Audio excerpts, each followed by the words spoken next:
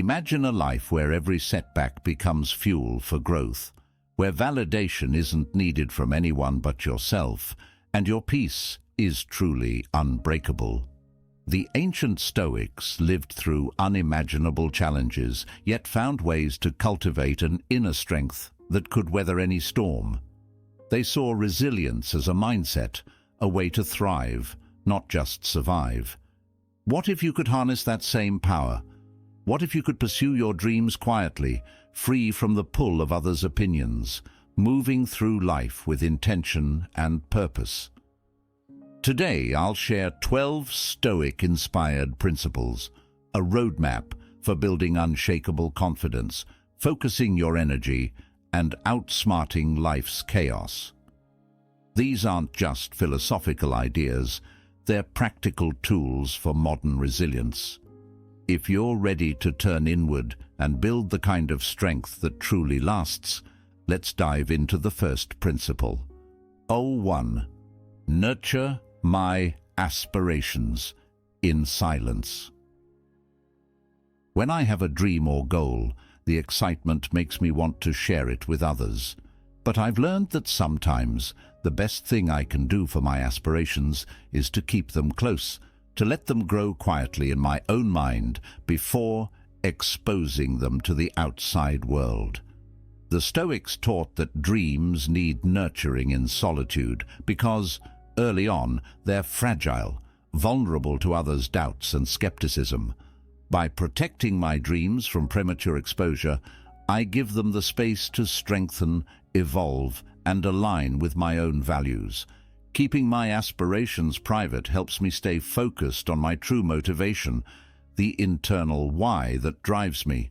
When I share too early, I risk shifting my focus from achieving the goal to seeking others' approval.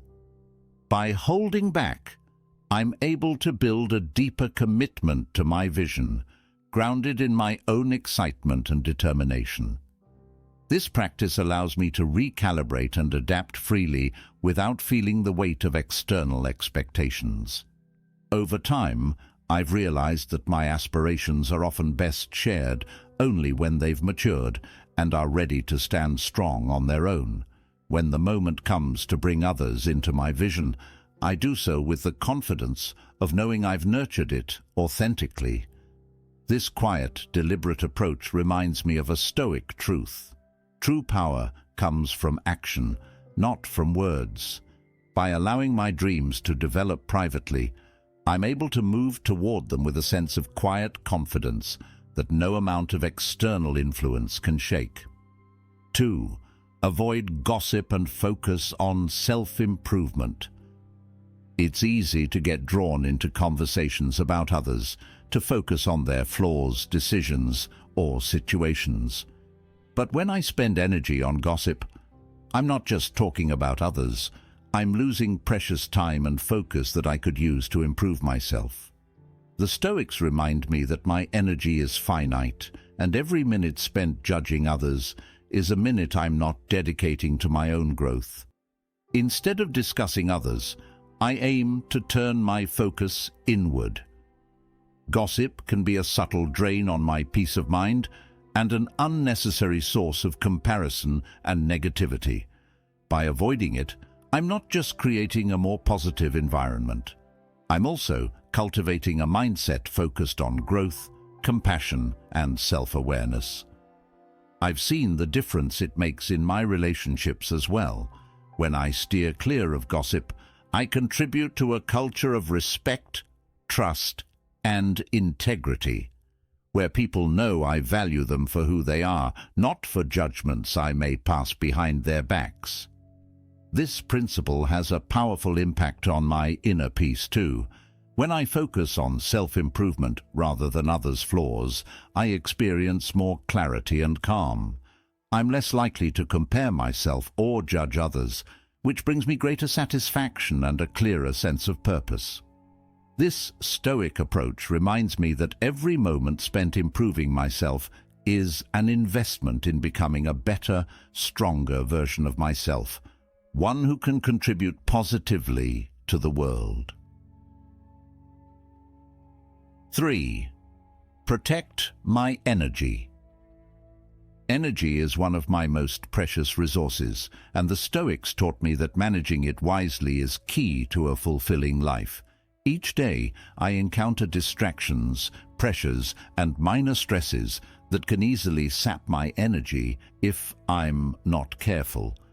Whether it's getting lost in social media, engaging in unnecessary drama, or worrying about things beyond my control, I've learned that I need to be intentional about where I direct my focus.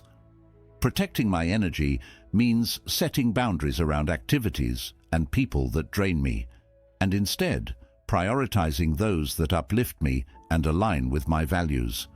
For instance, while empathy is essential, I don't have to constantly surround myself with negativity or situations that disrupt my peace. This sometimes means creating physical or emotional distance to maintain my well-being. I'm better able to give my energy to what truly matters when I'm intentional about what I allow into my life.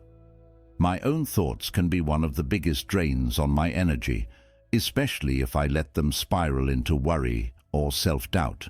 By practicing mental discipline, focusing on what I can control and letting go of what I can't, I conserve energy and keep a calm mind. I've come to see that by protecting my energy, I'm actually investing in my resilience and ability to be present. This approach doesn't mean avoiding challenges. It means engaging with them strategically and sustainably, so I have the energy to make meaningful progress in all aspects of my life. 4. Don't boast about your achievements. When I accomplish something meaningful, it's natural to want to share it, to let others know about the hard work I put in. But the Stoics teach us something profound here. True success doesn't need a spotlight. If my achievements are genuine, they'll be evident in the way I carry myself, in the impact of my actions, and in the respect I've earned over time, not in the amount of praise I receive. Whenever I boast, I shift my focus away from the purpose behind the work and onto the accolades.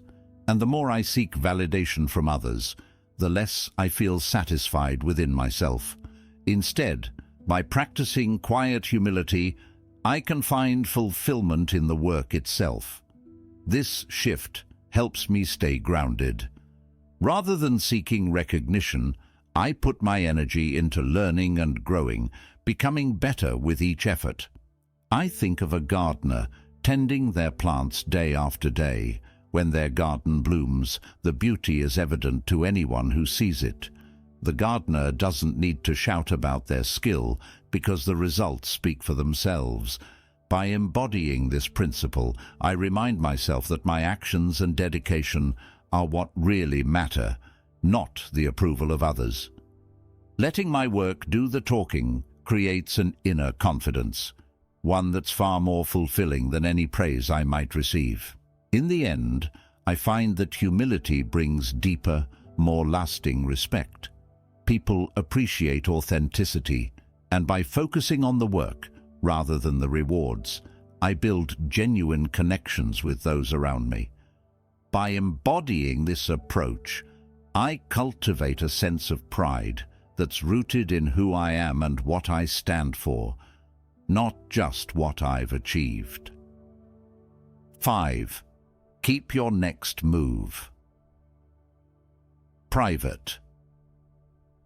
There's a certain strength in keeping my plans close to my chest. It's tempting to talk about my goals, to share every detail with those around me. But I found that discussing my intentions too early can sometimes backfire. When I reveal my next steps, I invite opinions, doubts, and even judgments from others that can distract me from my purpose. By keeping my plans to myself, I'm able to focus fully on the actions that will make my goals a reality.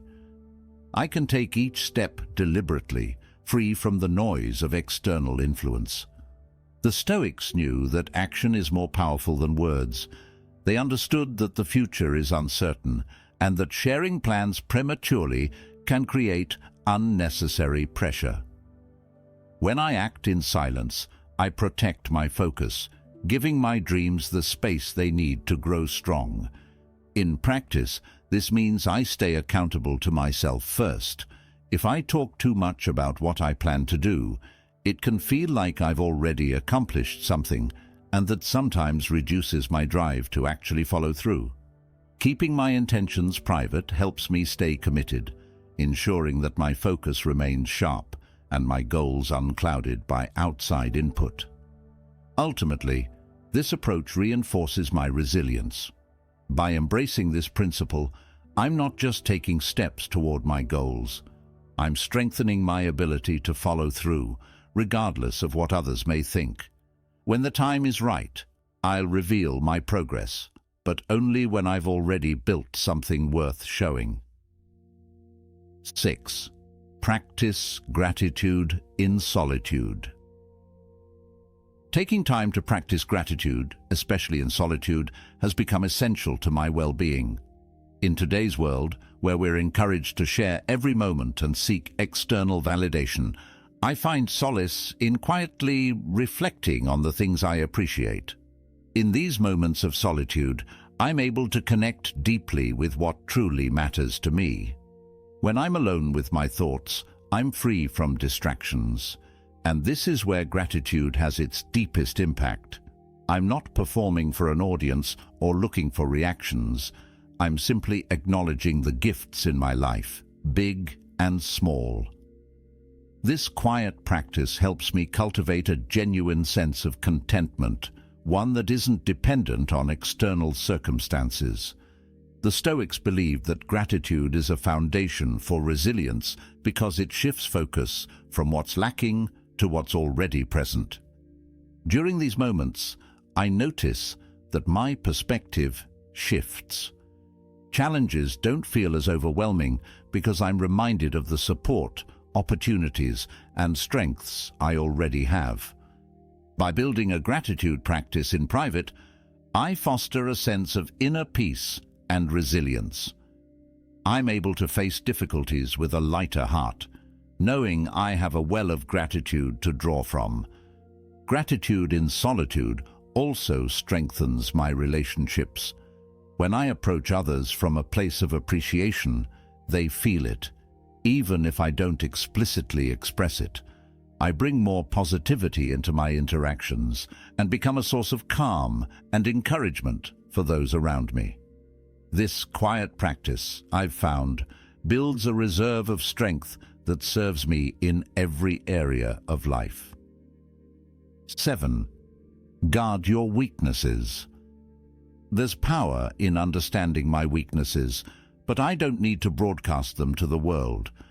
The Stoics remind me that vulnerabilities can be exploited, especially if shared too openly. Acknowledging my weaknesses is crucial for growth, yet by working on them privately, I protect myself from unnecessary scrutiny or judgment. If I openly discuss every flaw, it's easy for others to form a skewed perspective of who I am, focusing more on my struggles than on my strengths. When I keep my weaknesses guarded, I give myself the space to improve at my own pace. I'm not hiding from my challenges. I'm simply choosing to work on them away from prying eyes. This way, I can approach self-improvement with confidence, free from the pressure of others' opinions. Guarding my weaknesses also helps me build resilience. When I work on overcoming challenges quietly, I'm developing skills and strengths that are authentic and deeply rooted. I'm not improving because others expect it of me. I'm doing it for myself. This approach helps me stay focused on my own journey without comparing myself to others. In essence, I'm creating a fortress within myself, one that's reinforced by my own quiet dedication. By embracing this Stoic principle, I'm not just becoming stronger, I'm building an unshakable sense of self-reliance. When I eventually emerge with newfound strengths, I do so with confidence, knowing that I overcame my weaknesses on my own terms. 8. Don't overthink or dwell on challenges. Challenges are inevitable, but dwelling on them rarely brings relief or progress. When I face difficulties, it's tempting to overanalyze or complain, but I found that this only amplifies the issue. The Stoics encourage us to address challenges with a solution-oriented mindset, directing our energy toward what we can control instead of fixating on what's wrong. In practice, this means shifting my focus to action. Instead of getting stuck in a loop of worry, I break down the problem into manageable steps. I remind myself that challenges aren't meant to defeat me. They're opportunities to grow, to develop resilience and resourcefulness. When I view obstacles this way, I find that they lose much of their intimidating power. This approach doesn't mean ignoring my feelings. I can acknowledge my frustration or disappointment, but I don't let it consume me. By choosing not to dwell, I'm reclaiming control over my response to life setbacks. This perspective has taught me to be proactive, to seek solutions rather than get lost in the problem. Leaders who approach challenges with this mindset become a source of calm and stability. When others see that I'm able to move forward without getting bogged down by every obstacle, it inspires confidence and creates a sense of shared resilience. By embracing this Stoic principle, I'm able to handle adversity with a clear mind and a steady heart, always focused on moving forward. 9. Keep your kindness private. When I do something kind, the Stoics remind me that the reward lies in the act itself. In a world where it's common to post about every good deed, there's something deeply satisfying about kindness done quietly. True virtue, they taught, doesn't seek recognition or applause. It's motivated by a genuine desire to contribute positively to the world. By keeping my acts of kindness private, I reinforce that my intentions are pure. I'm not helping others to boost my ego or reputation, but simply because it feels right. This practice also encourages humility, reminding me that the focus isn't on me, it's on the impact I'm creating. When I help others quietly, I feel connected to something bigger than myself, which brings a profound sense of fulfillment. The beauty of unspoken kindness is that it often inspires others. People notice kindness even when it's not broadcasted. It's a quiet strength, one that builds trust and respect over time. When I do good for its own sake, I foster a more compassionate mindset. I'm not as focused on the external rewards. Instead, I feel joy in knowing I've contributed positively, even if no one else is aware. This private kindness has an interesting ripple effect. Those around me may feel encouraged to act in the same way, to help others without needing a stage. By embodying kindness as a personal value, I create a subtle yet powerful influence, inspiring others to lead with compassion too. 10. Seek feedback wisely. Feedback is essential for growth, but I've learned that not all feedback is equally beneficial. The Stoics valued humility and self-awareness, yet they also knew that opening ourselves to everyone's opinions could cloud our judgment. Seeking feedback wisely means choosing mentors and confidants who genuinely understand my goals and have my best interests at heart. When I carefully select the sources of my feedback, I create a support system rooted in trust. I'm not swayed by every passing opinion. Instead, I'm guided by those who respect my journey and offer insights grounded in experience. This practice helps me avoid the pitfalls of trying to please everyone, which is often an impossible and exhausting task. Choosing my sources of feedback also keeps me focused. Instead of being pulled in multiple directions by conflicting advice, I can make adjustments that are aligned with my true values. This approach builds resilience. I become more confident in my decisions, knowing that the feedback I receive comes from people who understand my vision and support my growth. In doing this, I foster a growth mindset that's intentional rather than reactive. I'm actively shaping my journey, refining my approach based on insights that are relevant and constructive. By seeking feedback wisely, I stay connected to my purpose, refining my strengths without getting lost in a sea of opinions. 11. Value discretion. Choose wisely who you trust. Not every thought, goal, or challenge is meant to be shared with everyone. The Stoics believed that our inner world is sacred, a place to be shared only with those who have earned our trust. Discretion allows me to protect my boundaries, to choose carefully who I let into my inner circle. By doing this, I create a safe space where I can be vulnerable, authentic, and open without fear of judgment. Choosing who to trust isn't about being secretive or closed off. It's about honoring my own values and personal growth. When I surround myself with people who genuinely respect and support me, I feel a sense of security. I know I'm sharing with those who understand the weight of my words and who genuinely care for my well-being. Practicing discretion also cultivates self-reliance. By not needing to disclose everything, I learn to process and work through challenges internally, building a deeper sense of confidence and self-trust. I become more resilient, knowing that I don't need constant external validation to feel secure in my decisions. This principle of discretion, I've found, also strengthens my relationships. When I'm selective with what I share, I give those closest to me a special role in my life. They know that I trust them deeply, which builds mutual respect and strengthens the bond we share. 12. Practice strategic solitude.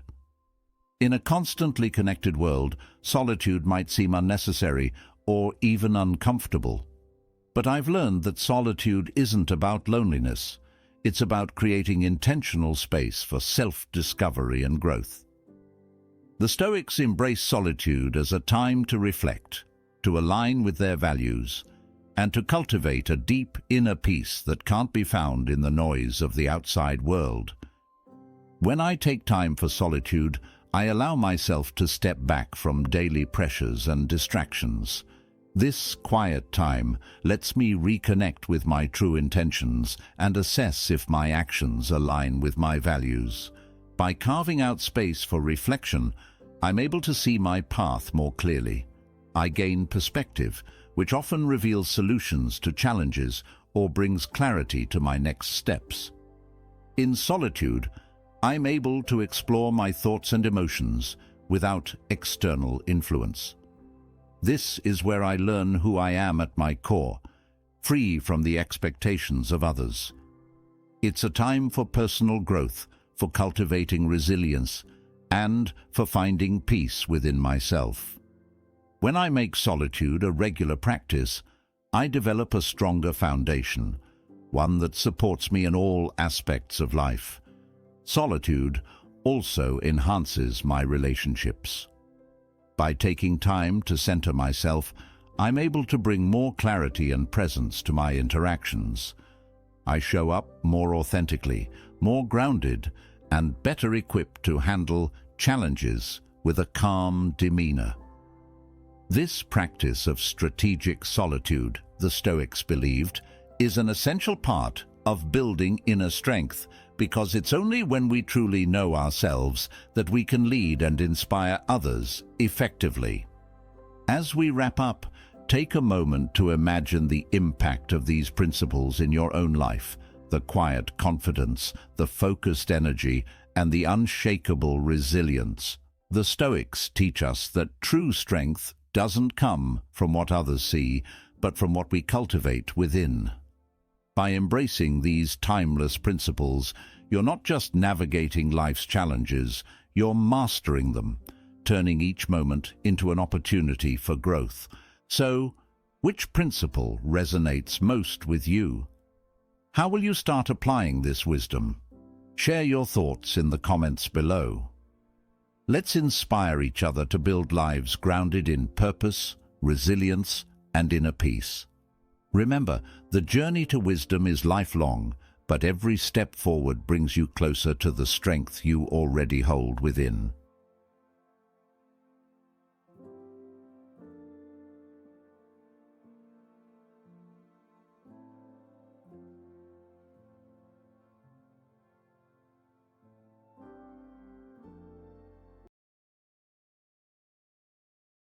Have you ever felt that the harder you chase your dreams, the further they seem to slip away? I've been there too. After years of trying to control every outcome, I began to wonder if there was an easier, more fulfilling way to achieve my goals. This led me to the art of effortless manifestation, inspired by ancient Stoic wisdom and modern principles of alignment and energy.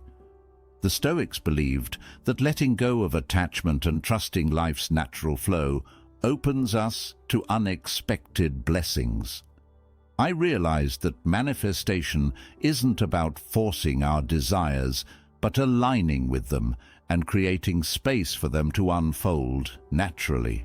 In this guide, I'll share the transformative practices of setting intentions, choosing joy, and taking inspired action. All ways to attract what we want without struggle. If you're ready to stop chasing and start attracting, let's dive into the art of effortless manifestation and discover how what's meant for us will find us naturally. 1. Understand your desires deeply. When I think about my desires, I often ask myself where they come from. Are they truly mine? Or are they influenced by what I've seen, read, or been told by others? In the past, I've wanted things that in hindsight weren't aligned with who I am. I wanted a particular job or lifestyle because it looked appealing from the outside, or I thought it would give me status or approval. But the pursuit of those desires often left me feeling empty because they didn't resonate with my true values or bring me lasting happiness. I've learned that understanding my desires deeply means taking the time to reflect on what truly matters to me, not just in a fleeting way, but on a deeper, more meaningful level. Instead of jumping on every opportunity that looks enticing, I now try to sit with my desires. I ask myself questions like, why do I want this? And what will this bring to my life? If I'm honest, sometimes I realize that certain desires come from a place of insecurity or comparison. For example, I may want something because I've seen someone else achieve it, and I feel a subtle urge to prove myself. But the most fulfilling desires, I've found, are those that arise from within, the ones that resonate with my core values, goals, and who I want to become. For instance, I desire meaningful relationships, personal growth, and a life filled with purpose. These desires aren't based on society's standards. They come from a place of inner alignment. They don't fade or feel hollow once achieved because they're rooted in what truly brings me joy and fulfillment. This process of understanding my desires has also helped me to let go of things that aren't aligned with me. When I dig deep, I recognize that some desires are mere distractions, things that seem exciting but aren't aligned with my life's purpose. For instance, I used to think I wanted to live a fast-paced, high-profile lifestyle, but now I see that what I really want is peace, connection, and the freedom to create. A big part of this journey is practicing discernment and staying true to myself, even when others may not understand. Sometimes it's challenging to say no to desires that don't serve me, especially when they're encouraged by people around me. But I remind myself that authenticity is key. By choosing desires that align with my values, I create a life that feels authentic and deeply fulfilling. Ultimately, understanding my desires is about self-awareness and listening to my inner voice. It's about knowing myself well enough to recognize what will bring me joy and growth, rather than chasing after every shiny object that catches my eye. This approach has brought a sense of calm and clarity to my life. I feel more grounded and confident in the path I'm on because I'm pursuing what genuinely matters to me. In a world full of distractions and external pressures, I've found that grounding myself in my true desires is a powerful way to create a life of purpose and satisfaction. 2. Cultivate inner peace and trust the divine flow. There was a time in my life when I thought I had to control everything to make my dreams come true.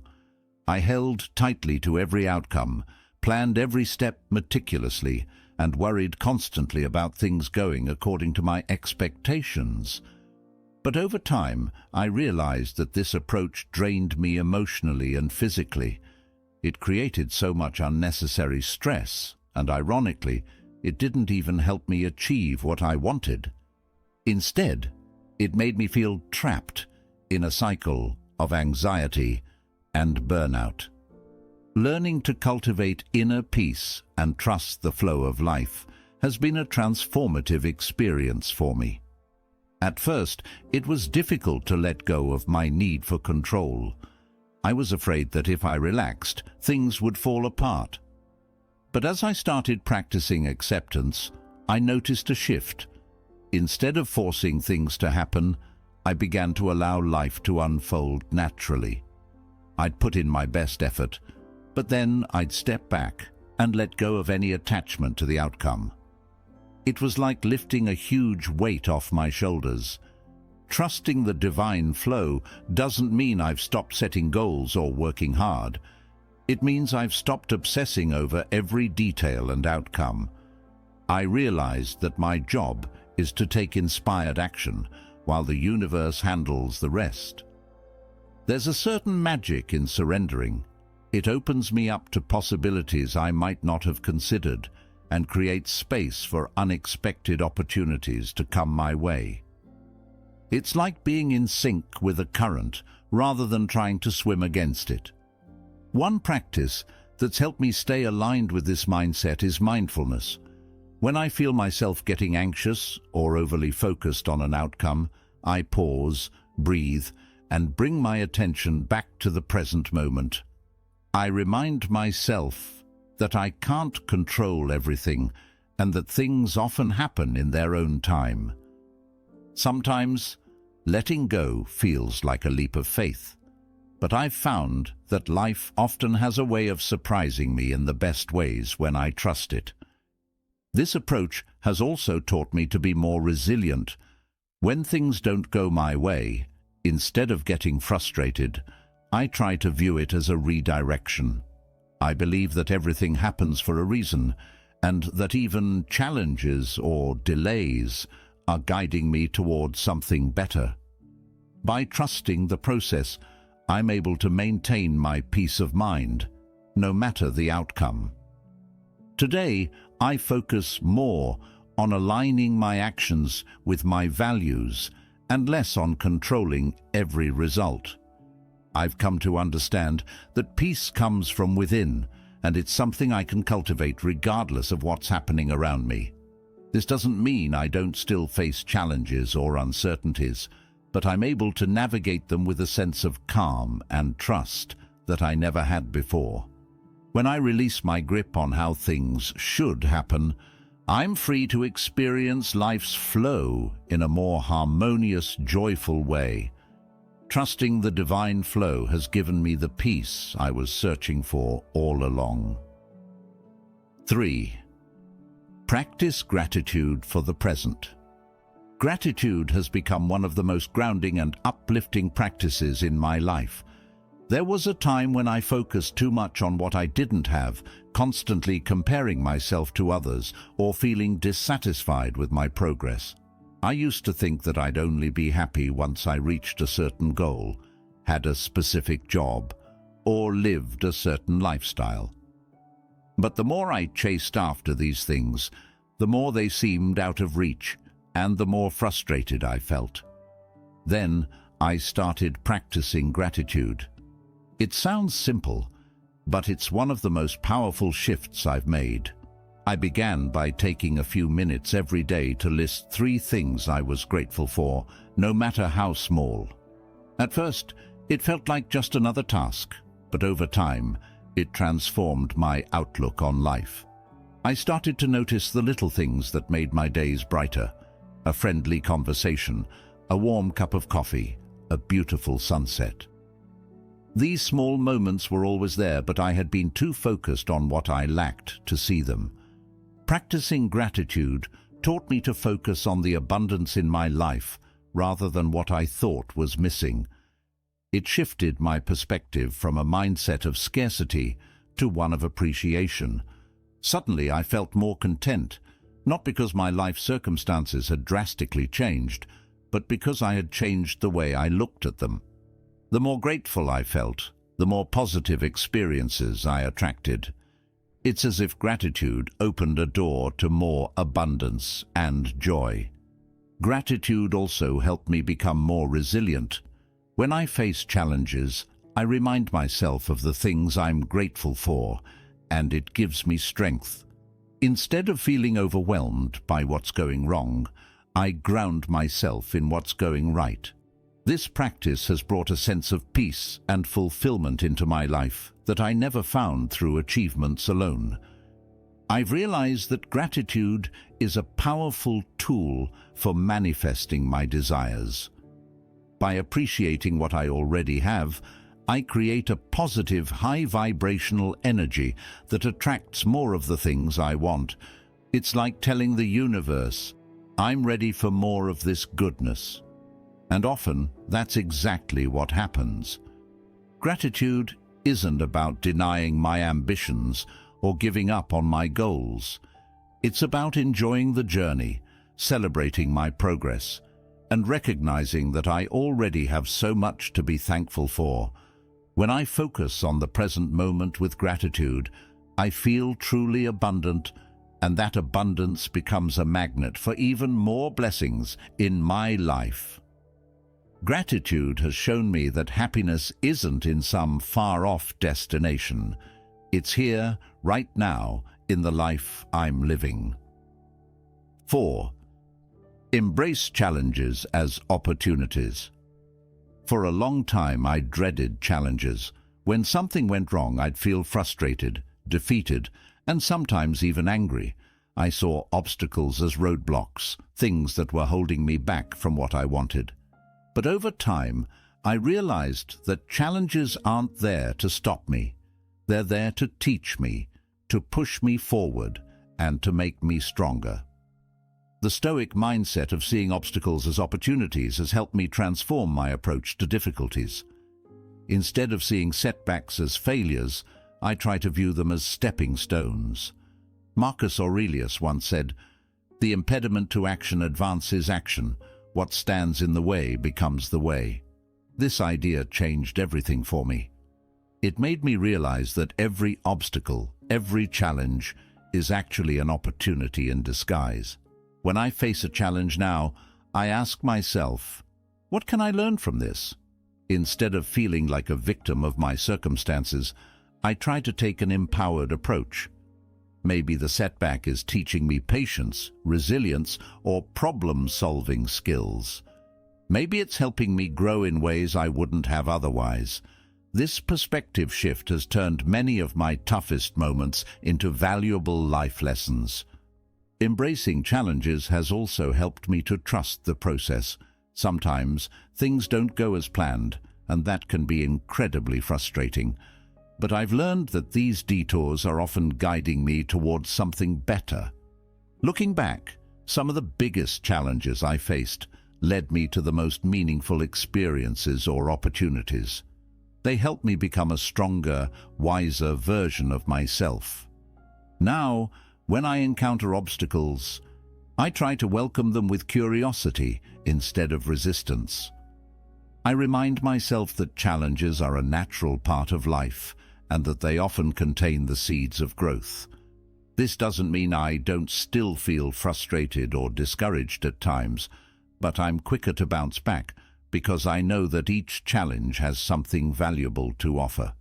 Embracing challenges as opportunities has given me a deeper sense of resilience and gratitude for the journey.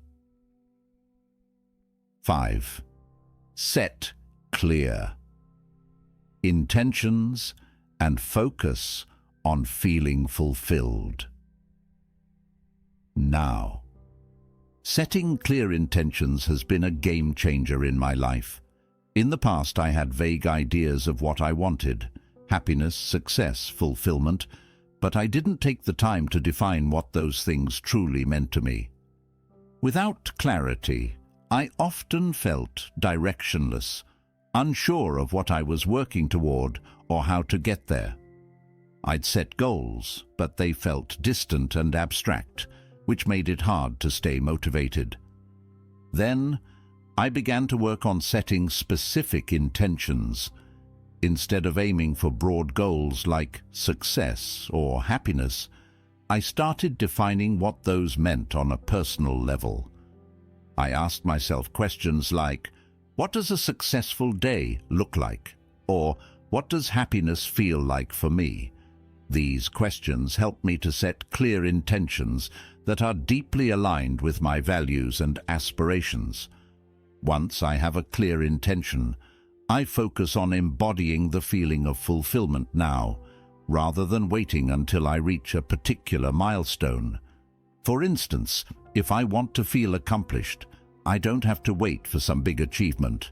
I find ways to feel that sense of accomplishment each day, whether it's by completing a small task or helping someone in need. By aligning with the feeling of fulfillment in the present, I find that I'm more content and grounded, regardless of external circumstances. This approach has also made my goals feel more attainable. Instead of chasing happiness in the future, I look for ways to experience it in small, everyday moments. It might be as simple as taking a walk in nature, spending time with loved ones, or reflecting on my achievements, however minor they may seem. By focusing on the feeling of fulfillment now, I don't just wait for my dreams to come true. I live as if they already have. This has created a sense of joy and gratitude in my life that I never found when I was constantly pushing for more. Living in alignment with my intentions has also attracted new opportunities into my life. I've noticed that when I'm clear about what I want and focus on feeling fulfilled, things start to flow more naturally. I don't have to force or chase after things. They come to me because I'm already aligned with them. By setting clear intentions and cultivating fulfillment in the present, I've found a way to create a life that's rich, joyful, and deeply aligned with my true self. 6. Build a vision board to strengthen intentions. Creating a vision board has been one of the most powerful and enjoyable tools in my journey toward manifesting my desires.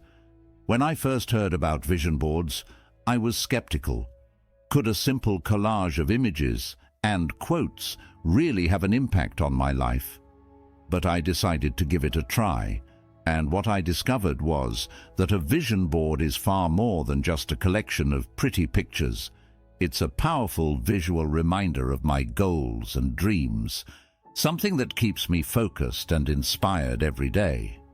To make my vision board, I start by gathering images, words, and quotes that resonate with my aspirations. I choose visuals that represent my goals, whether it's for personal growth, relationships, career, or health. Each image I select has a deep meaning, something that instantly connects me to the feeling or state I want to manifest. I like to include quotes from people who inspire me, words of encouragement, and images that evoke a sense of joy and purpose. What I love most about my vision board is that it becomes a daily reminder of where I'm headed. Each time I see it, I'm reminded of what I'm working toward, and it strengthens my commitment to my goals. The board isn't just about the end results, it's a celebration of the journey. It encourages me to take consistent, inspired action every day because I can see my dreams vividly laid out in front of me. I find that this regular visualization helps me stay aligned with my intentions and keeps me motivated, even on tough days. The vision board also serves as a tool for reflection. Every few months, I revisit my board to see what I've manifested, what no longer resonates, and what new goals I want to add. It's a living, evolving representation of my journey. Some images might get replaced as my priorities shift, and new goals are added as I grow and evolve. Seeing my progress reflected on the board is incredibly fulfilling, as it reminds me of how far I've come and how capable I am of achieving my dreams. The act of creating a vision board is empowering. It's like setting a clear signal to the universe about what I want to attract. And it's a fun and creative way to connect with my dreams on a deeper level. Over time, I've noticed that many things from my board start to materialize in my life, often in ways I couldn't have planned. The vision board has become a tool, not just for visualizing my future, but for bringing it into reality through the power of intention and belief. 7. Harness imagination for creative manifestation. Harnessing my imagination has been one of the most effective ways to bring my goals to life. When I was younger, I often let my imagination run wild with possibilities, dreaming about what I could achieve. But as I got older, I became more practical and reserved, pushing my imagination to the side in favor of what seemed realistic. However, I've since come to understand that imagination isn't just for daydreams. It's a powerful tool for manifestation that allows me to create my reality from within. When I harness my imagination, I visualize myself living the life I desire. I don't just see it, I feel it. I imagine the details, the colors, the sounds, the emotions. If I'm visualizing a career goal, for example, I picture myself confidently giving a presentation or celebrating a project's success. I imagine the excitement, pride, and satisfaction that come with it. This mental rehearsal helps me feel more prepared and aligned with my goals, as if they're already within reach. One of the most surprising things I've learned is that imagination has the power to influence not just my thoughts, but also my actions. When I consistently visualize a positive outcome, I start to take steps that align with that vision, even if I'm not fully conscious of it.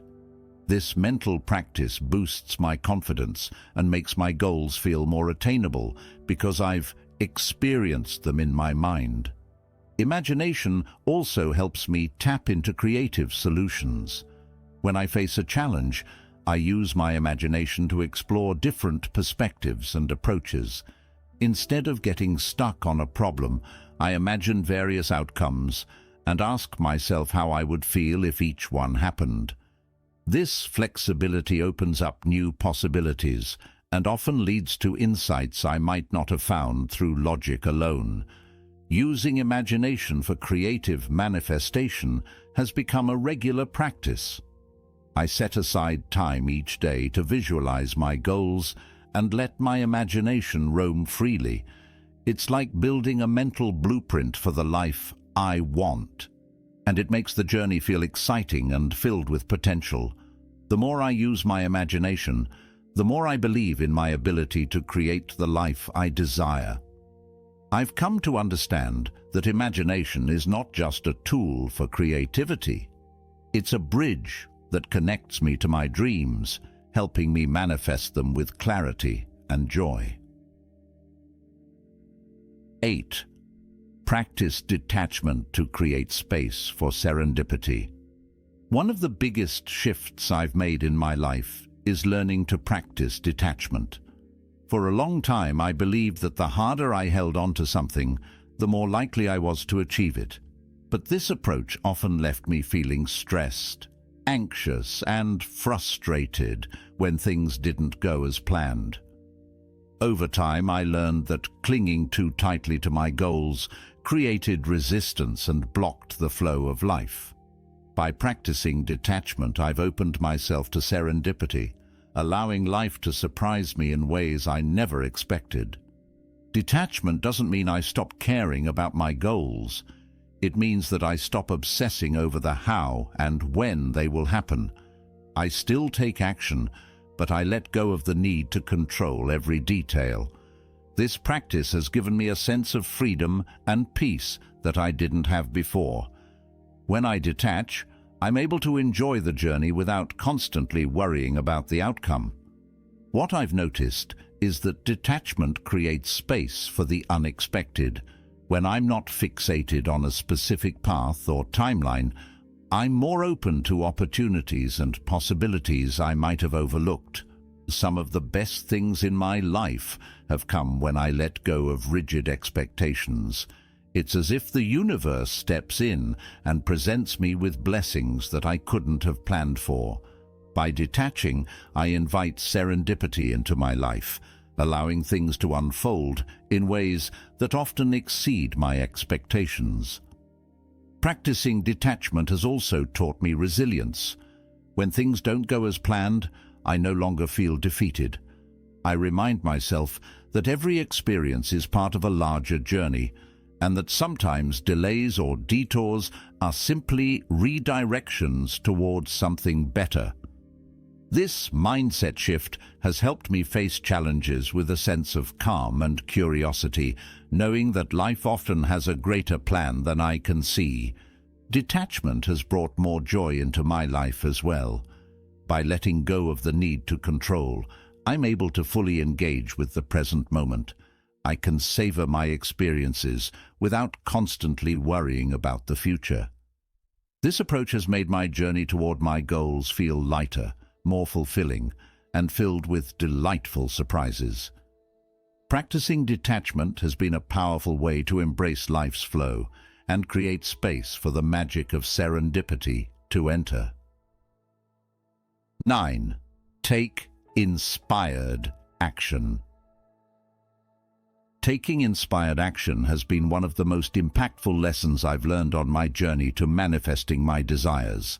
For so long, I believed that the only way to achieve my goals was to push myself relentlessly, working hard every day with sheer determination. While hard work is essential, I came to realize that forcing myself to take action when it didn't feel right often led to burnout and frustration. Inspired action, however, is different. It's about moving forward when I feel motivated, guided, and aligned with my goals, rather than acting out of obligation or pressure. I've learned to listen to my inner voice and trust the moments when I feel a sense of excitement, creativity, or deep purpose around a particular action. These moments are the key to inspired action. They come from a place of alignment and ease rather than resistance. The biggest change for me was learning to discern between action that feels forced and action that feels inspired. Forced action is usually rooted in fear or impatience. It comes from a place of "I have to" or "I should," which often leads to anxiety or frustration. Inspired action, on the other hand, feels natural, effortless, and aligned with my values. It's not something I feel I must do. It's something I want to do because it feels like the right next step in my journey. Inspired action has been incredibly freeing. When I follow my intuition and take action when it feels right, I often find that things fall into place with less struggle. Opportunities seem to come my way effortlessly, and solutions appear when I need them. This doesn't mean I don't face challenges. I still do. But inspired action helps me approach those challenges with confidence and a sense of purpose. knowing I'm moving in the right direction. What I've come to appreciate about inspired action is that it doesn't require me to have all the answers up front. I don't need to see the entire path laid out before me. I just need to trust that the next step will be revealed when the time is right. This trust in the process has brought a sense of peace and flow into my life that I never had before. Ultimately, inspired action is about allowing myself to be guided by a deeper wisdom and moving with intention rather than force. By aligning my actions with my intuition, I've experienced greater success, ease, and fulfillment in my journey. I now see action not as something I have to do, but as a natural extension of my desires and goals, and it's made all the difference in creating a life I truly love. 10. Connect with your purpose for lasting motivation. Finding and connecting with my purpose has been one of the most transformative steps in my life. For years I chased after success, trying to climb the ladder or achieve the next big thing. But the more I chased after external goals, the less fulfilled I felt. I realized that my true source of motivation was not found in accolades or recognition, but in the deeper sense of meaning that comes from living in alignment with my purpose. Understanding my purpose has given me a sense of direction that goes beyond momentary goals. Instead of seeking happiness through achievements, I've learned to seek it through personal alignment and fulfillment. It's not about reaching the destination. It's about living in a way that reflects my core values and beliefs every day. When I'm connected to my purpose, motivation comes naturally. I don't need to push myself to stay focused or disciplined because my purpose serves as an internal compass, guiding me with clarity and passion. Whether it's in my work, relationships, or personal growth, when I align my actions with my purpose, I feel energized, driven, and inspired. One of the most important lessons I've learned is that my purpose isn't a static destination. It evolves as I grow and learn more about myself. In the past, I thought my purpose had to be something grand or fixed. But now I understand that it's about following what excites and challenges me in the present. As I connect more deeply with my true self, my purpose continues to unfold in ways I never imagined. This connection to purpose has also helped me navigate obstacles with resilience. When I face challenges or setbacks, I remind myself of the bigger picture, the purpose behind my actions. This helps me stay focused, knowing that every step, even the difficult ones, brings me closer to fulfilling my purpose. Aligning with my purpose has given me a sense of fulfillment that I never found in external achievements. It has helped me move away from a sense of needing to prove myself and instead embrace a life of meaning, contribution, and growth. Purpose is no longer something I'm chasing. It's something I'm living every day. By living in alignment with my purpose, I've found a lasting source of motivation and satisfaction that fuels everything I do. 11.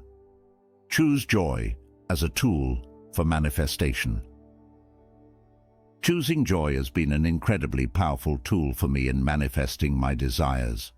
I used to think that joy was something that happened once I achieved my goals, once I got the job, the relationship, or the success I was striving for. But over time, I've learned that joy is a choice I can make every single day, regardless of what's happening in my external circumstances. By consciously choosing joy, I've been able to shift my energy and attract more of what I want into my life. It's like a magnet. When I choose joy, I increase my vibrational frequency, and that positive energy draws more abundance, happiness, and opportunities toward me. I've realized that joy isn't just a byproduct of success, it's the catalyst that creates the conditions for success to flow into my life. Choosing joy has also helped me navigate difficult situations with more grace and resilience. Life isn't always easy, and there are times when things don't go as planned. In the past, I would get bogged down by challenges, focusing on what went wrong. But now, I choose to focus on what I can appreciate, even in difficult times. By doing this, I change my perspective and my energy, which allows me to see opportunities where I once saw obstacles. This doesn't mean I ignore my feelings or pretend that everything is perfect. It means I give myself permission to find moments of joy, no matter how small, and let that joy expand throughout my day. Whether it's a quiet moment of reflection, a shared laugh with a friend, or the beauty of nature, I actively seek out the things that make me feel good. Over time, I've seen how choosing joy changes the trajectory of my life. It has helped me become more creative, more open to new ideas, and more willing to take risks. I'm no longer waiting for someday to be happy. I'm creating happiness right now. And as I continue to choose joy, I've noticed that my goals and desires are manifesting with greater ease. I believe that joy is a magnetic force that attracts everything I need to create a fulfilling life. Thank you for joining me on this journey into the art of effortless manifestation. Remember, life doesn't have to be a struggle or constant chase. By aligning with our true desires, letting go of attachment, and trusting in life's natural flow, we create space for our dreams to unfold in the most unexpected and fulfilling ways. If this approach resonates with you, let's keep the conversation going. I'd love to hear your thoughts, experiences, or any insights you've had on the power of letting go. Drop a comment below, and let's support each other in living a life of purpose and peace. And if you found this video helpful, please give it a thumbs up, share it with someone who could use a bit of inspiration, and don't forget to subscribe for more insights on living with intention, joy, and wisdom. Thank you for being a part of this community. Here's to trusting the journey and letting life surprise us.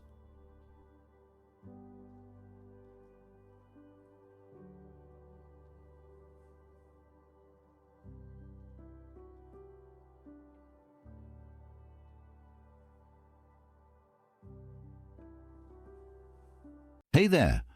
I'm excited to share some transformative Stoic principles that have helped me build confidence and resilience. Practicing Stoicism isn't about suppressing emotions.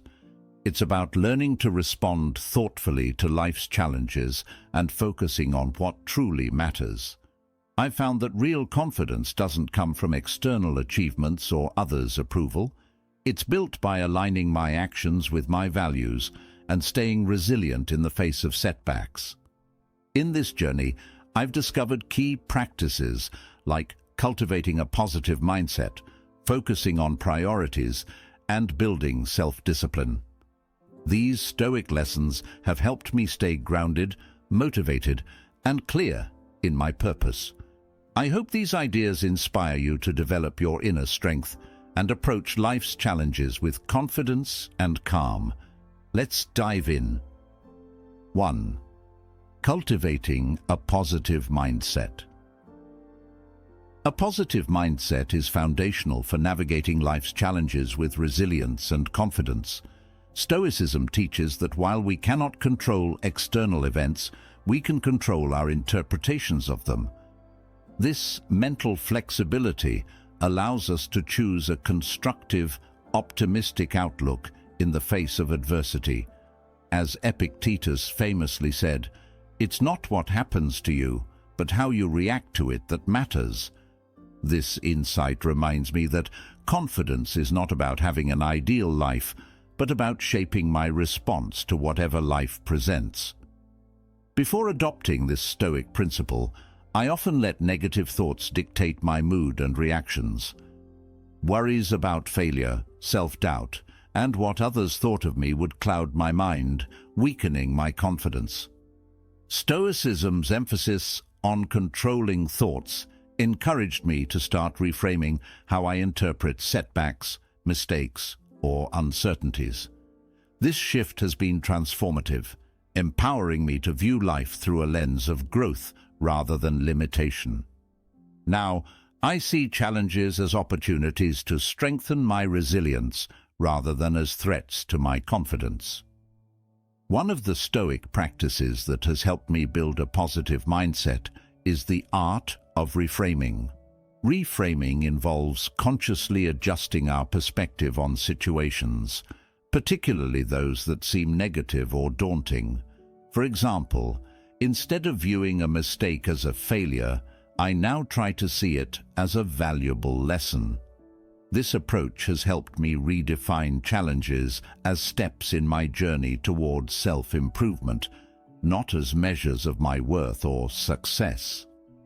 By choosing constructive interpretations, I cultivate resilience and confidence, even when things don't go as planned. To make positivity a habit, I integrate daily affirmations and self-reflection exercises. Each morning, I set aside a few moments to affirm my strengths, my goals, and my ability to handle life's unpredictabilities. This practice doesn't just lift my spirits. It reinforces a mindset rooted in optimism and possibility. Self-reflection in the evening, where I review my actions, thoughts, and responses to the day's events, further strengthens this habit. Through these exercises, I gain insight into my thought patterns, helping me correct negative thinking and reinforce positive interpretations. The benefits of a positive mindset extend beyond immediate reactions to setbacks. I've found that it fosters a more balanced approach to all of life's interactions.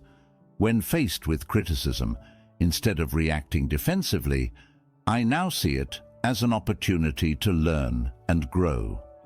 When uncertainty arises, I remind myself that challenges are a natural part of life's journey. This change has shifted my focus from avoiding difficulties to embracing them. And with each encounter, I feel my confidence deepen. Stoicism has shown me that optimism isn't about ignoring difficulties, but about choosing a response that empowers me. By making a habit of reframing and self-reflection, I've created a mindset that reinforces inner strength, reduces anxiety, and encourages me to face life's uncertainties with a steady sense of self-assurance. This approach has not only boosted my confidence, but has also helped me cultivate a more resilient, optimistic view of myself and the world around me. 2. Practicing mindfulness and presence. Mindfulness, or the practice of being fully present in the moment, is an essential Stoic principle that brings clarity, calm, and a stronger sense of confidence. In a world where we are constantly bombarded by information and distractions, it's easy to get caught up in thoughts of the past or worries about the future. Practicing mindfulness helps us tune into the present, enabling us to experience life fully while letting go of anxieties over things outside our control. Marcus Aurelius, one of Stoicism's most prominent figures, emphasized this practice, advising us to confine yourself to the present. By embracing this mindset, I find greater confidence in my ability to face challenges, knowing I am grounded in the here and now. Before integrating mindfulness into my life, I frequently found myself overwhelmed by thoughts about things I couldn't change or control. Worries about future outcomes or past mistakes consumed my mind, draining my energy and reducing my ability to enjoy the present moment. However, Stoicism's emphasis on presence and acceptance has been instrumental in shifting my focus. By learning to anchor myself in the present, I am able to approach situations calmly, making decisions based on what's happening now instead of being influenced by imagined future fears or past regrets. Mindfulness also helps me engage more fully in everything I do, which in turn boosts my confidence. When I am truly present, whether in a work task, a conversation, or even a personal hobby, I give my best effort, unclouded by distractions. This sense of deep engagement brings about a feeling of mastery and accomplishment, reinforcing my belief in my own abilities. I find that when I'm fully focused, I'm better able to make clear, thoughtful decisions, and I can respond to challenges with greater clarity and resilience. To make mindfulness a habit, I incorporate simple practices throughout my day. I start with brief breathing exercises each morning to center myself and set a calm tone for the day. Whenever I feel my mind drifting, I use my breath as an anchor to bring me back to the present. For example, during high-pressure situations, I pause and take a few deep breaths to calm my mind, allowing me to refocus and respond thoughtfully rather than react impulsively. These short pauses have been instrumental in helping me stay centered, particularly when faced with stressful or overwhelming situations. Mindfulness doesn't just involve controlling thoughts, it also involves cultivating a sense of gratitude for the present. The Stoics encouraged practicing gratitude as a way to appreciate life's simple moments rather than constantly striving for something more. I've learned to savor these small moments of joy, whether it's a meal, a walk outside, or time spent with loved ones. This practice of gratitude keeps me grounded and reminds me that life is happening here and now, making me feel more content and secure in the present moment. By practicing mindfulness and being present, I feel more in control of my life. I am no longer lost in regrets or anxieties, but instead approach each day with clarity and purpose. This sense of focus, calm, and gratitude has strengthened my inner confidence, allowing me to face life's challenges with a steady and assured mindset. 3. Embracing a continuous learning mindset. A continuous learning mindset is central to Stoic philosophy, encouraging us to stay curious, adaptable, and open to growth throughout our lives. Stoicism teaches that wisdom is the highest virtue, and that knowledge is never complete. Epictetus once said, "It is impossible for a man to learn what he thinks he already knows," a reminder that confidence doesn't come from believing we know everything, but from being open to learning and growth. This insight has been transformative for me, shifting my focus from needing to be right to being willing to grow. Before adopting this mindset, I often felt hesitant about unfamiliar situations, fearing that I wasn't adequately prepared or that I would make mistakes. But by embracing Stoicism's principles, I've reframed my view of learning from something that only happens in formal settings to something continuous and embedded in daily life. I no longer see unfamiliar situations as tests of my abilities. Instead, I see them as opportunities to expand my understanding and resilience. Each new experience or challenge, whether successful or not, adds to my personal growth. This learning mindset has freed me from the pressure of perfectionism. Instead of fearing mistakes, I now view them as essential steps on the path to improvement. The Stoics believed that failure and setbacks were among life's greatest teachers, helping us build resilience and adaptability. Seneca advised, "Difficulties strengthen the mind, as labor does the body." By embracing this philosophy, I feel less discouraged by challenges or failures, understanding that each one contributes to my growth and makes me more capable in the future. To cultivate this mindset, I actively seek new experiences and knowledge, whether through reading, engaging in discussions, or trying new activities. For instance, I set a personal goal to learn something new each day, no matter how small it may be. This could be a new concept, a skill, or even a new perspective gained from a conversation. This practice reinforces that growth is always within reach, and that my confidence is built on my adaptability and willingness to learn, rather than on static knowledge or expertise. In addition to external learning, the Stoics emphasize the importance of self-knowledge. Marcus Aurelius advised that we should dig within, as within is the fountain of good. This reflection helps me understand my thoughts, values, and motivations more deeply, providing a foundation for genuine self-improvement. By reflecting on my actions and thoughts, I can identify areas for growth, correct negative patterns, and strengthen my character. This process has helped me see that confidence is rooted in self-awareness and the humility to acknowledge areas for improvement. Finally, a learning mindset makes me more adaptable and resilient in the face of uncertainty. Life is unpredictable, but by staying open to learning, I trust that I can handle whatever comes my way.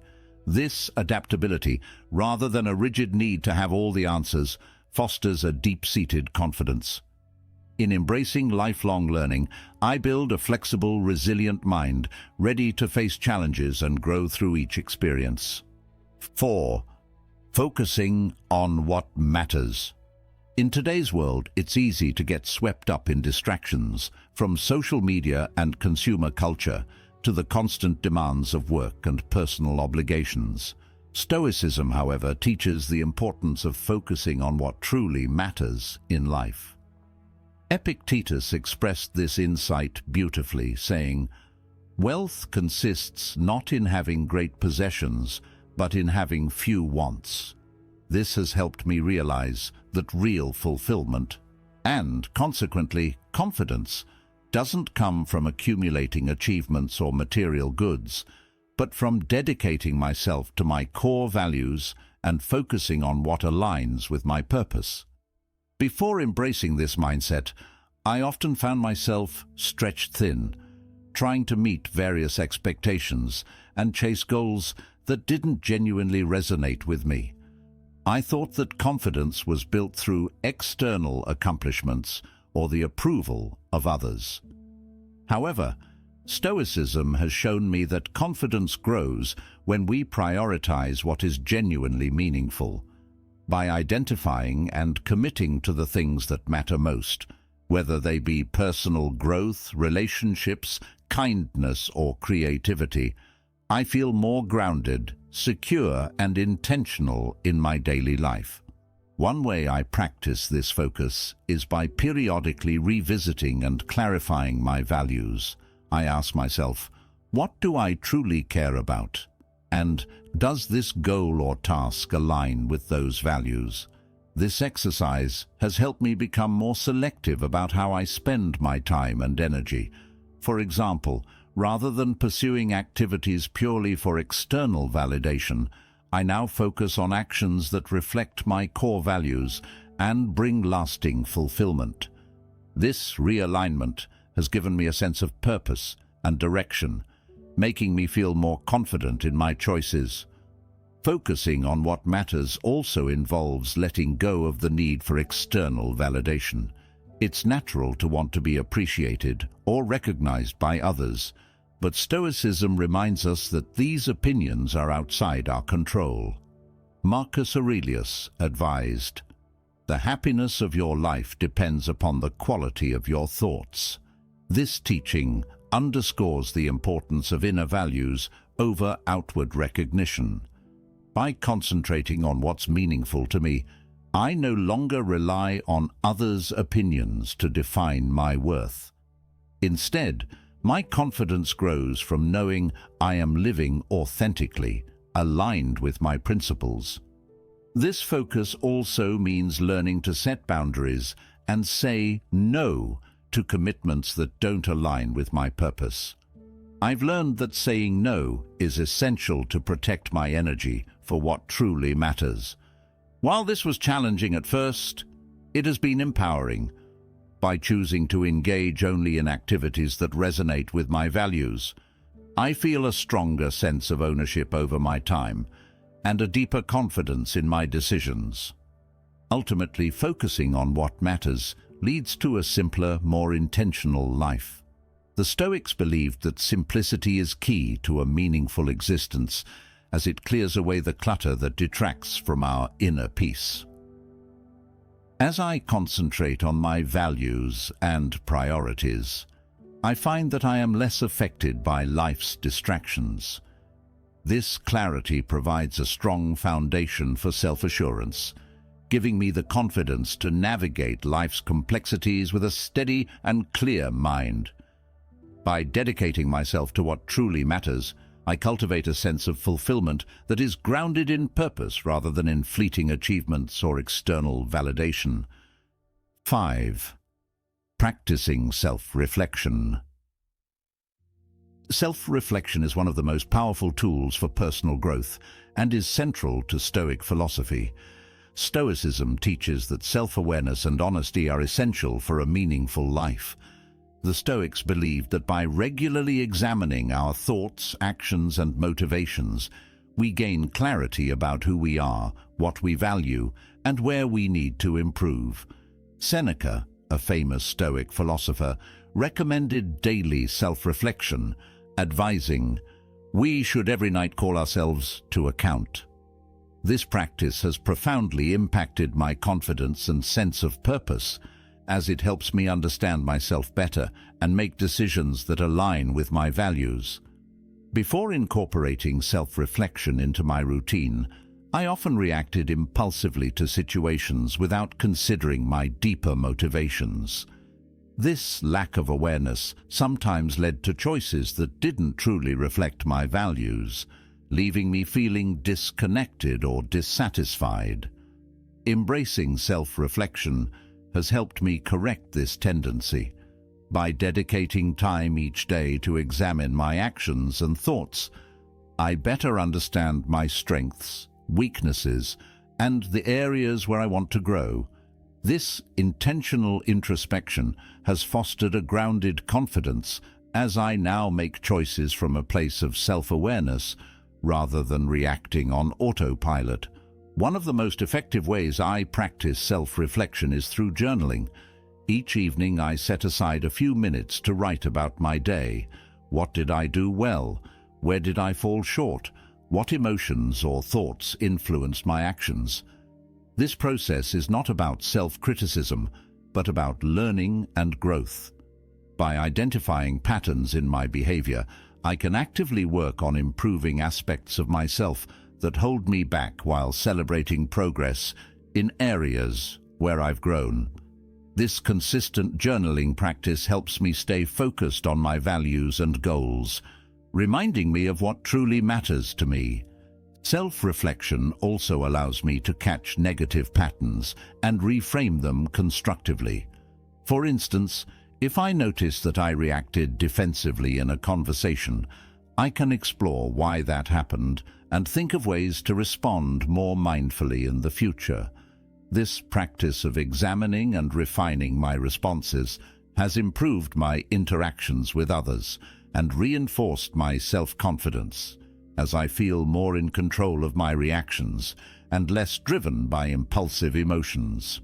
In addition to daily reflections, I find it helpful to set aside time each month to review my progress and recalibrate my goals.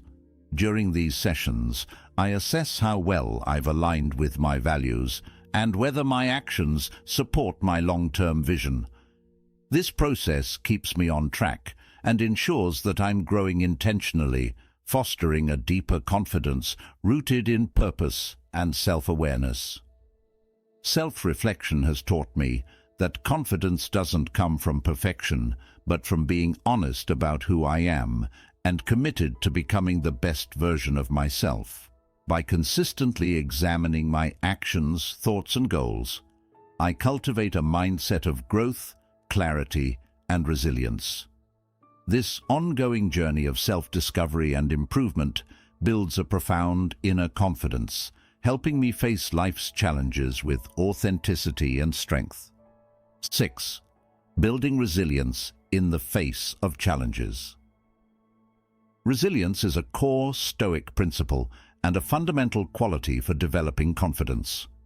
Life inevitably presents us with difficulties, setbacks, disappointments, unexpected challenges, but Stoicism teaches that true strength lies not in avoiding these obstacles, but in how we respond to them. Epictetus reminded us, "It's not what happens to you, but how you react to it that matters." This insight emphasizes that resilience is a choice, a deliberate practice of maintaining calm and control even when faced with adversity. Embracing this perspective has helped me become more adaptable and less shaken by life's unpredictable nature. Before integrating resilience into my mindset, I often felt overwhelmed by challenges and feared failure, seeing obstacles as threats to my progress. But Stoicism has taught me to view these difficulties as opportunities to grow stronger and develop my inner character. Instead of fearing setbacks, I now try to see them as necessary steps on my journey, helping me build resilience and fortifying my confidence to handle future challenges. This shift has made me less likely to give up when things get tough, and has instilled in me a deeper sense of trust in my own capabilities.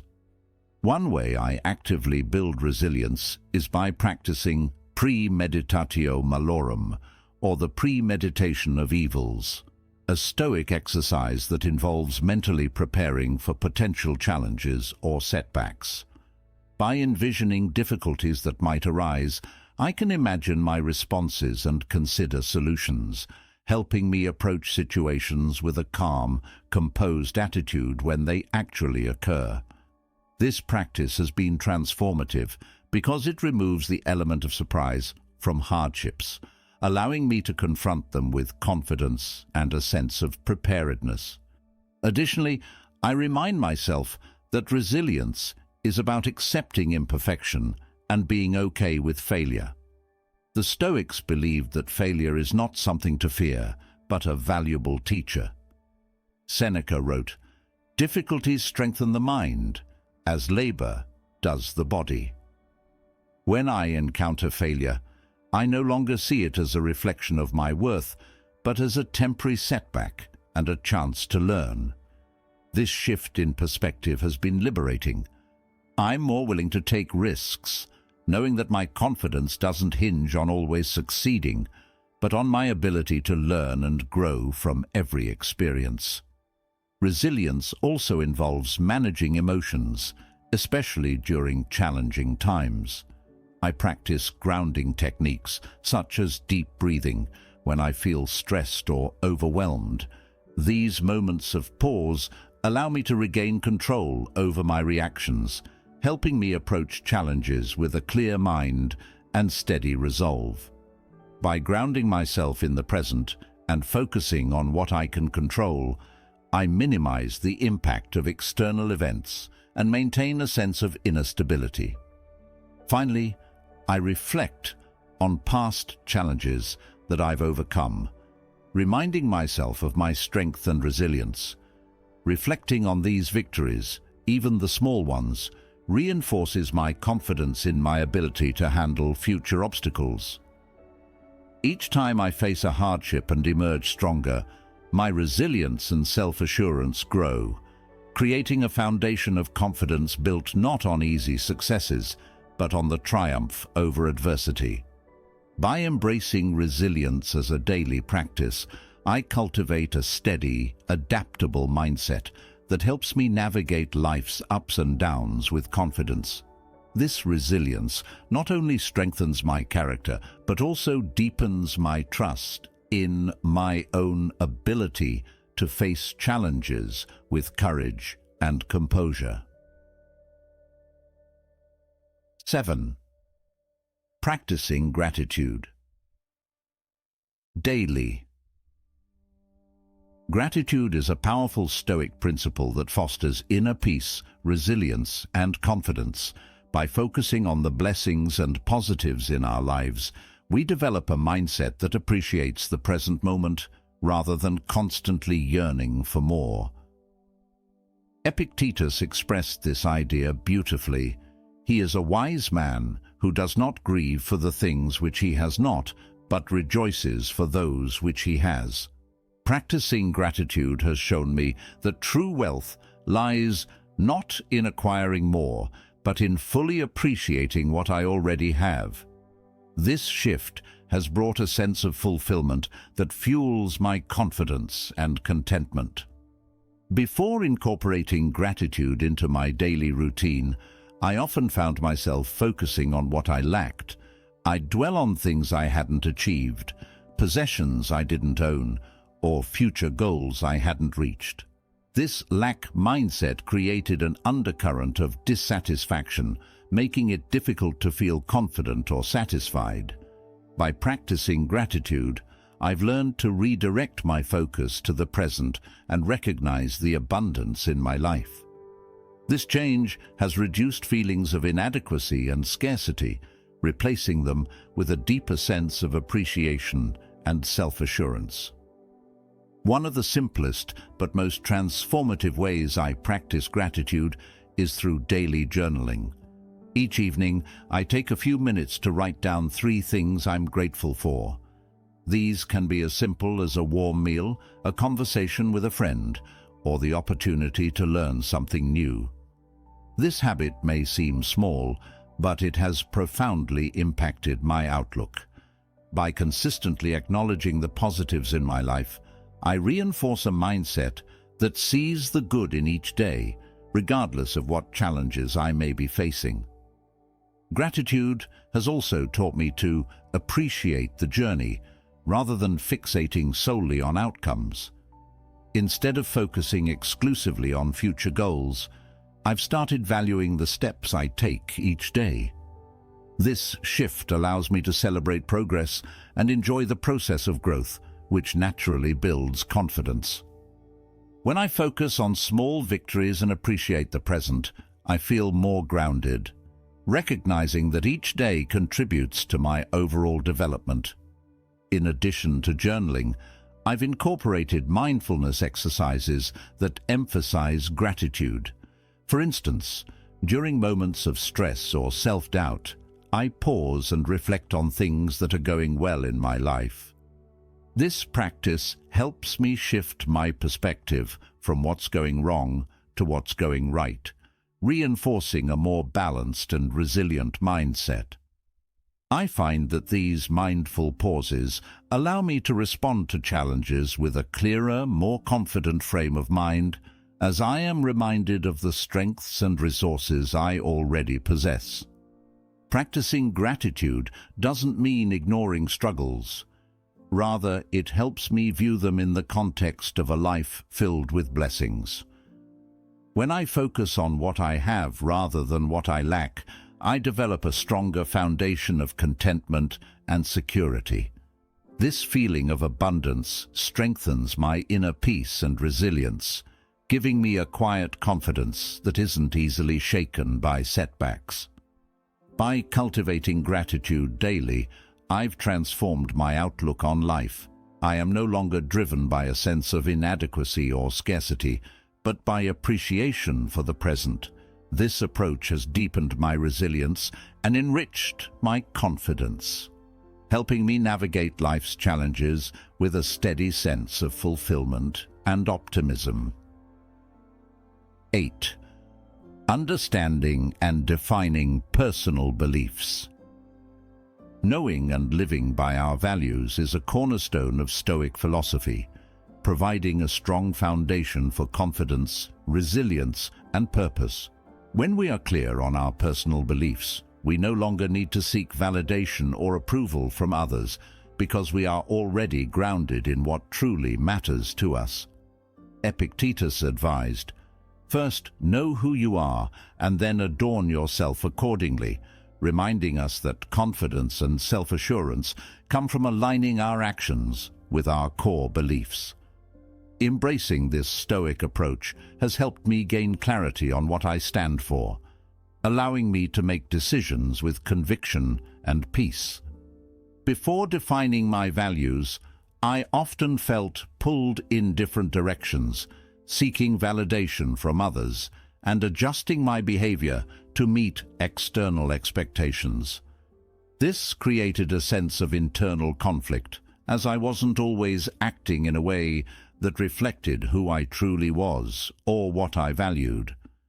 But through self-reflection and understanding my beliefs, I've learned to trust my own values as the guiding force behind my decisions, reducing the need for external approval. This alignment has given me a profound sense of confidence and clarity, knowing I am living in accordance with my principles.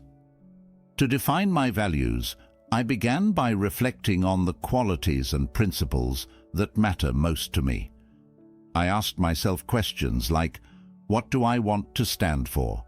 And what qualities do I admire and want to embody? This exercise helped me identify values such as integrity, kindness, growth, and authenticity. By articulating these beliefs, I created a personal compass that I use to guide my actions, relationships, and goals. This compass has become invaluable, providing a clear sense of direction and purpose. Living by these values has simplified my decision-making process. When faced with a difficult choice, I now consider whether my decision aligns with my core beliefs. If it does, I feel confident in moving forward. If it doesn't, I re-evaluate my options. This approach eliminates much of the second-guessing and self-doubt that used to plague my decisions. Instead of relying on others' opinions to validate my choices, I am guided by my own values, which brings a steady, grounded confidence. Defining my beliefs has also strengthened my resilience. By staying true to my principles, I can handle criticism or opposition more gracefully. Knowing that my decisions are rooted in values I deeply respect enables me to stand firm, even when others disagree. This alignment with my beliefs shields me from the instability that comes from constantly adjusting to fit others' expectations, reinforcing my sense of self-worth and inner stability. Self-reflection has been key in maintaining alignment with my beliefs. I periodically review my actions, asking myself if I am living in a way that honors my values.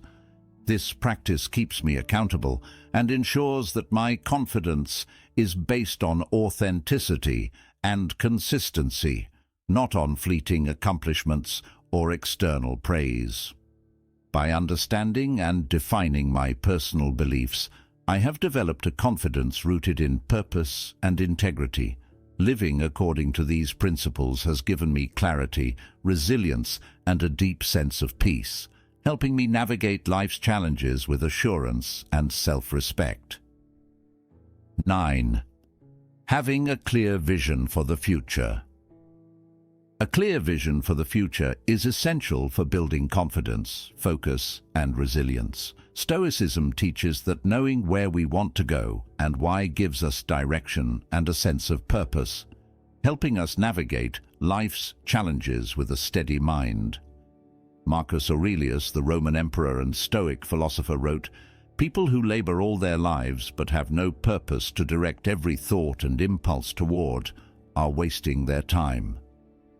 This insight reminds me that true confidence doesn't come from working aimlessly or accumulating random achievements, but from pursuing goals aligned with our values and long-term vision.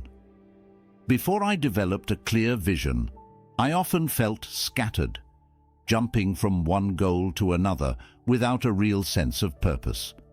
I would start projects with enthusiasm, but quickly lose motivation, feeling uncertain about whether my efforts were leading me toward anything meaningful.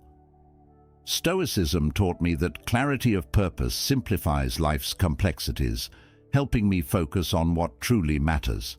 By defining a clear vision, I now approach my goals with greater commitment, knowing that each step I take is contributing to something I genuinely care about. Creating my vision began with introspection. I ask myself questions like, what kind of life do I want to live? And what do I hope to accomplish that aligns with my values? By reflecting on my passions, values and long-term aspirations, I gained a clearer picture of the future I wanted to work toward. This vision includes both personal and professional goals, such as cultivating meaningful relationships, achieving financial independence, and continually growing in wisdom and kindness. Defining these goals has provided me with a mental map, which serves as my guide whenever I face difficult decisions or setbacks. Having this vision has also made it easier to prioritize my time and energy. When new opportunities arise, I ask myself whether they align with my long-term goals. If they don't, I feel comfortable saying no without guilt, knowing that staying focused on my vision is more important than being busy. This approach has simplified my life, reducing distractions and freeing up time for the pursuits that truly matter. By dedicating myself to my core goals, I feel a deeper sense of satisfaction and confidence as I am continually progressing toward a future I find meaningful. A clear vision also serves as an anchor during challenging times. When I encounter setbacks, I remind myself of the bigger picture and the reasons behind my efforts. This perspective shift helps me stay resilient, as I understand that temporary obstacles don't define my journey, they're simply part of it. With a strong sense of purpose, I feel better equipped to persevere, trusting that every effort, even in adversity, brings me closer to my vision. Finally, having a clear vision helps me celebrate small victories along the way. Each achievement, no matter how minor, feels like a step forward, reinforcing my commitment and boosting my confidence. I am no longer chasing fleeting successes, but building a life aligned with my purpose. This sense of direction keeps me grounded, focused, and inspired to keep moving forward. In sum, cultivating a clear vision has brought focus, resilience, and fulfillment to my life.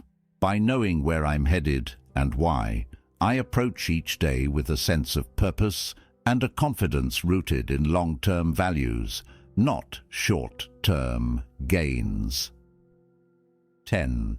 Practicing self-discipline. Self-discipline is a cornerstone of Stoic philosophy and an essential tool for building resilience, focus, and inner strength. In a world full of distractions and temptations, cultivating self-discipline allows us to stay grounded, act according to our values, and make progress toward our goals. The Stoic philosopher Epictetus emphasized this by stating, "No man is free who is not master of himself." In this sense, freedom is not the ability to indulge in every impulse, but the power to control our actions and make deliberate choices.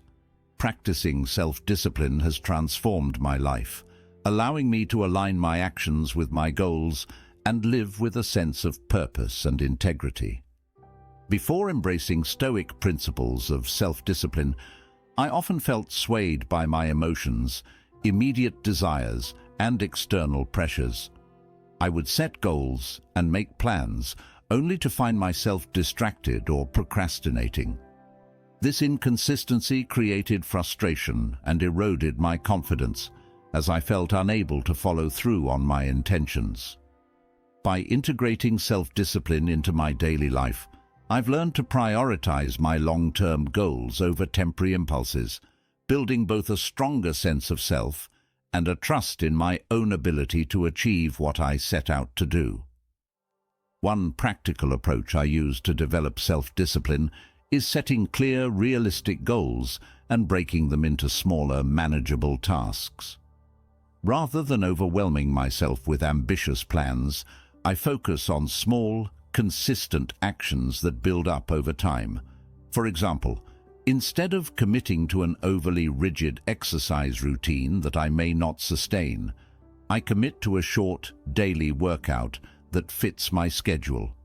This approach ensures that I'm making steady progress, no matter how small, which reinforces my discipline and builds momentum. Over time, these small wins accumulate, creating a strong foundation of confidence and resilience. Another key aspect of self-discipline is learning to manage my impulses and emotions. Stoicism teaches that while we can't control our initial feelings, we can control how we respond to them. When faced with the urge to procrastinate or indulge in distractions, I remind myself of my goals and the reasons behind my actions.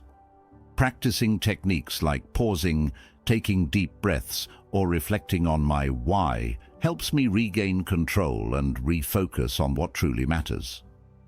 This discipline over my reactions has been invaluable, allowing me to resist immediate gratification in favor of long-term satisfaction and growth.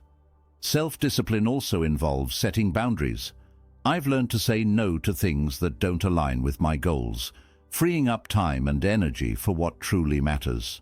While this can be challenging, especially when social pressures come into play, I remind myself that discipline is about commitment to my values. By protecting my time and focusing on what's essential, I create a life that reflects my priorities rather than external expectations. This clarity strengthens my confidence, as I know I'm making deliberate choices rather than being pulled in every direction. Lastly, self-discipline provides a foundation of inner strength that extends beyond personal goals.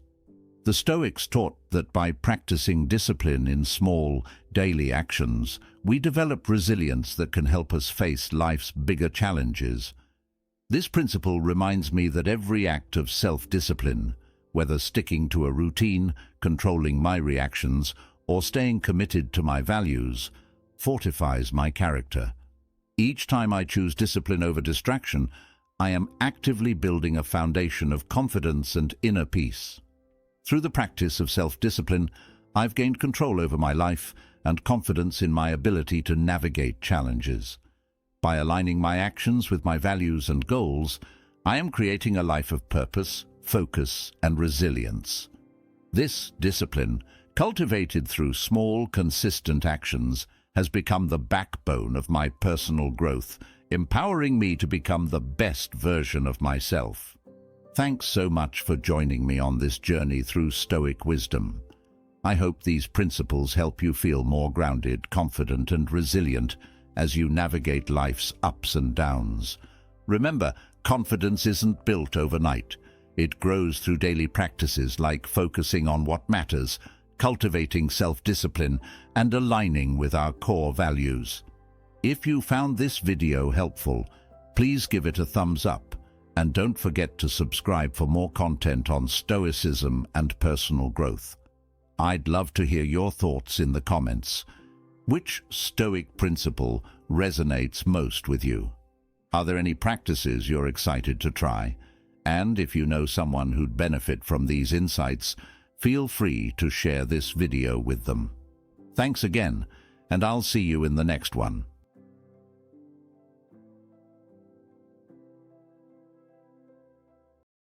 In today's world, many men struggle to understand what truly attracts women.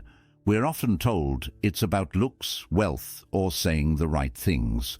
But what if the secret to winning her heart lies not in impressing her, but in mastering ourselves? This video dives into the timeless principles of Stoicism and shows how self-mastery, emotional strength, and authentic presence are what truly make a man attractive. Forget about pick-up lines and flashy gestures. Here, you'll discover how to cultivate the inner qualities that naturally draw women in. Ready to learn the Stoic approach to lasting attraction? Let's get started. 1. Stop chasing. Start attracting. I used to think that getting someone's attention meant going above and beyond. Flowers, fancy dinners, trying to impress her with everything I did. But over time, I realized that the more I chased, the less I attracted. The harder I tried to show I was the perfect guy, the less interested she became. It was confusing and frustrating because I thought I was doing everything right. But the problem wasn't what I was doing, it was why I was doing it. When I finally understood that confidence isn't about chasing, but about standing still and letting others come to you, things changed. I stopped focusing on her reactions and started focusing on being happy with myself, regardless of anyone else's opinions. It was liberating. I noticed people, not just women, started responding to me differently. I didn't need to constantly try to please them. The more grounded and comfortable I became with myself, the more naturally attractive I felt, and that drew others in. Now, when I meet someone I like, I no longer obsess over winning her. I show interest, yes, but I don't need to force it. I don't need to impress her every second. I'm happy just being myself. It's amazing to see how this simple shift, from chasing to attracting, has changed my relationships. The energy is different. I feel more at ease, more present, and ultimately much more attractive. And the best part? I'm not losing myself trying to gain someone else's approval. 2. The power of consistency and reliability. One thing I've learned in life is that words are only half the story. Actions, especially consistent actions, are what truly define who we are. When I started being more intentional with reliability, everything changed. I used to be the guy who would say, "I'll be there," and then if something more exciting came up, I'd bail or arrive late. But over time, I realized that this wasn't just annoying to others. It made me feel disconnected and untrustworthy. Becoming reliable isn't just about being dependable for others. It's about developing personal integrity. When I say I'll do something, I follow through, no matter how small or large the commitment. This includes little things like being on time, following up on conversations, or even just being present when I'm with someone. Consistency shows that I care, and it builds trust in a way that words alone never could. What surprised me most was the impact it had on my relationships. People appreciate dependability more than grand gestures, I found. Whether it's friends, family, or a romantic partner, showing up when you say you will, keeping promises and being the same person each time they see you, strengthens bonds more than any big moment ever could. And ultimately, I feel better about myself, because I know I'm being true to my word. Consistency isn't flashy, but it speaks volumes. Being reliable is a subtle yet powerful way to show someone they can count on me, and there's a deep sense of pride in that. 3. Self-mastery over external impressing. There was a time when I thought that if I looked right, acted right, and said the perfect things, people would be impressed, and I'd feel better about myself. But trying to keep up with external expectations left me exhausted and frustrated. It was like constantly performing, and no matter how well I played the part, I didn't feel fulfilled or genuinely happy. This approach wasn't working because it was all about the outside, trying to change what others thought of me without addressing how I felt about myself. When I discovered Stoic philosophy, everything changed. I started shifting my focus from controlling others' perceptions to controlling my own thoughts and reactions. The biggest lesson: true confidence comes from mastering myself, not from trying to impress anyone else. As I became more centered, I noticed that people began to respond differently. They were drawn to the calm and confidence I projected naturally. Self-mastery has freed me from needing validation from others. I stopped worrying about impressing anyone and started working on being the best version of myself. Now, I don't need anyone's approval to feel good about who I am, and that inner peace is something others naturally notice. It turns out, the less I cared about impressing others, the more they seemed impressed with me. It's ironic, but true. When you master yourself, you gain a quiet confidence that makes an impression far deeper than any flashy gesture ever could. 4. Use authentic compliments and gestures. I used to think compliments were all about saying someone looked good or paying attention to obvious qualities, but I quickly realized this was superficial and had little impact. Most people can see right through a hollow compliment. It's easy to say, "You look great," or "You're so beautiful," but these statements are often so overused that they hardly feel special anymore. That's when I began paying attention to more meaningful details. When I meet someone I'm interested in, I focus on who they are rather than just how they look. If she's passionate about her job or a hobby, I let her know that I respect her dedication or admire her intelligence.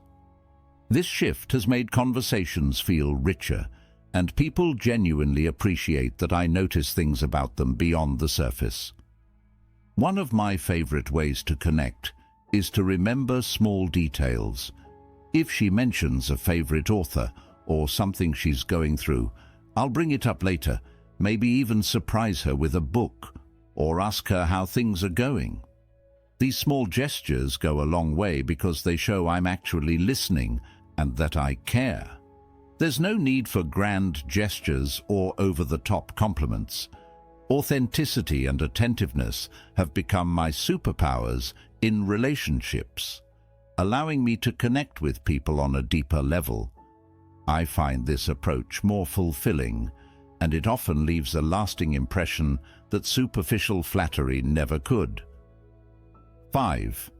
Handle rejection calmly. No one enjoys rejection, and for the longest time, I struggled with it.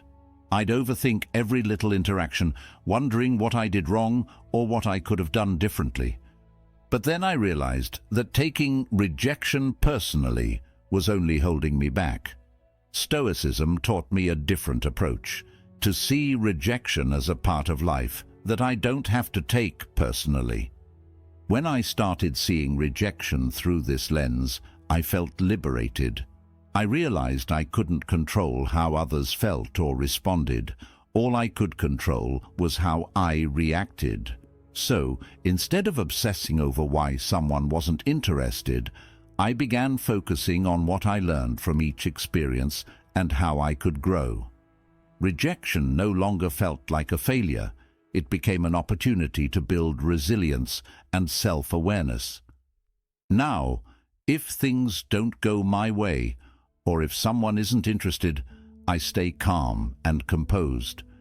This mindset has made me more confident and less afraid to put myself out there. Ironically, handling rejection gracefully has made me more attractive because I don't let disappointment control me.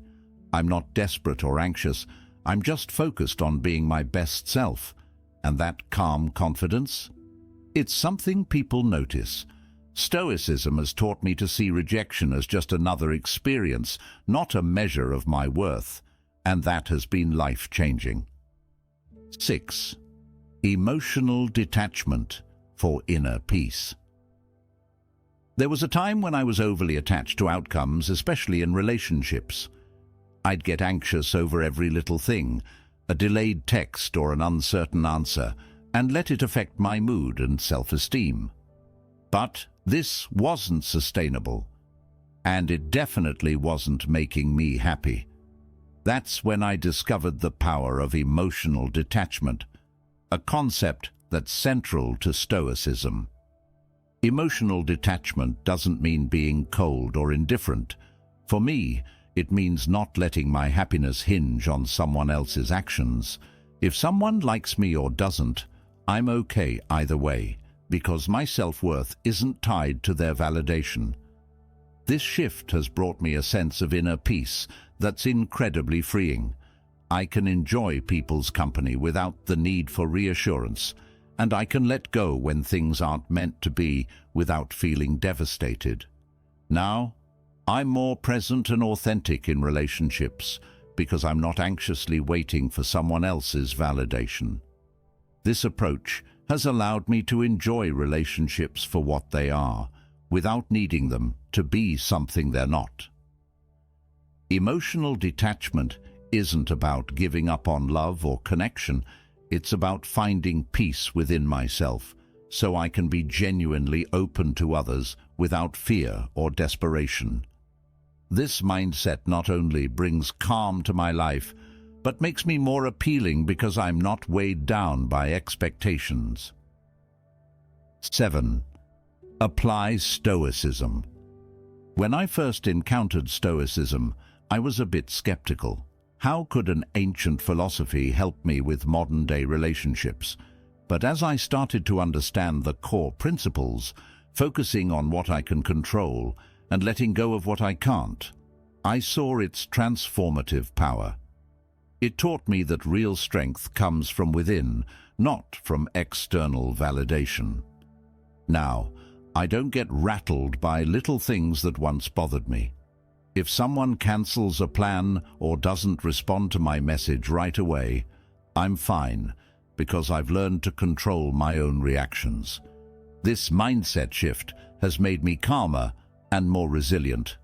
I don't need constant reassurance from others because I'm confident in myself.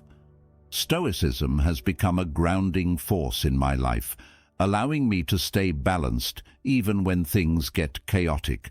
I'm not chasing after anyone's approval, and I'm not bending over backward to make things work. Instead, I'm present, stable, and genuinely content. This has not only improved my relationships, but has also given me a peace of mind that I never had before. Stoicism isn't just a philosophy, it's a way of living that helps me show up as my best self in every situation. 8. Strong body language. One day, I caught a glimpse of myself in the mirror, and it hit me.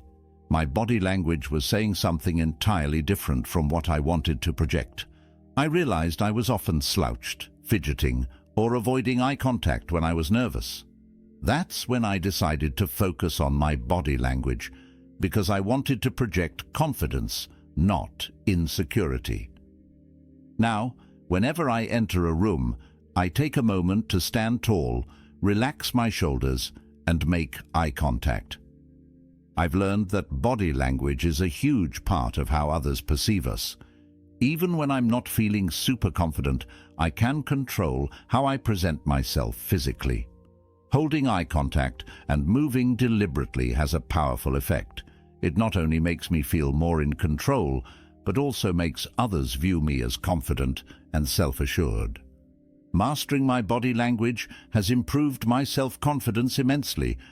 I no longer feel like I'm trying to hide or make myself smaller. Instead, I own my space, and that subtle shift in posture and eye contact speaks volumes. I've realized that confidence isn't just about what you say. It's about how you show up in every moment. Body language is a silent yet powerful communicator, and now I use it to convey calm strength. 9. Focus on personal growth and purpose. I used to think relationships were the ultimate goal, the thing that would make me feel complete. But over time, I realized that true fulfillment comes from within, from personal growth and having a clear sense of purpose. Now, I invest my energy into becoming the best version of myself, and this has changed everything. Pursuing my interests, working on my goals, and building a life I'm proud of have given me a sense of purpose and direction that I used to seek from others. And the surprising thing, this focus on personal growth has made me more attractive to others because people are naturally drawn to someone who's passionate and driven. I'm no longer seeking validation through relationships. Instead, I'm inviting people into a life that's already fulfilling. Having a purpose gives me a sense of stability that allows me to approach relationships differently. I'm not looking for someone to complete me because I'm already whole. I've realized that the best relationships come from two people who are already content with themselves, and that's exactly the kind of relationship I now attract. Personal growth isn't just about bettering myself, it's about creating a life that others want to be part of. 10. Be true to yourself. In my early dating days, I spent a lot of time trying to be who I thought others wanted me to be. I'd change my style, my interests, even my opinions just to fit in or make someone like me more. But pretending to be someone else left me feeling disconnected and frustrated because I wasn't being true to myself. Eventually, I realized that authenticity is more powerful than any facade. Being true to myself means embracing who I am, my strengths, my quirks, even my flaws. I've learned that the right person will appreciate me for who I am, not who I pretend to be. Now, instead of trying to mold myself into someone else's idea of perfect, I focus on being the best version of my true self. Staying true to myself has been empowering. I don't feel pressured to act a certain way, and I no longer stress about whether someone likes me. I know that I'm enough as I am, and that sense of self-worth shines through. Authenticity is magnetic. When you're genuinely yourself, you attract people who appreciate you. Being true to myself has not only improved my relationships, but has also brought me peace. After all, the most important relationship I have is with myself. In closing, remember that the key to real attraction isn't about gimmicks or playing games. It's about building a strong foundation within yourself. By embracing stoic principles, mastering your emotions, and showing up authentically, you'll naturally become the kind of person others are drawn to. When you invest in becoming the best version of yourself, the right people will be drawn to you without effort. If you found value in this video, please give it a thumbs up and subscribe for more insights on relationships and self-mastery. And don't forget to share your thoughts in the comments below. We'd love to hear your perspective on how Stoicism has impacted your journey. Thank you for watching, and we'll see you in the next video. In relationships, there are certain qualities that make a lasting impact, traits that go beyond surface-level attraction and create deeper connections. As I've explored these qualities within myself, I've come to appreciate how each one contributes not only to my personal growth, but also to the strength and authenticity of my relationships. From confidence and resilience to emotional intelligence and passion, each trait shapes how I show up for my partner and allows us to build a foundation rooted in respect, trust, and inspiration. Here, I dive into 15 essential traits that I strive to embody, each bringing its own unique value and depth to the connections I form. 1. Independence. I've come to realize that independence is one of the most essential qualities I can develop, not just in my relationships, but in every part of my life. Being independent means having a life that's fulfilling and balanced, where I pursue my own passions, set my own goals, and don't make someone else the center of my existence. When I embrace independence, I'm creating a dynamic in my relationship that naturally attracts the kind of person who values strength and self-sufficiency, qualities that I want in both myself and my partner. Independence, to me, is about cultivating a life that stands on its own, where my happiness doesn't solely depend on any one person. I focus on maintaining my friendships, pursuing my hobbies, and making sure that my goals are always moving forward. For instance, I stay committed to my personal growth, which could mean learning a new skill, taking up a challenging project at work, or even taking time off to relax and reflect. When I give myself this space to evolve and improve, it not only makes me a better person, but also a more appealing partner.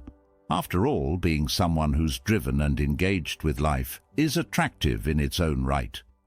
Being independent doesn't mean I'm closed off or unwilling to make someone a priority.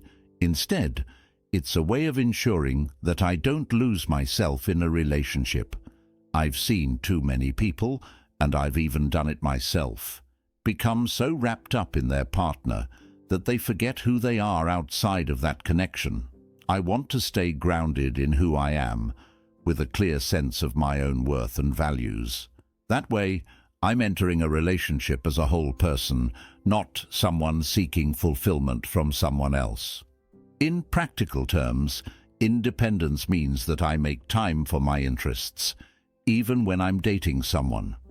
If I have a weekly meet-up with friends or a solo project that I'm working on, I make sure those remain priorities.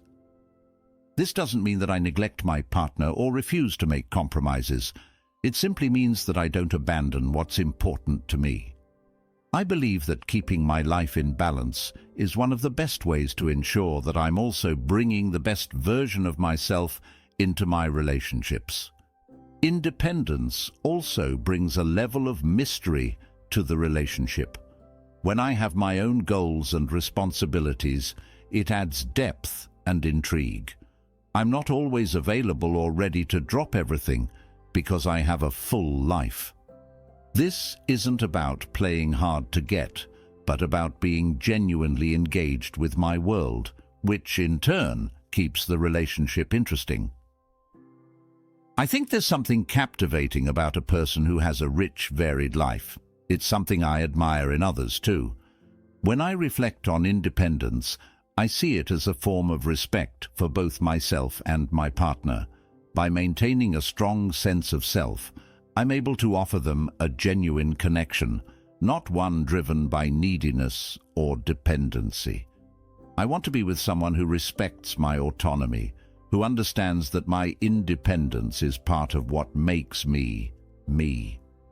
In the end, my goal is to find a relationship where we support each other's journeys, both individually and together, knowing that our connection is made stronger by our unique, independent lives. 2. Ambition. Ambition is something I believe every person should nurture in their lives. For me, ambition means having a clear sense of purpose and direction, a constant drive to improve, grow, and achieve. I don't see ambition as just the pursuit of career success or financial gain. To me, it's about consistently striving for something more, something that makes me feel fulfilled and allows me to contribute meaningfully to the world around me. When I'm ambitious, I'm setting a high standard for myself, and that energy naturally spills over into every area of my life, including relationships. Having ambition keeps me engaged and motivated. It gives me goals to work towards, and that brings a sense of excitement and determination into my day-to-day life. I'm someone who always wants to challenge myself, whether it's through setting new professional milestones, improving my health and fitness, or dedicating myself to personal projects that I'm passionate about.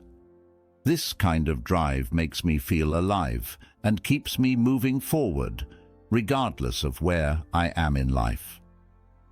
When I'm actively pursuing my goals, I feel more connected to my purpose, and that gives me an underlying sense of satisfaction and confidence.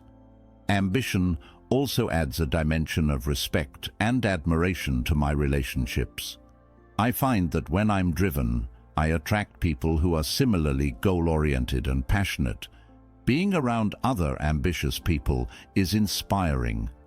It creates a shared energy and motivation that lifts us all up. I've noticed that when I express my aspirations and work toward them, it encourages the people around me to pursue their own dreams too. Ambition is contagious. And I want to be with someone who understands and appreciates the value of having big dreams. To me, ambition doesn't mean I'm always hustling or grinding non-stop.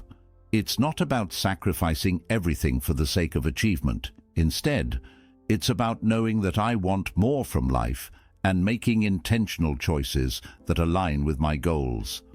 Whether that's working on a personal project, learning a new skill, or pushing my limits physically, my ambition shows up in ways that improve me as a person. I think the best kind of ambition is balanced. It's driven yet mindful, constantly striving, but never losing sight of what really matters, including my relationships and personal well-being. Having ambition can also make relationships more exciting. I don't want to be in a relationship where we're both content to just coast along. I want a partnership where we're both pushing each other to become the best versions of ourselves, where we're constantly evolving, both together and as individuals. For me, a relationship should be an adventure, a journey that includes personal growth and new experiences. Being ambitious means I'm always open to learning, open to change, and open to new possibilities, which keeps the relationship dynamic and full of life. Ambition, for me, is also about resilience. It means not giving up when things get tough and having the mental strength to push through setbacks. I want a partner who can see that drive in me and who can appreciate my determination to keep going, no matter the obstacles. When I'm ambitious, I'm not afraid to take risks, and I'm not easily discouraged. I find that this quality inspires confidence, both in myself and in those around me, including my partner. It shows that I'm committed to my own growth and that I'll work hard to overcome challenges in all aspects of life. Ultimately, ambition is a trait that makes me feel deeply fulfilled. It's about setting high standards, dreaming big, and knowing that I have the power to shape my own future. When I focus on my ambitions, I'm taking charge of my life, and that sense of agency brings me a lot of joy. I believe that when I'm living my life with ambition, I'm offering my partner someone who's fully alive, engaged, and passionate about creating a better future. And that, in my experience, is something that's incredibly attractive and enriching in a relationship. 3. Adaptability. Adaptability is a quality I'm constantly working to improve because life is full of changes and unexpected turns. For me, being adaptable means having the mental flexibility to handle whatever life throws my way and the resilience to move forward, regardless of the circumstances. I see adaptability as one of the most empowering traits a person can have. It's what allows me to face challenges without losing my sense of direction. In relationships, adaptability is crucial. It helps me handle disagreements, navigate life changes, and keep the connection strong, even when things aren't going exactly as planned. In my experience, relationships are never static. They evolve as we grow, and they require adjustment and compromise. I've learned that being adaptable is about more than just going with the flow. It's about actively embracing change and being open to new perspectives. Whether it's learning to communicate better, adjusting to a new routine, or finding ways to support my partner through their own changes, I believe adaptability allows me to be more responsive and understanding. When I'm adaptable, I'm able to meet my partner where they are, rather than getting frustrated if things don't go according to my initial expectations. Adaptability also means not being too attached to any one way of doing things. In my life, I try to stay open-minded and curious, always looking for ways to improve or explore new possibilities. I don't want to be the kind of person who gets stuck in old habits or routines simply because they're comfortable. Change, while often uncomfortable, pushes me to grow and brings new energy into my life and relationships. I find that when I embrace change, it makes me more interesting and engaged as I'm constantly learning and adapting. This trait has helped me stay grounded during life's challenges. Whether it's a career change, a move, or a personal setback, adaptability allows me to see obstacles as opportunities to learn and grow. It gives me the resilience to handle tough situations without falling apart. When I'm adaptable, I'm not easily discouraged. Instead, I'm ready to find solutions and adjust my approach to meet the demands of the moment. This is a quality I hope to bring into my relationships, as it helps create a more harmonious, understanding environment. Adaptability also fosters better communication. I've noticed that being willing to listen, consider other perspectives, and shift my approach makes it easier to resolve conflicts. Instead of getting defensive or rigid when there's a disagreement, I try to remain open and responsive, allowing for a dialogue that respects both of our viewpoints. I think that when I'm adaptable, I show my partner that I value our relationship enough to work through challenges together.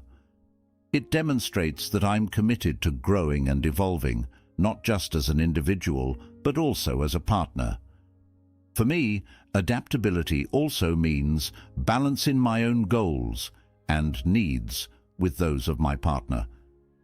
It's about finding a middle ground that respects both of our ambitions, desires, and dreams. I want to be with someone who appreciates flexibility and understands that life will bring changes, some of which we can't foresee. By being adaptable, I'm preparing myself and my relationship for the inevitable ups and downs that life brings. I don't want to be someone who gets thrown off course by every little disruption. I want to be someone who can stay steady and supportive no matter what. Ultimately, adaptability is a trait that helps me build resilience and deepen my connections. It keeps me grounded, yet open to the new and unexpected.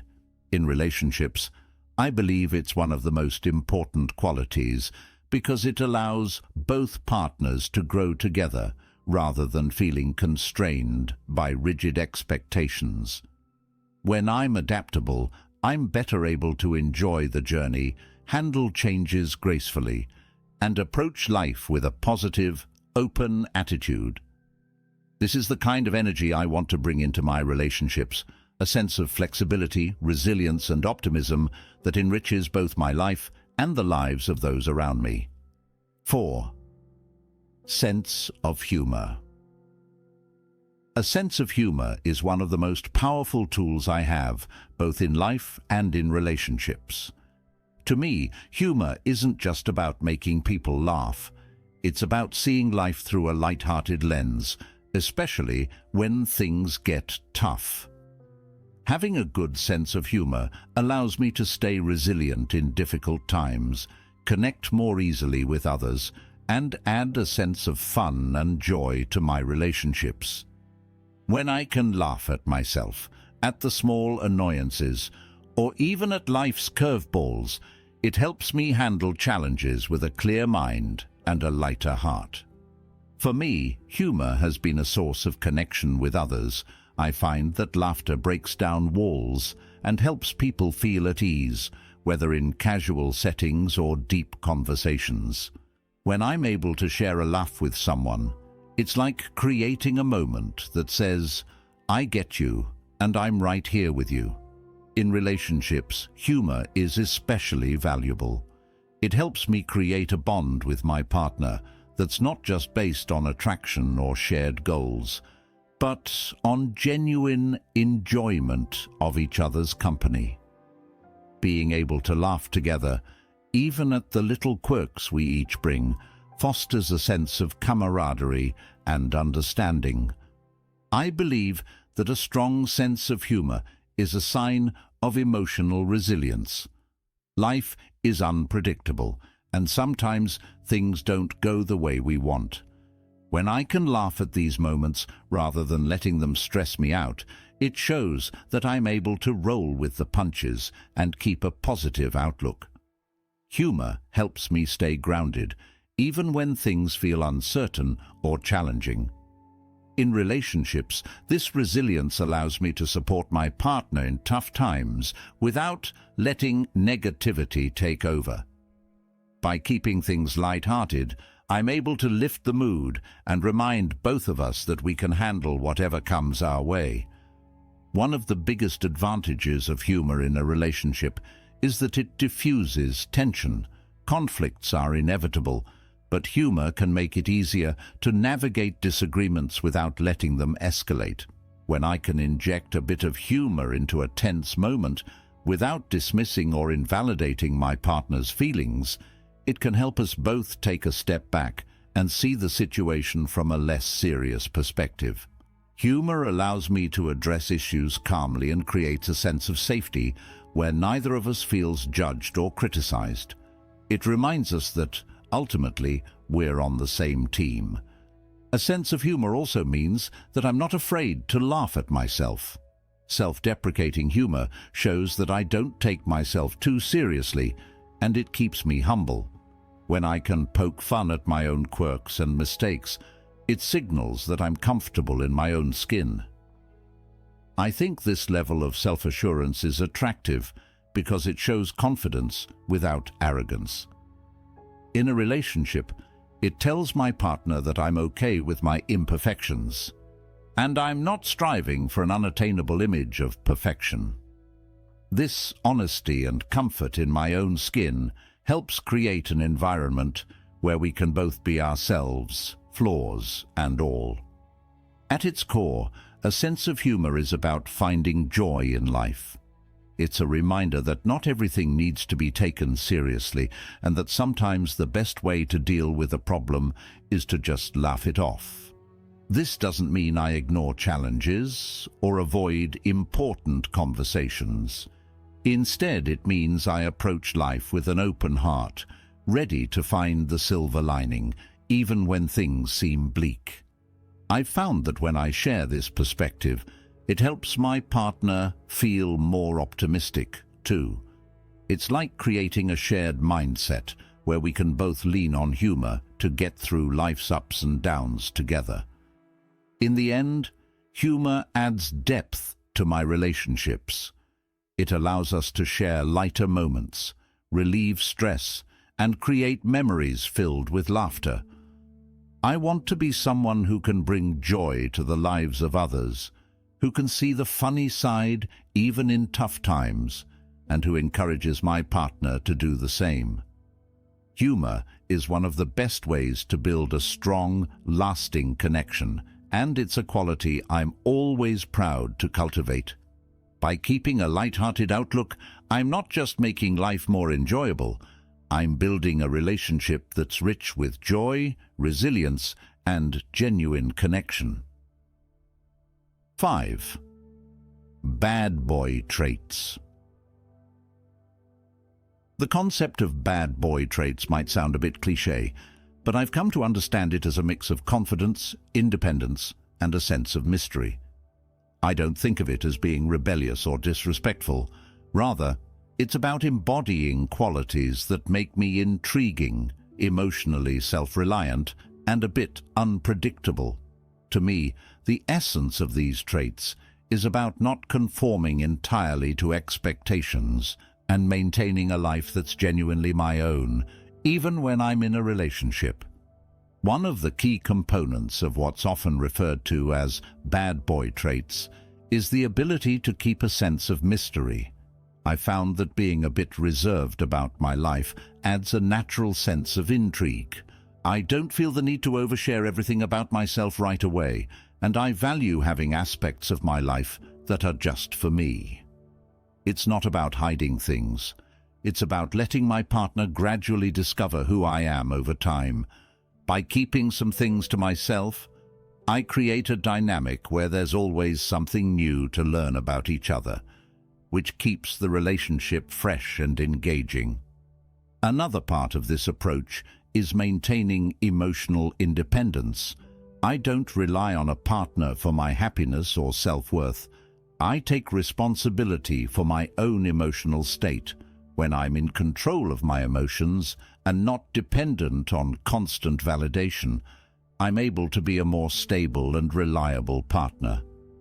I believe that emotional independence allows me to be fully present in the relationship without feeling pressured to constantly seek approval. This confidence in who I am and in my own self-worth is magnetic because it signals that I'm a grounded, self-sufficient person. In my experience, this kind of emotional resilience is deeply attractive, as it provides a foundation of strength and stability. The bad boy persona also includes a sense of unpredictability, which I interpret as simply being open to new experiences and willing to keep things exciting. I don't want to fall into routines that make life feel stale, whether that's in my relationship or my personal life. Instead, I embrace spontaneity and enjoy mixing things up. This might mean planning a surprise date, trying out new activities, or even just being a little playful and adventurous in our interactions. By keeping things unpredictable in a fun and respectful way, I'm creating moments of excitement and curiosity that deepen our bond. An often misunderstood aspect of these traits is the ability to say no and set boundaries. I don't believe in being overly accommodating just to please someone else. I stay true to my values and preferences. This doesn't mean I'm inflexible or unwilling to compromise. It just means that I'm clear on what I want and don't feel the need to change myself to gain approval. Having clear boundaries shows that I respect myself and have a strong sense of identity. When I stand firm in my choices, I find that it creates mutual respect and a balanced relationship dynamic.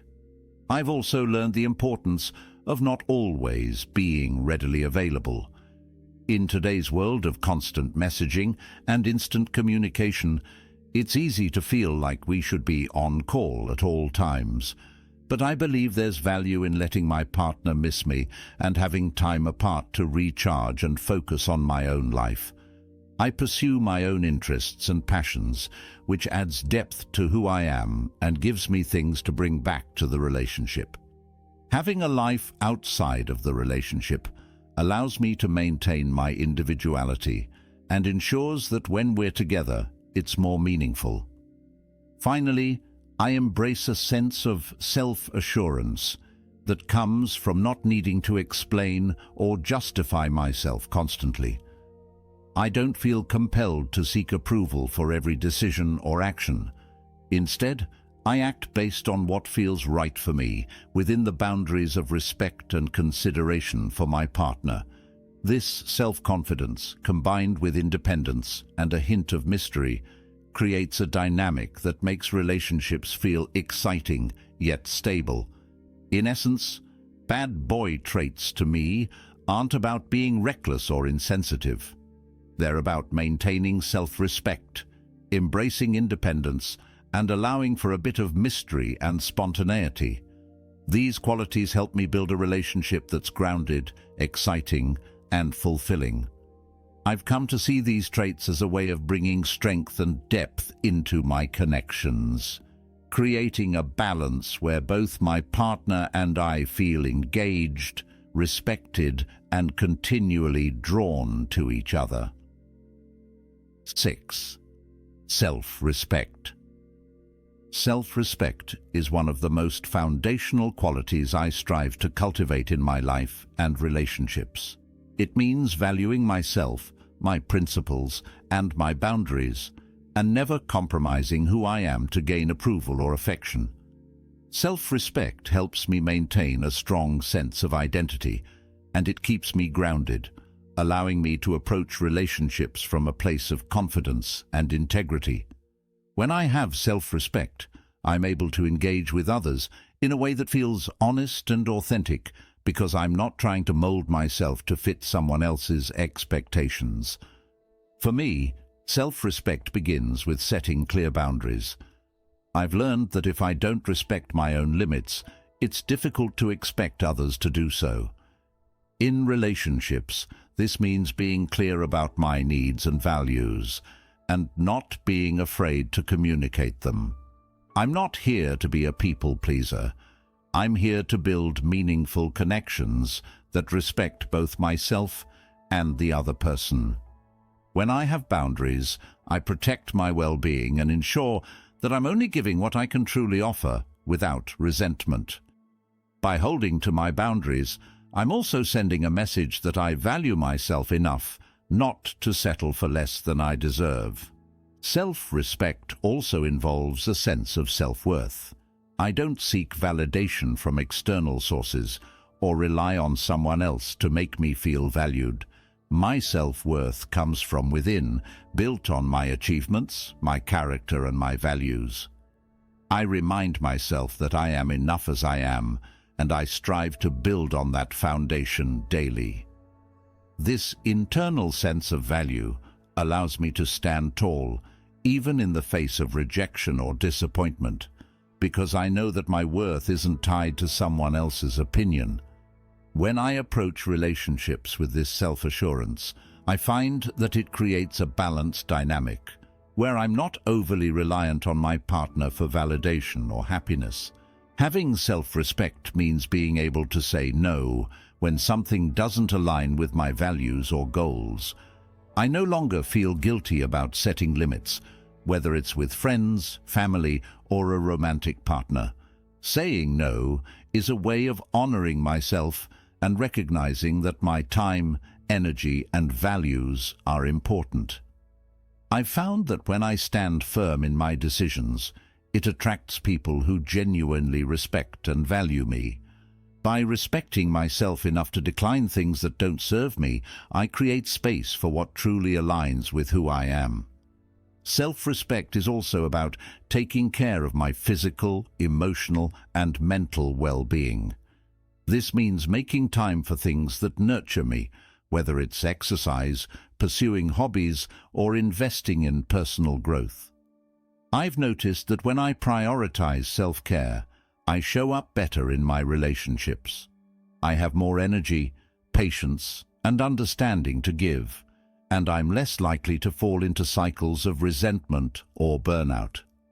Respecting myself means putting my needs first, not out of selfishness, but because I know that by taking care of myself, I'm able to offer a healthier, more balanced presence to those around me.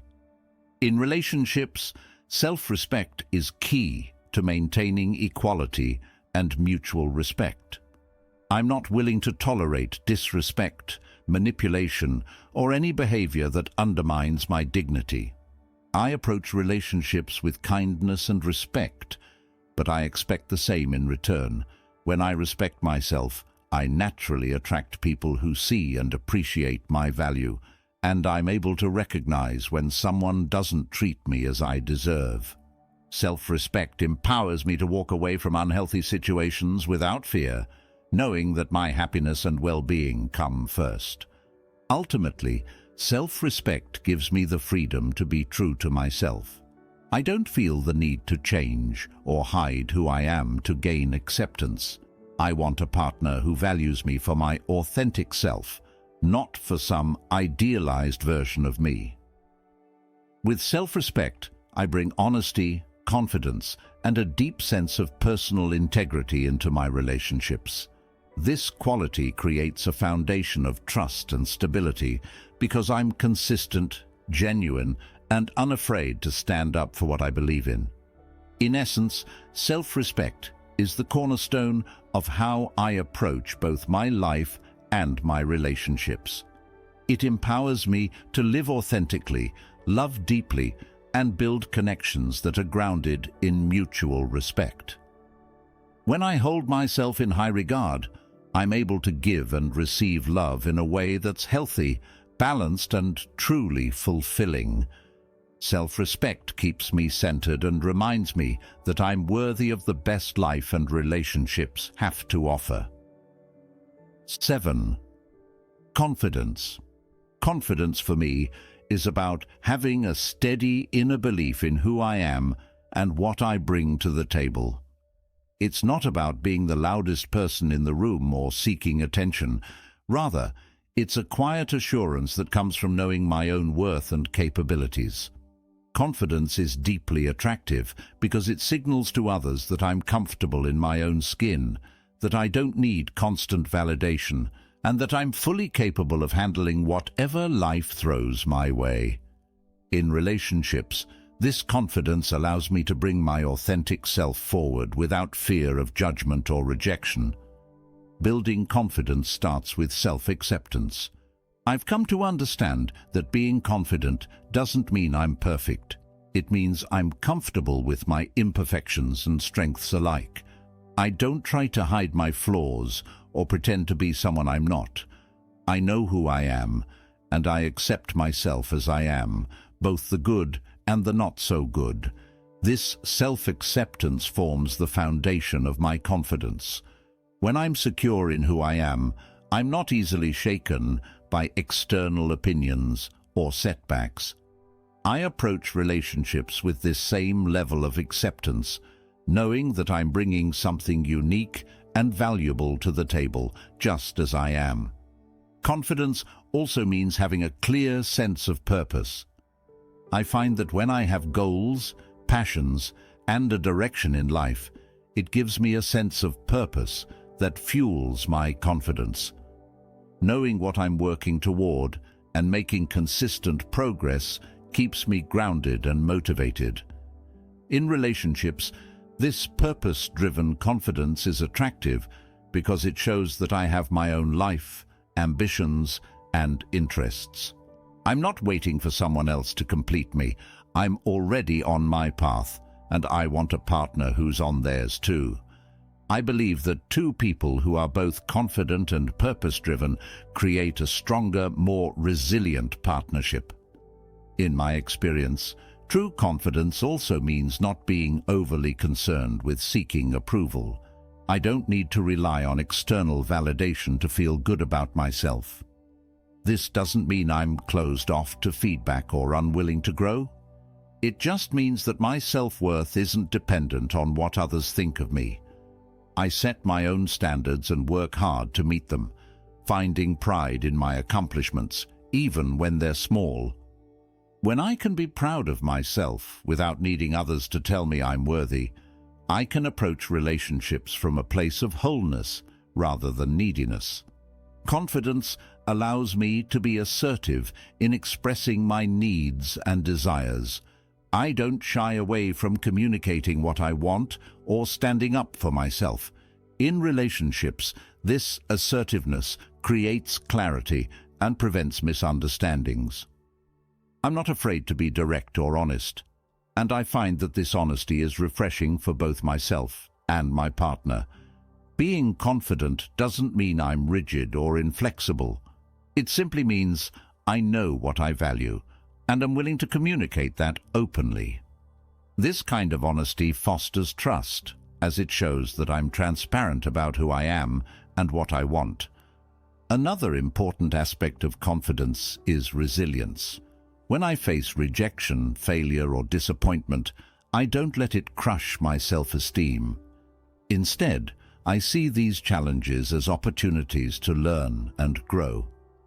Confidence helps me stay grounded, even when things don't go as planned, because I know that my worth isn't defined by any single outcome. In relationships, this resilience allows me to approach challenges calmly and work through them without getting discouraged. I'm not afraid to put in the effort to make things work, but I also know when to walk away if something isn't serving my well-being. This balance of commitment and strength is key to building a healthy relationship. Finally, confidence makes me more approachable and open to connecting with others. When I'm confident, I'm not consumed by insecurities or self-doubt, so I'm able to focus on my partner and engage with them fully. I'm able to be present, listen actively, and share meaningful experiences without holding back. This level of openness and self-assurance creates a warm, inviting energy that naturally draws people in. Confidence allows me to be fully myself, creating a space where both my partner and I can be authentic and vulnerable together. In the end, confidence is about embracing my identity, living with purpose, and facing life with resilience and openness. It's a quality that empowers me to build relationships based on mutual respect, honesty, and genuine connection. Confidence allows me to show up as the best version of myself, ready to give and receive love in a way that's fulfilling and balanced. When I approach life and relationships with this deep inner confidence, I am not only enriching my own experience, but also creating a solid foundation for a healthy, lasting connection with others. 8. Emotional intelligence. Emotional intelligence, for me, is about understanding and managing my own emotions, while also being attuned to the feelings and needs of others. In relationships, I've found that emotional intelligence is invaluable. It allows me to connect on a deeper level, handle conflicts with empathy, and build trust through genuine understanding. Being emotionally intelligent means I'm not just focused on what I'm feeling, but I'm also open to and respectful of my partner's emotional landscape. This quality has been key to creating relationships that feel safe, supportive, and deeply connected. The first part of emotional intelligence is self-awareness. I try to stay in tune with my own emotions and understand the reasons behind them. This doesn't mean I'm immune to feeling angry, sad, or frustrated. It means I can recognize these emotions without letting them control my actions. For example, if I feel myself getting upset, I pause to understand why, rather than reacting impulsively. This awareness helps me approach situations with a clear mind and a calm demeanor, which is essential in relationships. When I'm aware of my own emotions, I can communicate them more effectively and avoid unnecessary misunderstandings. Another crucial aspect of emotional intelligence is empathy. Empathy allows me to put myself in my partner's shoes, to truly understand what they might be feeling. I believe that being able to empathize creates a strong sense of connection and shows my partner that I genuinely care about their experiences. It's not just about saying the right words. It's about listening deeply, paying attention to nonverbal cues, and responding with compassion. When I show empathy, I'm telling my partner that their feelings are valid and that I'm here to support them, no matter what. Emotional intelligence also helps me communicate more effectively. I know that effective communication isn't just about expressing my own thoughts, but also about listening actively and giving my partner space to share their perspective. I strive to be a good listener, to be patient, and to make sure my partner feels heard. This means not interrupting, not jumping to conclusions, and not immediately trying to fix things. Often, people don't want solutions. They just want someone to understand them. By focusing on understanding rather than solving, I'm able to build a deeper emotional connection with my partner. One of the biggest benefits of emotional intelligence is that it helps me handle conflicts constructively. Instead of letting emotions spiral out of control, I try to approach disagreements calmly and respectfully. When emotions are running high, I've learned to take a step back, breathe, and refocus. This doesn't mean avoiding difficult conversations. It means approaching them with a level-headed perspective. I aim to address the issue at hand without letting emotions escalate. By staying composed, I'm able to keep the focus on finding solutions rather than fueling the conflict, which is crucial for building a lasting, respectful relationship. Self-regulation is another component of emotional intelligence. It's about controlling impulsive reactions and staying calm under pressure. When I'm able to manage my emotions, I'm less likely to say or do things I'll regret later. This discipline shows my partner that I'm someone who can be counted on to remain stable, even during challenging times. Self-regulation creates a sense of security in the relationship, as it shows that I'm responsible for my own emotional responses. I'm able to offer a calm presence, which can help de-escalate situations and bring clarity when things feel chaotic. Another part of emotional intelligence is being open to feedback. I know I'm not perfect, and I'm open to learning from my mistakes. When my partner offers feedback, I try to take it constructively without getting defensive. This openness to feedback is important because it shows that I'm willing to grow and improve, both for myself and for the relationship. Emotional intelligence means I'm not afraid to acknowledge my flaws and work on them, creating a more positive, growth-oriented dynamic with my partner. Ultimately, emotional intelligence is about building a relationship where both partners feel valued, understood, and supported. It's about creating an environment where vulnerability is welcome, where emotions can be shared openly without fear of judgment. By practicing emotional intelligence, I aim to bring empathy, patience, and understanding into my relationships. I believe that when I approach relationships with this level of emotional maturity, I'm able to create a strong foundation built on mutual respect and trust. Emotional intelligence allows me to show up as a partner who is compassionate, communicative, and committed to growing together. It's a skill I continuously work on, knowing that it not only improves my relationships, but also enhances my ability to connect meaningfully with the world around me. Through emotional intelligence, I'm able to build relationships that are resilient, loving, and deeply fulfilling. 9. Steadfastness. Steadfastness to me is about being reliable, consistent, and true to my word. It's the commitment to following through on my promises and being there when I say I will be. In relationships, steadfastness is a quality that builds trust, as it reassures my partner that I'm someone they can count on. When I'm steadfast, I'm creating a sense of stability that allows my partner to feel secure and valued, which I believe is essential for a strong, lasting connection. At its core, steadfastness is about showing up, even when it's inconvenient or difficult. Life can throw a lot of unexpected challenges our way, and it's easy to give up or pull back when things get tough. But I believe that true commitment means being there during those hard times. If I've made a commitment to someone, I'm prepared to stand by it, not just when things are smooth, but also when they're challenging.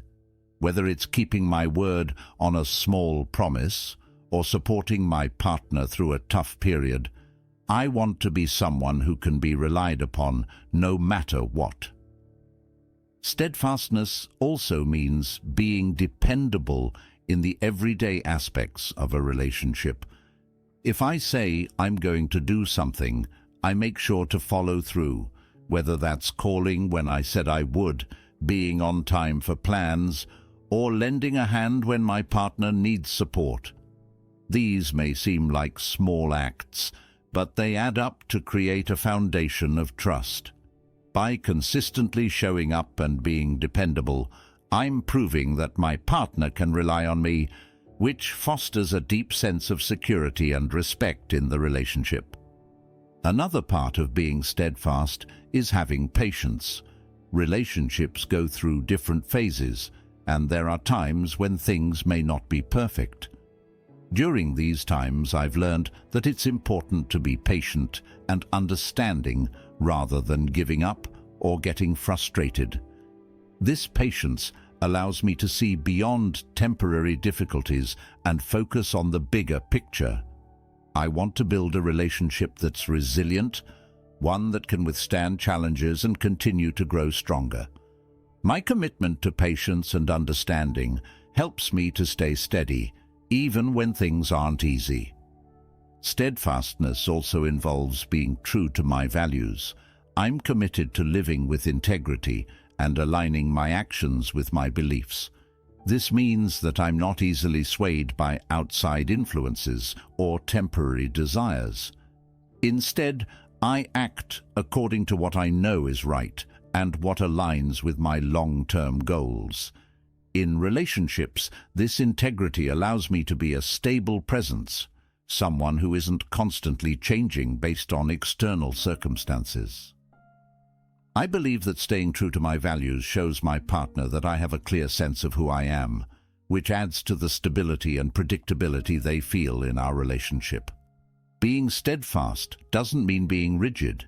It means being reliable without being inflexible. I believe in the importance of compromise and adapting when necessary, but I do so without losing sight of the promises I've made.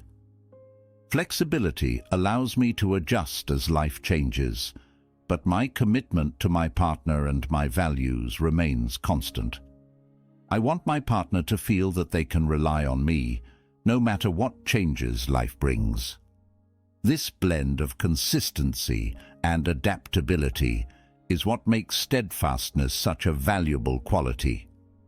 In relationships, steadfastness creates a safe space where my partner can be vulnerable without fear of judgment or abandonment. They know that I'm here to stay, even when things aren't perfect. This assurance allows us both to open up more fully and build a deeper, more authentic connection. I think one of the most powerful aspects of steadfastness is the trust it builds. When my partner knows that I'm committed to them, it allows us to focus on growth and building a shared future, rather than constantly questioning each other's commitment. Ultimately, being steadfast is about being a source of stability, strength, and support. I aim to be the kind of partner who's there through thick and thin, who follows through on commitments, and who offers a reliable foundation for the relationship. This quality brings a sense of peace and trust, allowing us both to feel secure in the knowledge that we have each other's backs, no matter what. Steadfastness is something I hold close to my heart, and I believe it's one of the most meaningful ways to show love and respect in a relationship. It reminds me that actions speak louder than words, and that true commitment isn't just about saying I'll be there. It's about proving it day after day through my actions and consistency.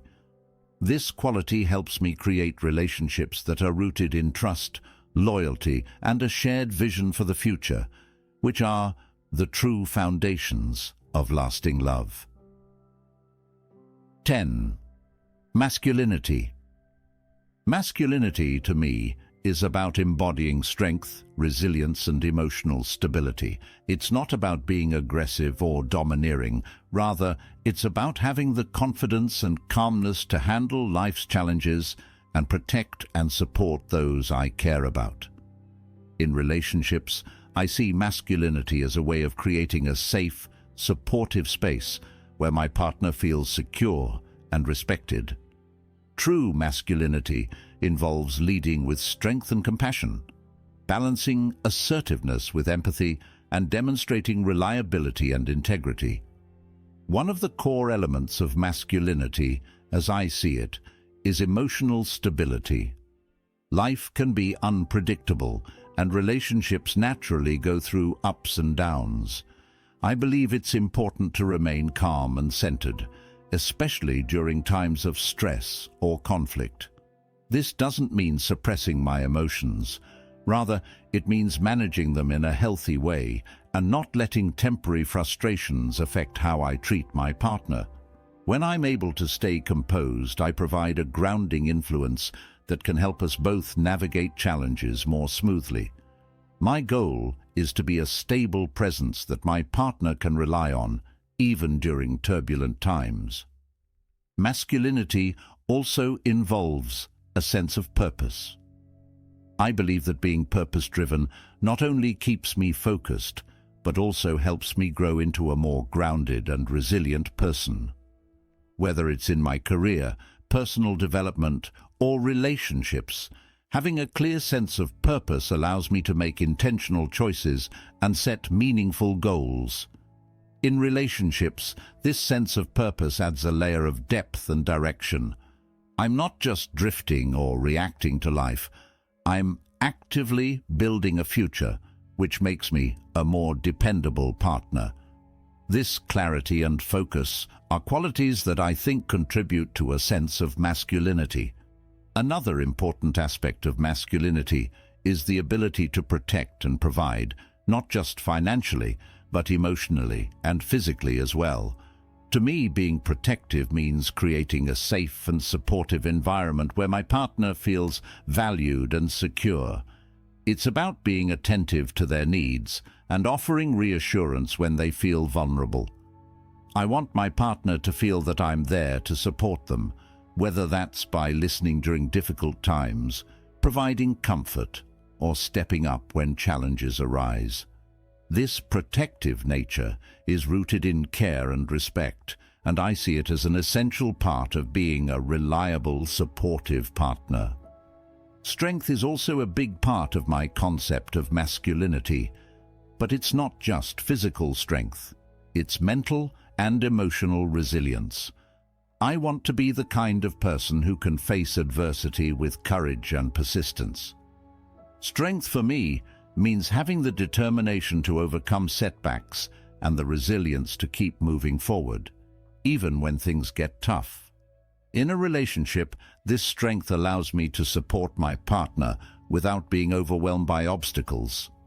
I believe that my ability to remain steady during challenging times helps create a relationship that feels secure and enduring.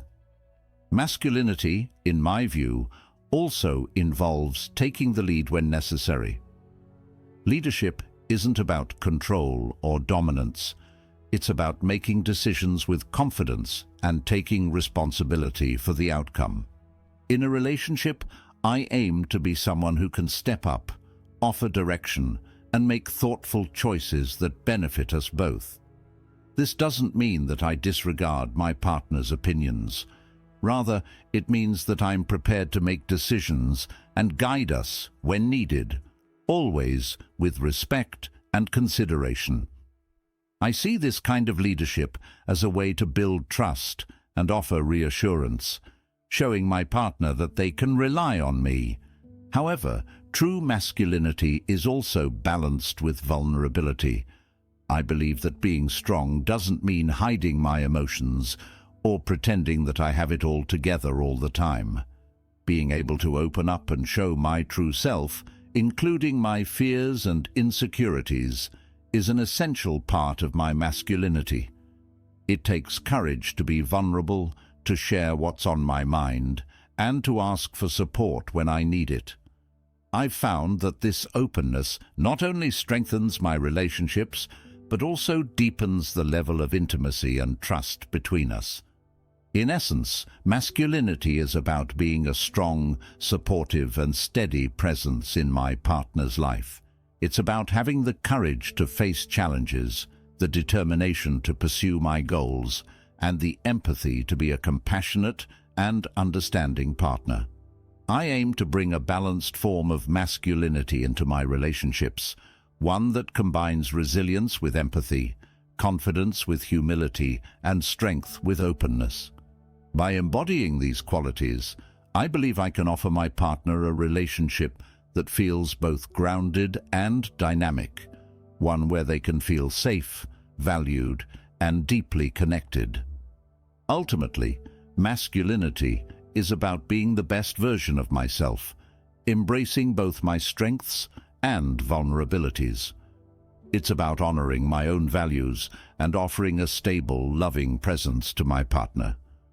When I lead with true masculinity, I'm not just enhancing my own life. I'm creating a relationship that's built on respect, security, and lasting commitment. This approach to masculinity helps me build connections that are meaningful, fulfilling, and truly enriching for both my partner and me. 11. Scarcity of attention. The concept of scarcity of attention is about valuing my time and focus and not giving it away too easily or without purpose. It's not about playing games or being dismissive. Instead, it's about recognizing that my attention is valuable and offering it intentionally. In a world where people are constantly connected and often overwhelmed by attention from all directions, creating a sense of scarcity around my attention can actually make it more meaningful and impactful. By being selective with my time and energy, I foster a sense of appreciation and mutual respect in my relationships. One of the main reasons I practice this is to stay mindful of where my energy goes. If I'm always available, always reaching out, and constantly seeking someone's attention, it can create an imbalance. It may even lead to a sense of complacency, where my presence is taken for granted. When I limit the attention I give, I encourage a dynamic where both my partner and I truly value and make the most of the time we spend together. It's about creating quality over quantity, ensuring that the moments we share are meaningful, focused, and fully engaged. Having a scarcity mindset around attention also means that I don't rely on constant communication to feel connected. I'm comfortable with a degree of distance, knowing that it doesn't diminish the relationship, but instead strengthens it. This allows both my partner and me to maintain a sense of independence and individuality. We don't need to be in constant contact to feel secure. Rather, we trust the bond we've built. When we do come together, it feels fresh and renewed because we've each had time to focus on our own lives, passions, and goals. This approach also helps me avoid the pitfalls of neediness or insecurity. When I value my attention, I'm less likely to fall into the trap of overextending myself just to feel validated. I don't want to be the kind of person who constantly needs to seek reassurance from others or who feels the urge to fill every moment with interaction. Instead, I aim to feel secure in my own worth and in the relationship itself. This self-assuredness allows me to give my partner the space to miss me, which in turn often leads to a stronger, more passionate connection. By creating a sense of scarcity, I'm signaling that my attention is something to be valued. When I'm fully present and focused on my partner, it's genuine and intentional, not a default state driven by habit or boredom. I've found that when I approach relationships this way, my partner is often more engaged and reciprocates the same level of attention and respect. It's about nurturing a dynamic where we both actively seek and appreciate each other's time, making every moment together count. Scarcity of attention also allows me to focus on personal growth and my own interests. I believe that a healthy relationship is one where both partners are pursuing their individual paths alongside each other. When I dedicate time to my passions, friendships, and self-care, I bring a more enriched version of myself to the relationship. This balance of personal space and shared experiences is key to keeping the relationship exciting and preventing it from feeling stagnant or overly dependent. Additionally, being mindful of my attention means that I'm not constantly seeking external validation. I'm comfortable spending time on my own and don't feel the need to be perpetually connected to feel valued. This independence is attractive because it shows that I'm not relying on my partner for constant reassurance or attention.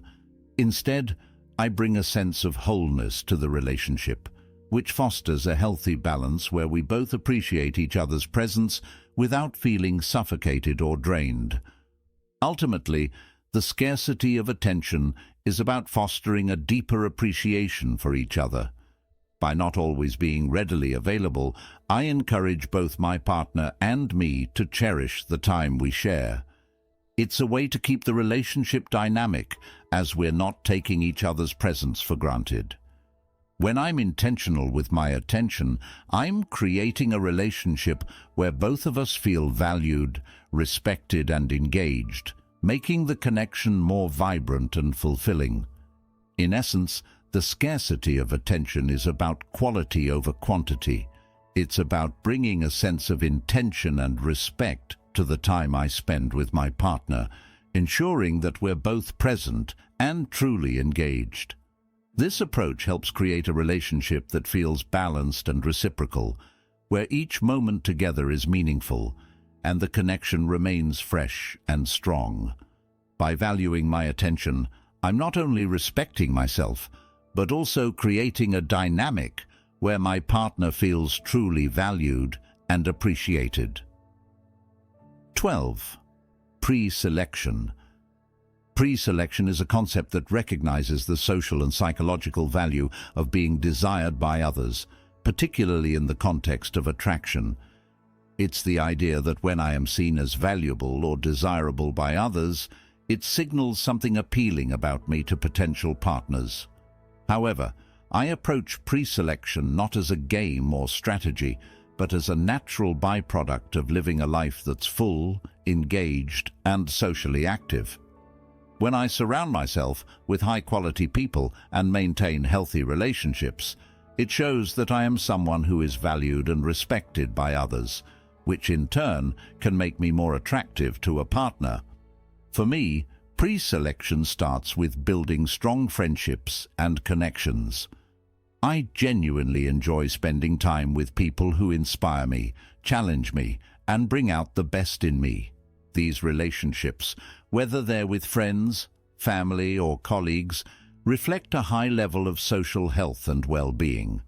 When my partner sees that I have these meaningful connections, it sends the message that I am someone who is valued by others, which can often be attractive.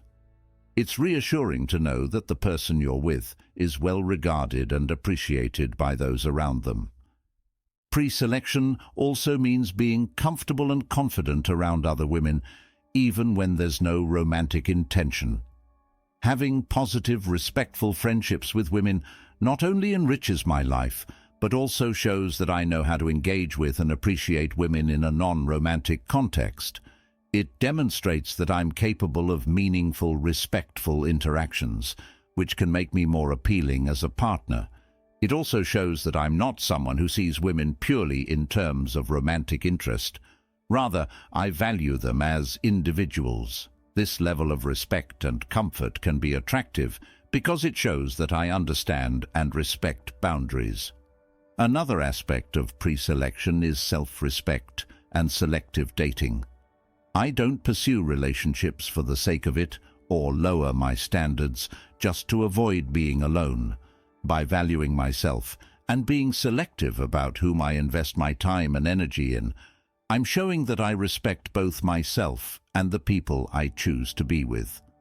When I'm intentional about who I date and the connections I pursue, it signals to others that I value quality over quantity and that I'm not someone who settles easily. This discernment can be appealing because it suggests I'm someone worth earning, not someone who is readily available to everyone. Pre-selection for me also involves living a life that's interesting and full. When I am dedicated to my passions, goals, and personal growth, it naturally attracts people who share similar values. By leading a fulfilling life, I'm not only improving myself, but also becoming someone who is naturally attractive to others. This isn't about trying to impress anyone. It's about creating a life that's meaningful to me. When others see that I'm genuinely passionate and driven, it makes me more compelling as a person, which can spark curiosity and interest. I also believe that pre-selection is about respect and boundaries.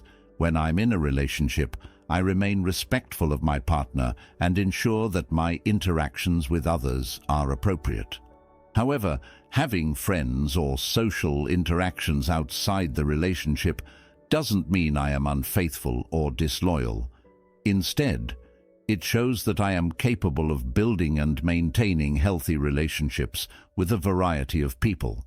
This balance shows that I'm both committed to my partner and also a social individual who values connections with others. Maintaining this balance creates a healthy sense of independence and trust, which strengthens the relationship. In a relationship, pre-selection contributes to a dynamic where my partner knows they are with someone who is genuinely valued and appreciated by others. It brings a level of reassurance as my partner can see that I have a supportive social network and that I'm respected by those in my life. This doesn't mean I encourage jealousy. Rather, it's about creating a healthy social balance where I'm someone who is respected and valued by people beyond my partner. It shows that I'm a well-rounded person with strong connections, which ultimately makes the relationship more balanced and grounded. Ultimately, pre-selection is about creating a life that's rich, meaningful, and socially healthy. It's about being intentional with the people I surround myself with and building connections that reflect my values. By nurturing a full social life, respecting boundaries, and maintaining a strong sense of self-worth, I'm naturally creating an aura of value and respect. This not only makes me a more appealing partner, but also fosters a relationship dynamic based on mutual admiration and genuine attraction. In essence, pre-selection isn't about putting on a show or trying to appear desirable. It's about living in a way that brings out my best qualities, showing my partner that I am someone who is valued by others and who values myself. When I'm surrounded by positive, healthy relationships, I'm not only enriching my own life, but also creating a partnership that's supported by a strong social foundation. This approach to pre-selection helps build a relationship where both partners feel valued, secure, and truly connected. 13. Authenticity. Authenticity to me is the cornerstone of a meaningful and fulfilling life. It's about embracing who I truly am, living in alignment with my values, and presenting my genuine self in all situations, especially in relationships. I've come to believe that authenticity is one of the most attractive qualities anyone can bring to a relationship. When I'm authentic, I'm not putting on an act, hiding behind a facade, or trying to impress anyone with something I'm not.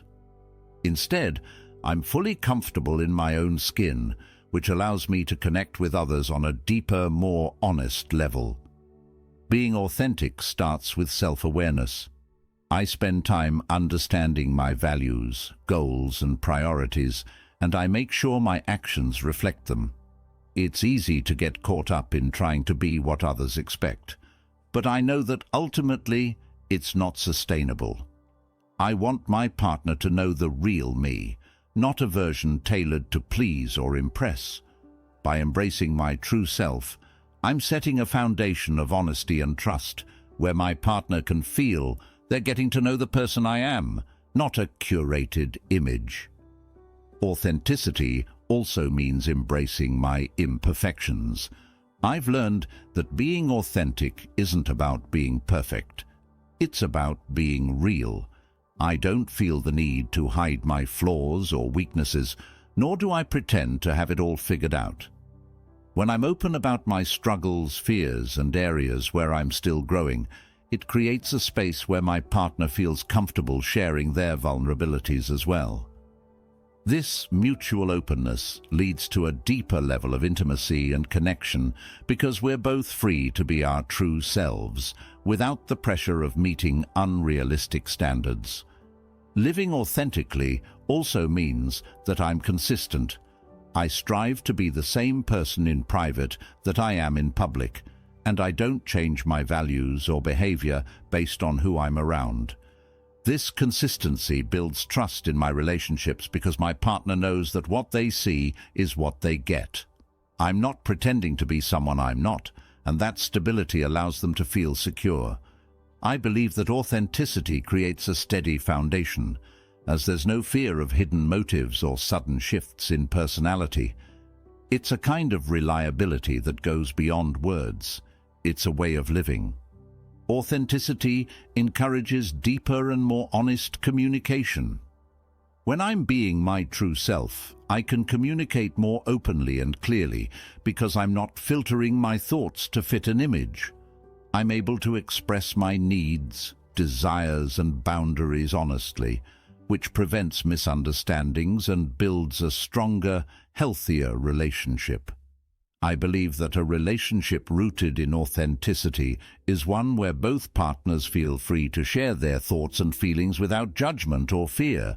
It's about creating an environment where we both feel heard, respected, and understood. Another aspect of authenticity is having the courage to stand by my beliefs, even if they're unpopular. I'm not afraid to disagree or hold a different viewpoint, as long as it aligns with my values. I know that being authentic sometimes means going against the crowd, but I'm committed to living in a way that feels true to me. In relationships, this integrity is crucial, as it shows that I won't compromise my core values just to gain approval. It creates a level of respect between me and my partner, as we both know that we're each standing on solid ground. Being authentic also allows me to appreciate others' authenticity. I value relationships where my partner feels free to be themselves, flaws and all. I'm not looking for perfection. I'm looking for someone who is genuine, open, and self-aware. By embracing my own authenticity, I create a space where my partner can do the same. This mutual acceptance allows us both to grow and evolve together, knowing that we're appreciated for who we truly are, not for an idealized version of ourselves. Ultimately, authenticity leads to a relationship that feels freeing and fulfilling. When I'm my true self, I'm not burdened by the pressure to constantly impress or conform. I'm able to be vulnerable, honest, and open, creating a connection that feels deeply satisfying and real. I believe that when both partners bring their authentic selves to a relationship, it creates a foundation of mutual respect, trust, and genuine affection.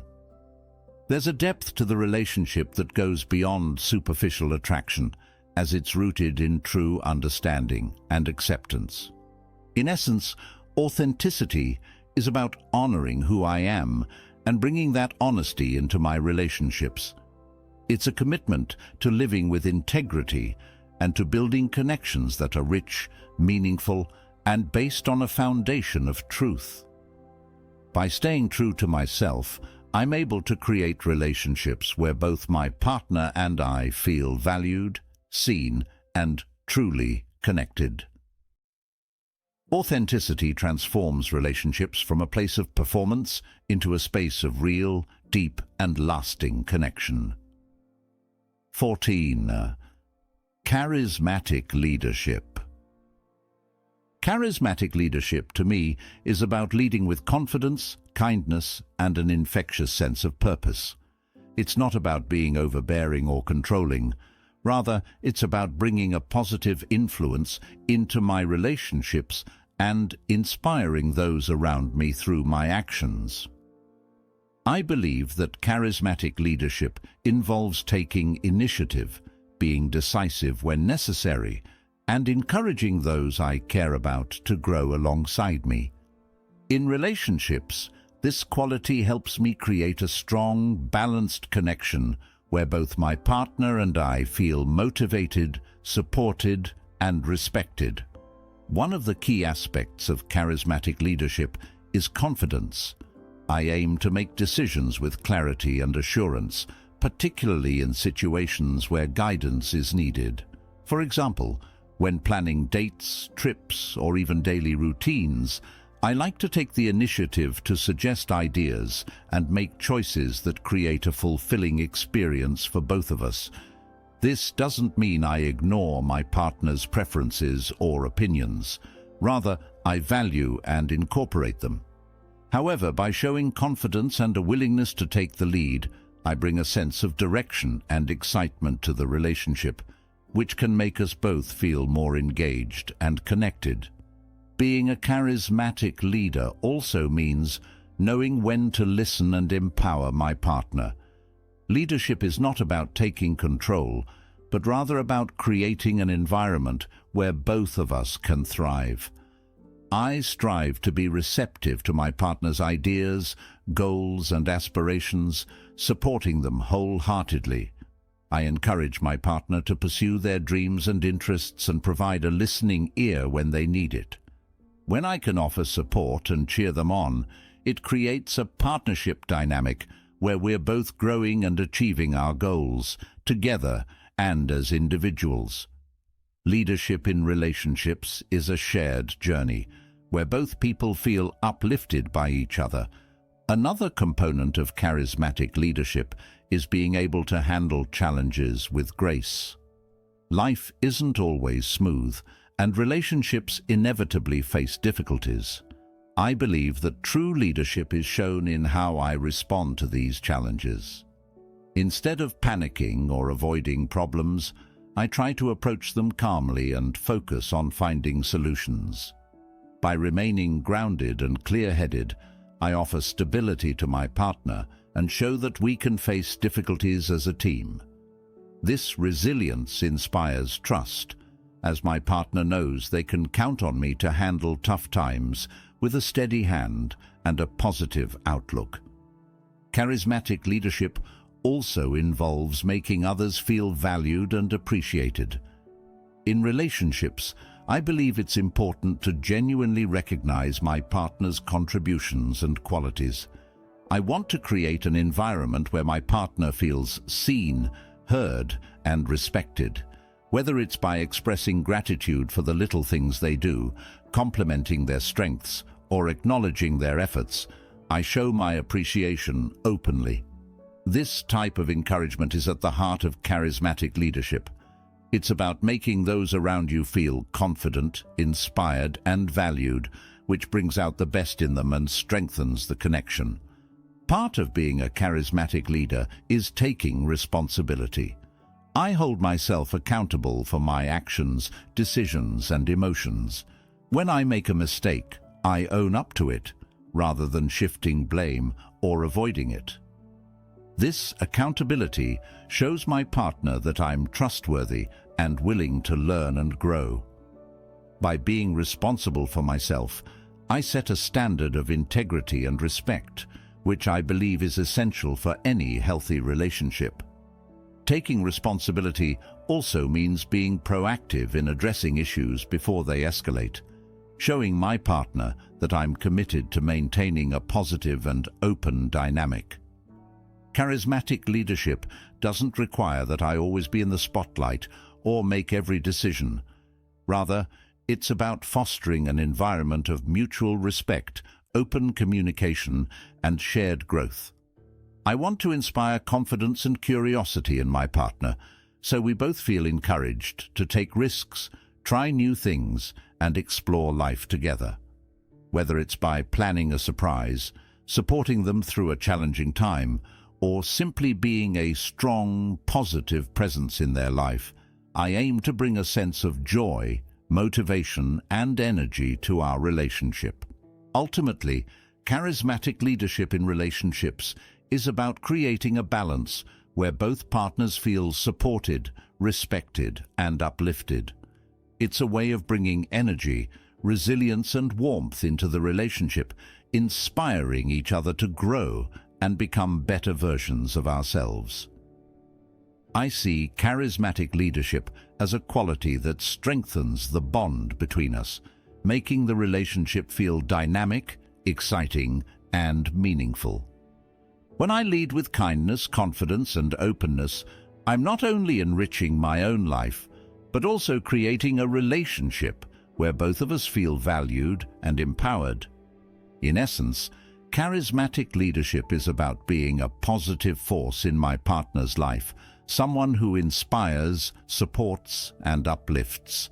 It's about taking initiative with respect and integrity, being present and encouraging, and approaching challenges with resilience and grace. By embracing this quality, I strive to build a relationship that's not only grounded in trust and respect, but also infused with a shared sense of purpose and joy. This approach to leadership creates a foundation where both of us can thrive, individually and together, as we navigate life hand in hand. 15. Passionate interests. Passionate interests bring a unique depth and vibrancy to my life, and they are something I consider essential not only for personal fulfillment, but also for creating a dynamic, inspiring relationship. When I'm genuinely passionate about something, whether it's a hobby, a skill, a career goal, or a personal project, it shows that I'm engaged with life, constantly learning and striving for more. This drive adds dimension to who I am, which can be incredibly attractive to a partner. Passion isn't just about having interests. It's about the energy, enthusiasm, and commitment that I bring to the things that matter to me. For me, pursuing my passions is a way to stay grounded and fulfilled. When I'm actively engaged in something I care about, it gives me a sense of purpose and excitement. I wake up feeling energized, knowing that I'm working towards something meaningful. This enthusiasm naturally spills over into other areas of my life, including my relationships. I found that having passions makes me a more interesting and engaged partner, as I'm not solely focused on the relationship for fulfillment. Instead, I bring my own joy, inspiration, and stories to share, which adds richness to our connection. Having passionate interests also helps me maintain a healthy balance between my relationship and personal life. I believe that a relationship thrives when both partners have space to pursue their individual goals and dreams. By dedicating time to my passions, I'm not only investing in my personal growth, but also giving my partner the freedom to explore their own interests. This balance prevents codependency and keeps the relationship fresh, as we both have our own lives to bring back to the relationship. When we come together, we have new experiences, insights, and growth to share, which makes our connection stronger. My passions are a source of resilience and self-confidence. When I commit to a goal and work towards it, even through setbacks, I build a stronger sense of self-worth. I know that my value isn't tied to anyone else. It comes from within, from the things I achieve and the joy I find in my pursuits. This inner strength and confidence make me a more balanced partner, as I'm not seeking validation solely from the relationship. Instead, I feel secure and fulfilled, which allows me to contribute positively to the partnership without relying on it for my happiness. Sharing my passions with my partner also opens up opportunities for connection. I love introducing them to the things I care about, whether it's a new hobby, a favorite book, or an exciting project I'm working on. This sharing allows us to explore each other's worlds and learn more about what drives and inspires us. I'm equally interested in learning about my partner's passions and supporting them in their pursuits. By taking an active interest in each other's hobbies and goals, we build a relationship that's enriched with shared experiences and mutual support. Moreover, my passionate interests push me to constantly grow and evolve. They challenge me, stretch my abilities, and keep me curious about the world. I believe that when I'm dedicated to personal growth, I bring new perspectives and fresh energy into the relationship. I want to be with someone who sees my dedication to self-improvement as a strength and who is inspired to pursue their own growth as well. When both partners are committed to bettering themselves, it creates a dynamic where we're continuously learning, adapting, and evolving together, which keeps the relationship alive and exciting. Another important aspect of having passionate interests is the sense of independence it fosters. I'm not defined by my relationship. I have my own identity, goals, and purpose outside of it. This independence is attractive because it shows that I'm a whole person on my own, and I'm not looking for someone to complete me. I want a relationship where both of us feel complete as individuals and come together to create something even greater. My passions help me maintain this sense of wholeness, allowing me to bring my best self to the relationship and inspiring my partner to do the same. Ultimately, passionate interests give me a sense of direction and fulfillment that goes beyond the relationship itself. They make me a more grounded, resilient, and engaging partner, and they allow me to contribute positively to the relationship without expecting it to fulfill all my needs. By having my own interests, I'm able to keep the relationship balanced and dynamic, creating a partnership where both of us feel free to explore and grow. In essence, passionate interests are more than just hobbies or goals. They are an essential part of who I am. They fuel my growth, bring joy to my life, and make me a more self-assured, fulfilled, and engaging partner. By living with passion and purpose, I create a relationship where both of us feel inspired and supported. This approach to life and love fosters a connection that's rich, balanced, and full of genuine excitement, as we both bring our unique energies and dreams into a shared journey.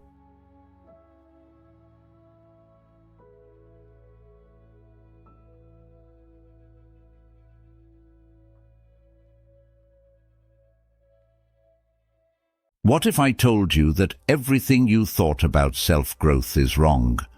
You've been following advice, setting goals, and chasing success, but it's not working. Here's why. Most of us spend years trying to build confidence, avoid failure, and search for signs before taking action. But what if the real answers are hidden in unexpected places?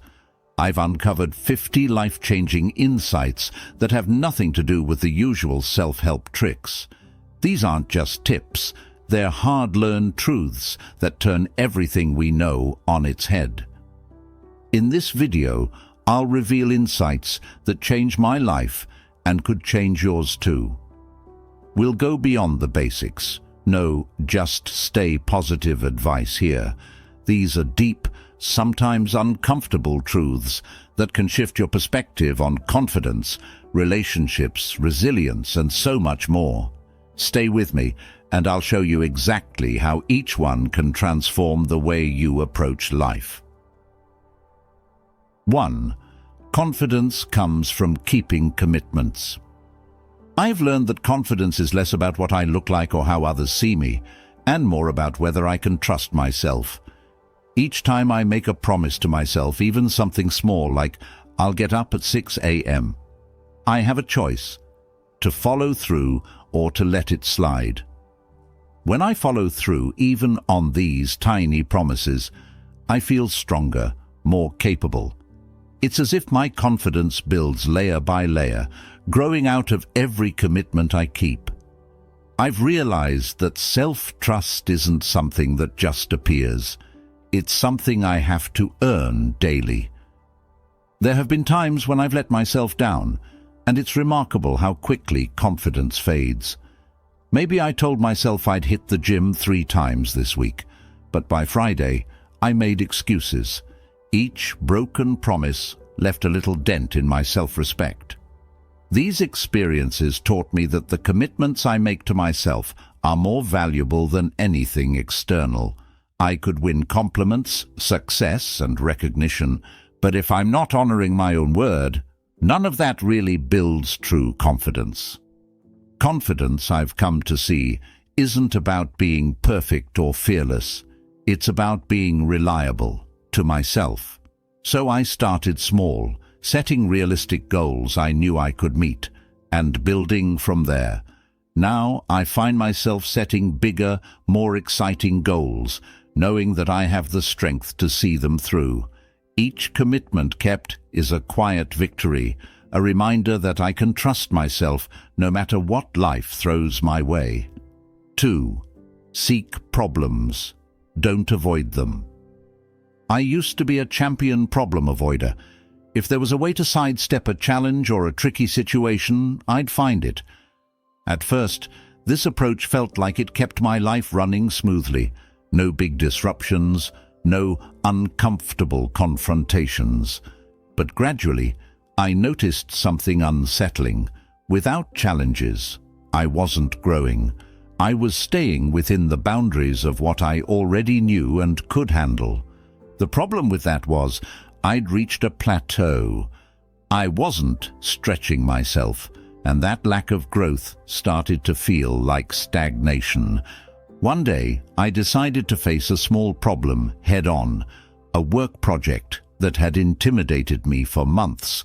Instead of dodging the responsibility, I dove in, learning as I went, even when it felt messy.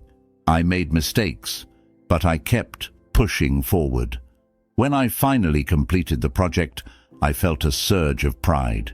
It wasn't perfect, but I'd done it, and I could feel that my confidence had grown just by confronting the challenge.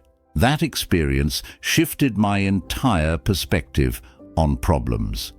Since then, I've tried to see problems not as roadblocks, but as invitations to grow. Now, when I encounter a challenge, I remind myself that overcoming it will make me stronger and wiser. It's not always easy, and sometimes I still feel tempted to run. But I know that if I avoid the problem, I'll be missing out on growth. Every problem has something valuable to teach me, and facing them head-on has made me more resilient, adaptable, and open to change. I'm realizing that growth rarely happens in my comfort zone, and while that can be uncomfortable, it's also exhilarating. Seeking out problems to solve has become my way of embracing life's opportunities for growth. 3. Dedicate a decade, not a day. I used to be obsessed with instant results. Whether it was fitness, career goals, or even learning new skills, I'd go all in for a few days or weeks, expecting to see drastic changes. When things didn't shift as quickly as I'd hoped, I'd get frustrated and quit. It felt like I was putting in so much effort with nothing to show for it, and that mentality kept me on a cycle of short bursts and burnouts. But one day, I came across the idea of dedicating a decade to my goals rather than just a day or a week. At first, it seemed excessive. Why would I need to think that far ahead? But when I tried this approach, I felt a massive weight lift off my shoulders. Suddenly, I wasn't in a hurry. I had time to make mistakes, adjust, and keep moving forward without the pressure to succeed immediately. I started small, focusing on daily habits rather than immediate results. I knew I didn't need to make drastic changes overnight. Embracing this long-term view changed everything. Instead of getting disheartened by small setbacks, I began to see them as part of the process. I learned that true transformation requires patience, and progress isn't always visible day by day. When I look back over the months and years, though, I can see how far I've come. Now I remind myself to be patient and consistent, trusting that every small effort compounds over time. This shift in mindset has allowed me to pursue my goals without the constant feeling of urgency. Dedicating myself for the long haul has taught me that time, persistence, and consistency can create powerful results, far beyond what any quick fix could ever accomplish. 4. Don't dim your light. For a long time, I tried to keep parts of myself hidden. I was cautious about celebrating my achievements or expressing my dreams around others, fearing that I'd make them uncomfortable or come across as arrogant. So, I learned to downplay my strengths and stay quiet about my goals, thinking it was better to blend in. I convinced myself that keeping a low profile was a way of staying humble, but over time, I started feeling unfulfilled and invisible in my own life. One day, I realized that by dimming my light, I was betraying myself. I wasn't being honest with who I was or who I wanted to become. I was shrinking myself to fit into spaces where I wasn't celebrated or encouraged. This self-censorship wasn't protecting anyone's feelings. It was only holding me back from my potential and preventing others from seeing the real me. I finally asked myself, what's wrong with shining my light? I want to be proud of my growth and my dreams without feeling guilty. Since then, I've decided to embrace my light fully. I share my aspirations and my successes openly, knowing that those who truly care about me will support me. I've also noticed that when I'm unapologetically myself, I attract people who resonate with my energy and who inspire me to grow even further. My light, I've come to realize, isn't meant to dim. It's meant to shine as a reminder to myself, and maybe even to others, that it's okay to take up space in the world. Choosing to live fully and shine has been liberating. I no longer hide parts of myself for anyone's comfort. I embrace who I am, knowing that those meant to be in my life will stay, and those who aren't can look elsewhere. My light is my gift to the world, and I'm no longer afraid to let it shine. 5. Only ask advice from people who've been there. I used to ask advice from just about anyone willing to listen, friends, family, even acquaintances who seemed to have it together. I thought more opinions would mean better guidance, but I quickly realized that too many conflicting perspectives left me feeling overwhelmed and unsure of which direction to take. Even worse, I sometimes got advice from people who hadn't achieved the goals I was aiming for, and that often led me down paths that didn't align with my true intentions. After some reflection, I realized that seeking advice is like choosing a map for a journey. I need to pick one that's already been traveled by someone who's reached the destination I want to go to. If I'm looking to build a business, I should ask advice from successful entrepreneurs, not people who've never taken that risk. The same goes for other areas of life: health, relationships, personal growth. Only those who have walked the path can truly understand its nuances and offer insights based on real experience. Now, I'm more selective with whose advice I seek. I focus on finding mentors or people who've achieved what I aspire to achieve. I've also learned that it's okay to ignore well-meaning advice from people who don't fully understand my goals. This approach has not only saved me time, but has also given me more confidence in my choices. When I ask advice now, I feel assured that I'm getting insights from someone who understands my journey and can guide me effectively. I trust my path more and feel grounded in my decisions, knowing I'm following guidance that's aligned with my goals. 6. Keep a journal. I used to think journaling was just for recording the big events or accomplishments in life. I never thought about using it as a tool for self-reflection or emotional processing. But one day, feeling overwhelmed and unable to make sense of my thoughts, I decided to give journaling a try. I opened a notebook and just started writing everything that was on my mind. No filter, no judgment. By the time I finished, I felt lighter, as if I had cleared space in my mind. That experience showed me that journaling could be more than just a record of life.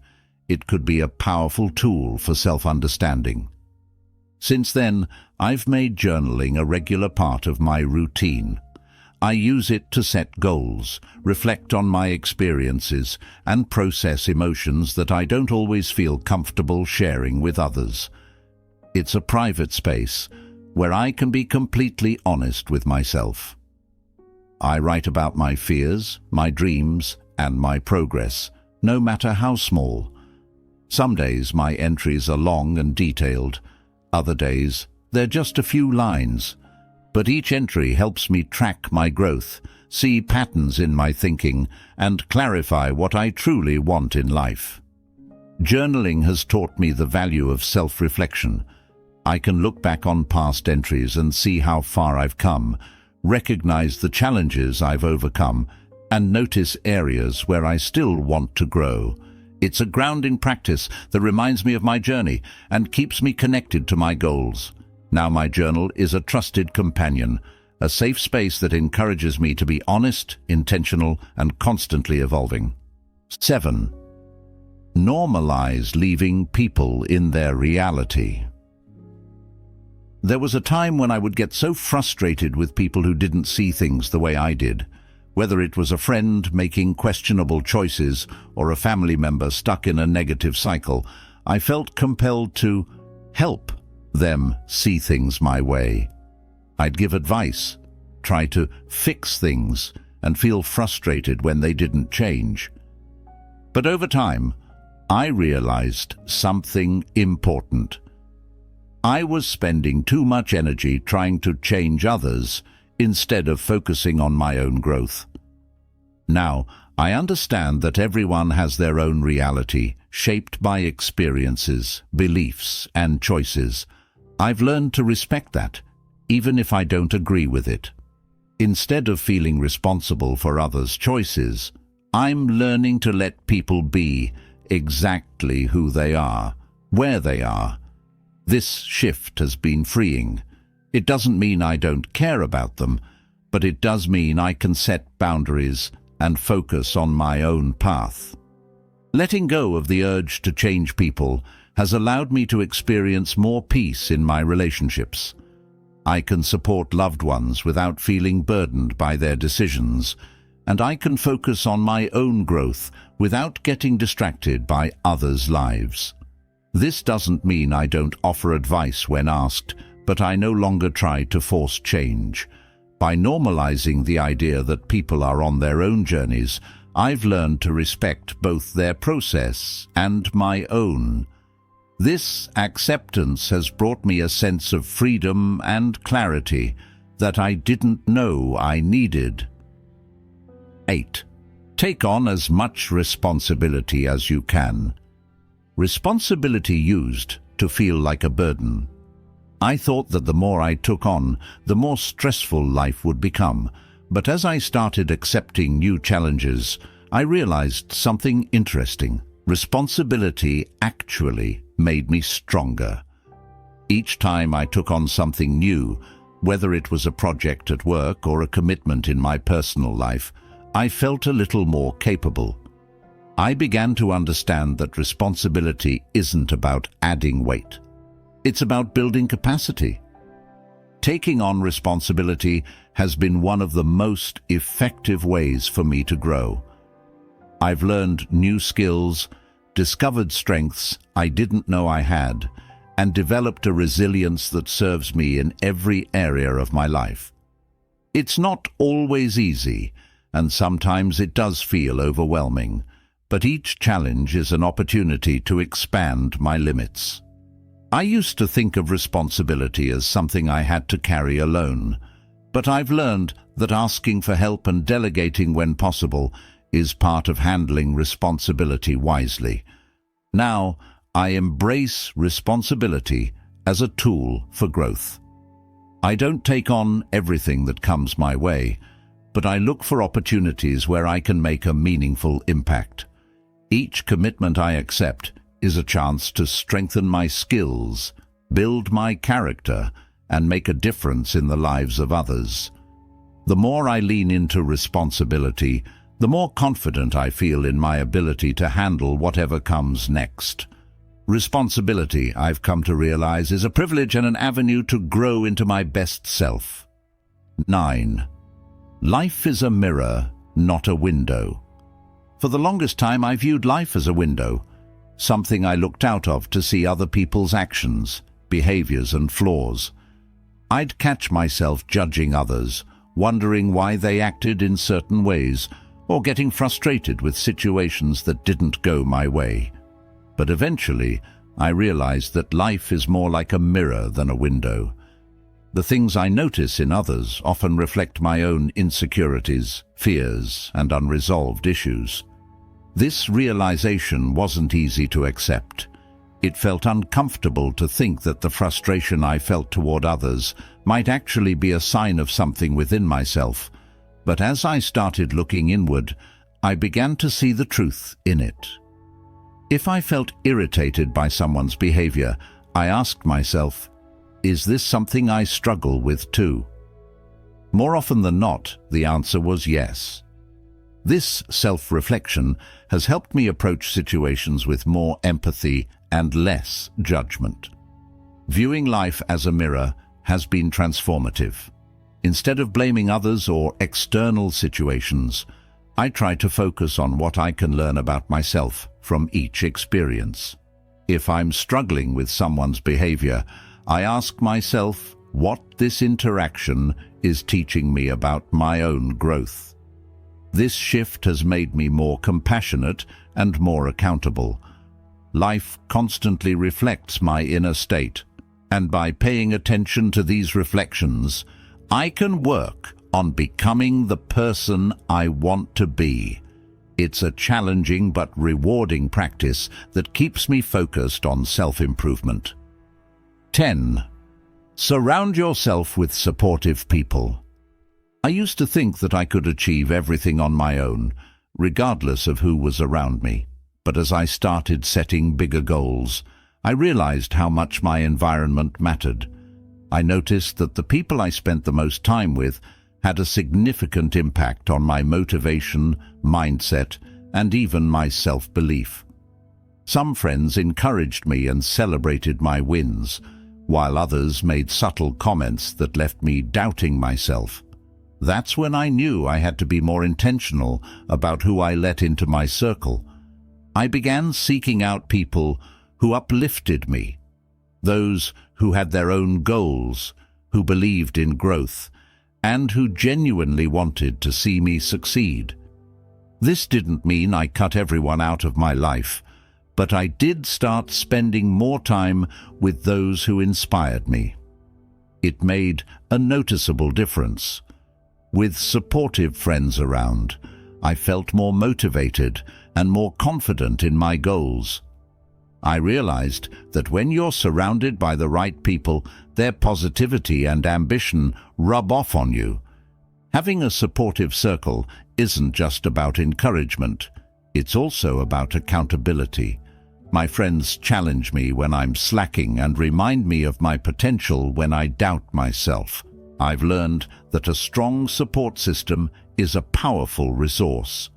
They are the ones who remind me of my worth and push me to keep going, even when things get tough. Now, I prioritize relationships that energize me and let go of those that drain me. Surrounding myself with supportive people has been one of the best decisions for my personal and professional growth. 11. Put your own mask on first. For a long time, I thought taking care of myself was selfish. I'd put everyone else's needs before my own, thinking it was the right thing to do. But over time, I found myself running on empty, mentally and physically drained. I was trying to be everything for everyone else, but I wasn't showing up for myself.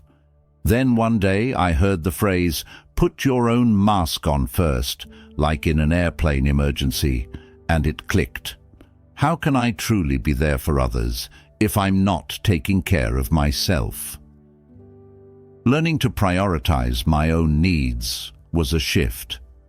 I started small, taking breaks when I felt overwhelmed, setting aside time each day just for me, and learning to say no without feeling guilty. At first, it felt strange, even uncomfortable, to put myself first.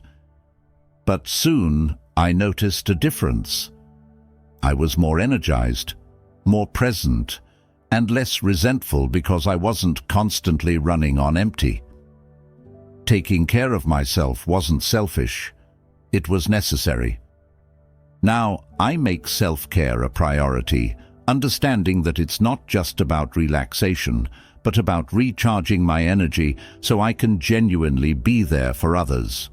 I've learned that giving from a place of wholeness is far more impactful than giving from a place of depletion. Putting my own mask on first has allowed me to show up as the best version of myself for the people I care about.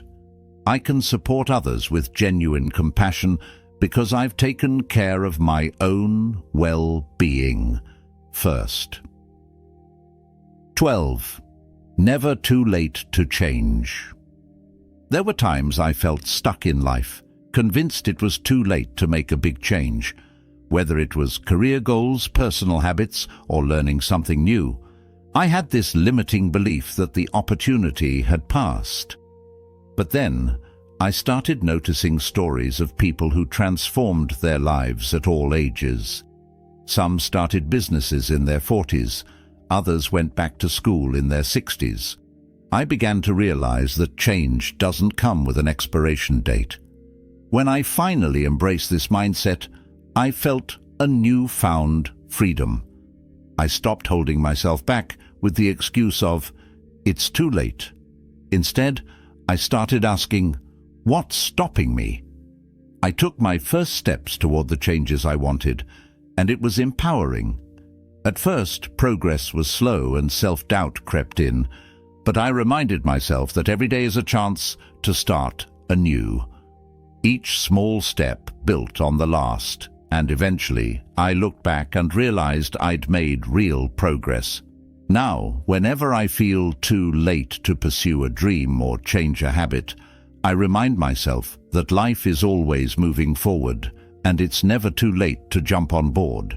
I've learned to embrace the journey at my own pace, knowing that change can happen at any stage. The best time to start is now, and I'm no longer waiting for the perfect time or feeling constrained by my past decisions. I have the power to change at any moment, and that realization is both liberating and empowering. 13. Treat your body like gold. For years I took my health for granted.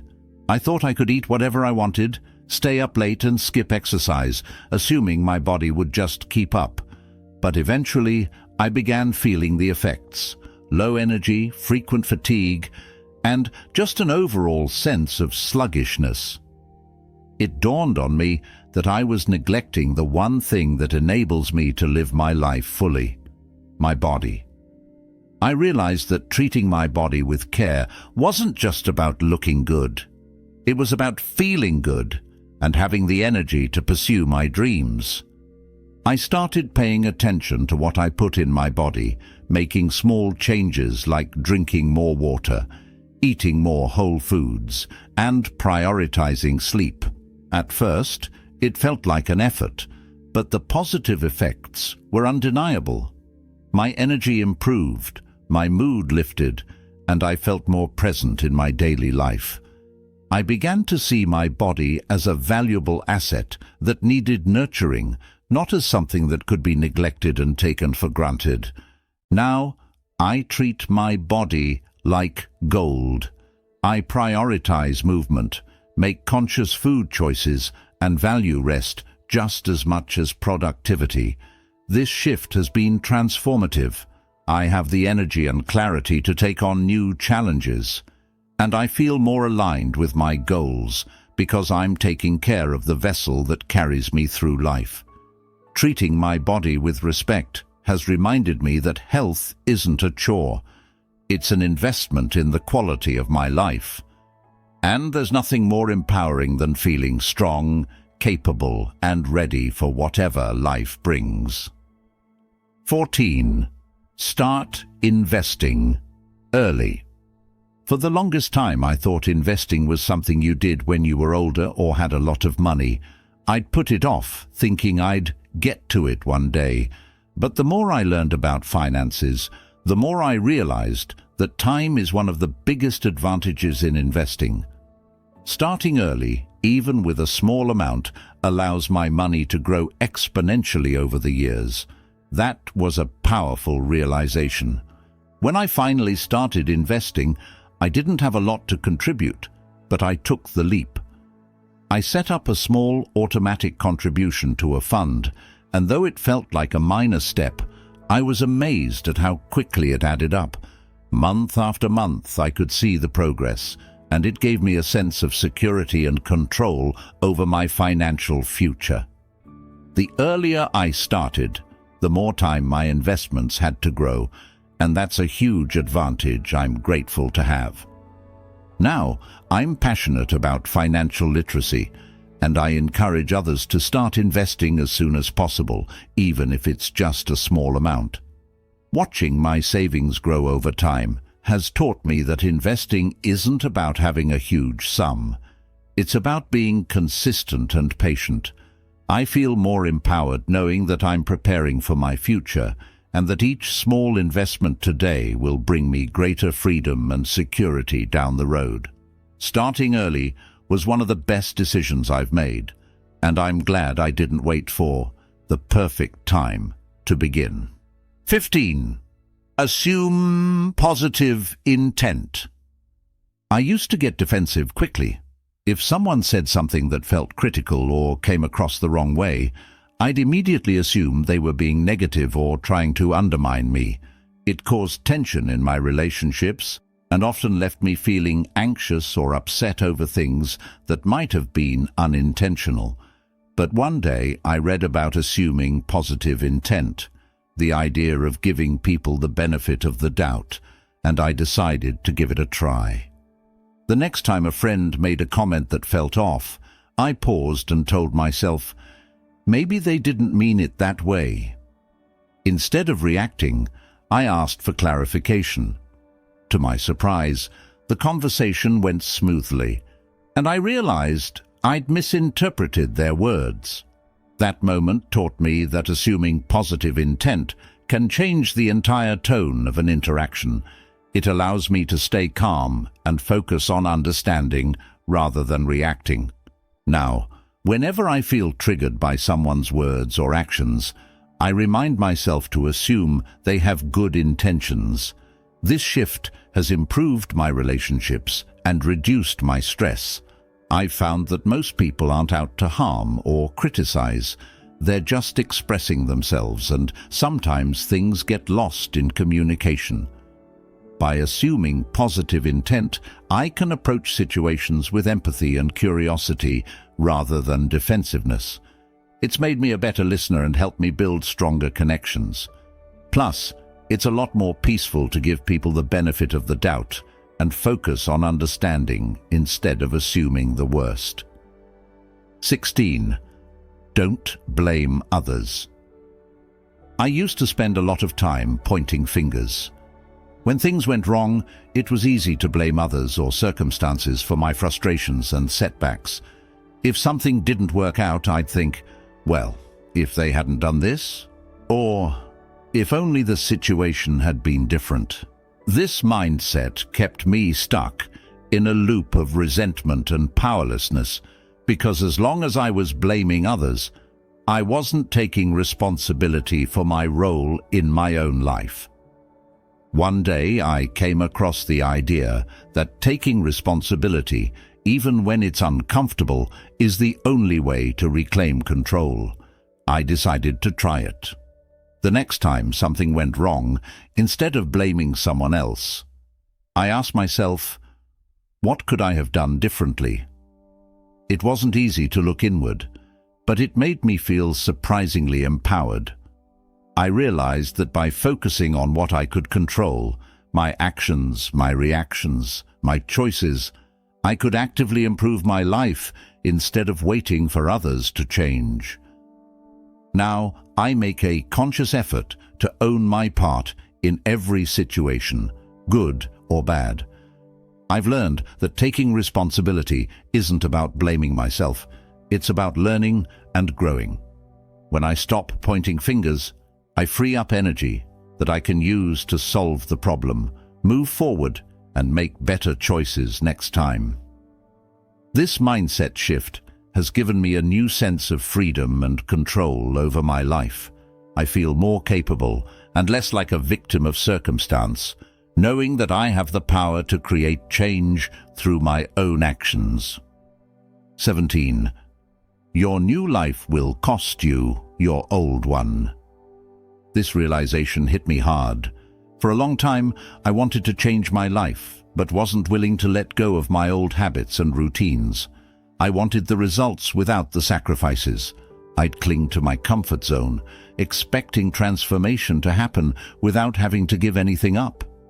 But one day, I had to face the truth. If I wanted a new life, I had to be willing to let go of the old one. The habits, the mindsets, and even some relationships that no longer aligned with my vision had to go. Letting go was hard. I had to stop spending time with people who weren't on the same path and stop wasting time on distractions that didn't support my goals. It felt lonely and uncomfortable at first, but I knew I had to make room for the new life I wanted. I focused on creating new habits, surrounding myself with people who inspired me, and setting boundaries that protected my energy. Slowly, I began to see the results. My old life was fading, and I was stepping into a new, more fulfilling one. Now, I embrace the idea that growth requires letting go. It's no longer something I fear, but something I see as necessary. When I feel resistance to change, I remind myself that my new life won't fit if I'm still holding on to my old ways.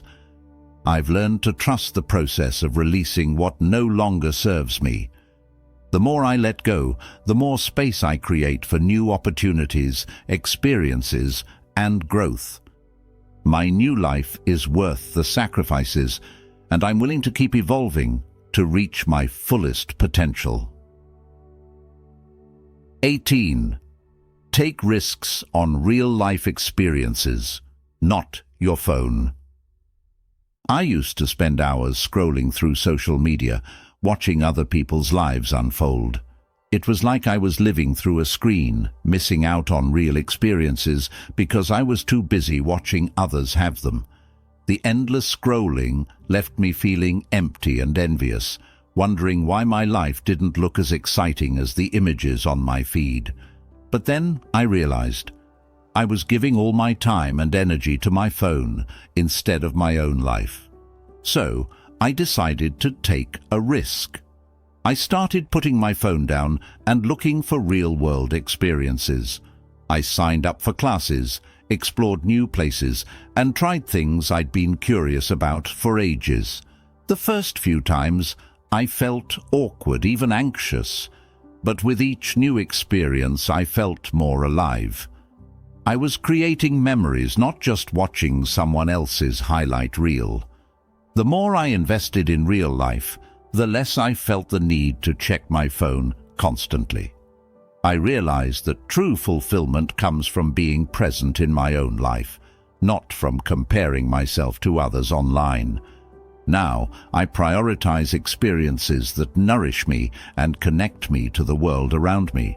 I still use my phone, but it's no longer my main source of entertainment or validation.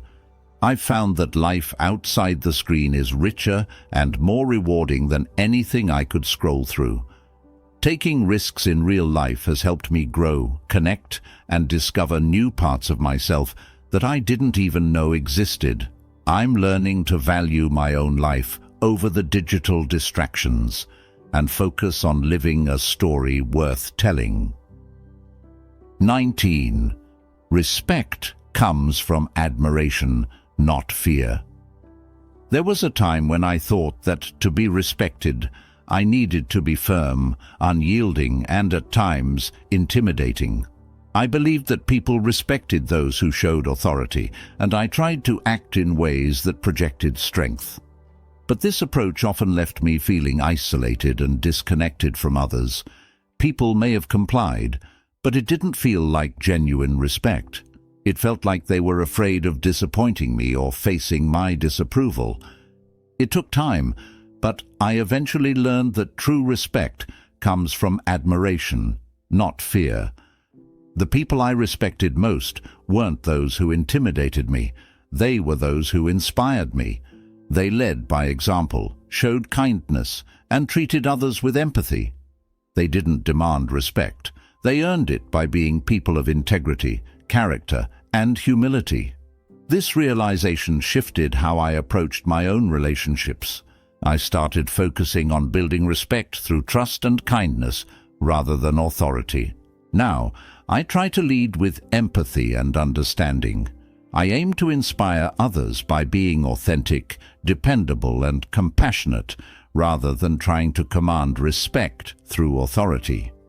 The connections I build are stronger and more genuine.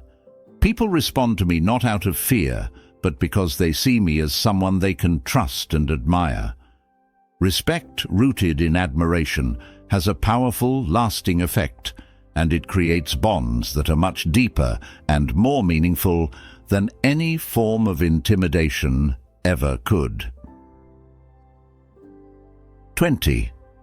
Tell people about themselves. I used to assume that people already knew their strengths, and I rarely gave compliments or pointed out their positive qualities. But one day, a friend told me how much they appreciated a small compliment I'd given them months earlier. It was something I barely remembered saying, yet it had made a lasting impact on them. That's when I realized how powerful it is to remind people of their strengths and qualities. Often, they don't see themselves the way others do, and a few kind words can lift them up in ways we may never understand. Since then, I've made it a point to tell people what I admire about them. I'll acknowledge a friend's resilience, a colleague's creativity, or a family member's kindness. I don't wait for a special occasion or assume they already know. It's amazing to see how people light up when they're reminded of their unique qualities. Sometimes I even notice that it encourages them to lean into those strengths even more. This practice has not only deepened my relationships, but has also made me more appreciative and observant. I find myself looking for the good in others, and it feels good to uplift them. Now, I understand that telling people about themselves isn't just a nice gesture. It's a gift that can change their day, their perspective, or even their lives. Everyone deserves to be seen and valued, and I'm grateful to be able to offer that reminder whenever I can. It's a simple habit that brings a lot of positivity and connection into my life and the lives of others. Avoid gossip and drama. For a long time, I found myself drawn into gossip and drama without even realizing it. Whether it was at work, with friends, or even online, I'd get pulled into conversations about other people's lives, judging or speculating about their choices. It felt harmless at first, even entertaining, but over time, I noticed it had a negative effect on my mood and mindset. I was spending energy on things that didn't matter and had no impact on my own life. I started feeling drained and more focused on negativity than positivity. One day, I decided to step back and take a break from these kinds of conversations. At first, it felt like I was missing out, but soon I noticed a shift. My mind felt clearer, and I had more energy to focus on things that genuinely mattered to me: my goals, my relationships, my personal growth. I realized that when I avoided gossip and drama, I felt lighter and more at peace with myself. I no longer carried the weight of judging others, and I was free from the negativity that gossip breeds. Now, I consciously choose conversations that are positive, meaningful, and aligned with my values. I focus on creation, on building something worthwhile in my life, rather than tearing others down. This shift has not only improved my mindset, but has also attracted more like-minded people into my life. I feel happier, more grounded, and more focused on what truly matters. Avoiding gossip and drama has allowed me to cultivate a sense of peace and purpose, and I'm grateful for the clarity and positivity it brings.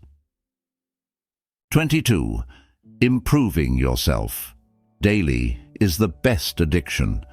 For a while I chased different distractions to escape boredom: social media, television, even shopping. It filled the time but left me feeling empty afterward. Then I decided to try something different, making self-improvement my daily focus. At first it was simple things like reading a few pages of a book, practicing mindfulness, or working out. But as I kept at it, I started to crave this feeling of growth. It became a positive addiction, one where every day I aimed to be just a little better than I was yesterday. This focus on self-improvement transformed my perspective on life. I started setting goals, tracking my progress, and celebrating my wins, no matter how small. I saw how these tiny daily improvements built up over time, creating real, noticeable change in my life. I became more confident, more capable, and more resilient. I stopped looking for quick fixes or external validation because I was already fulfilled by the progress I was making internally. Now, self-improvement is a core part of my life. Each day, I look forward to learning something new, practicing a skill, or working on a personal goal. This daily dedication to growth brings purpose to my routines and adds depth to my life.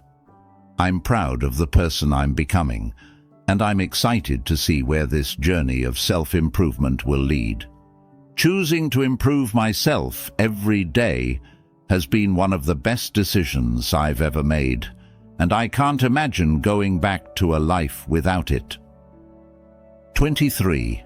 Learn to say no. For years, I struggled with saying no. I'd say yes to everything. Favors, invitations, projects, because I didn't want to disappoint anyone. I thought being helpful and accommodating was a good thing, but I soon realized it was costing me my time, energy, and, often, my peace of mind. I'd end up overwhelmed with little time left for myself or my priorities. I was stretching myself thin to please everyone else, and it was exhausting. One day, I decided to set boundaries and start saying no to things that didn't align with my goals or well-being. At first, it was difficult. I felt guilty and worried about how others would react. But gradually, I realized that every no was actually a yes to something more meaningful. My own time, my own peace, my own priorities. Saying no didn't make me selfish.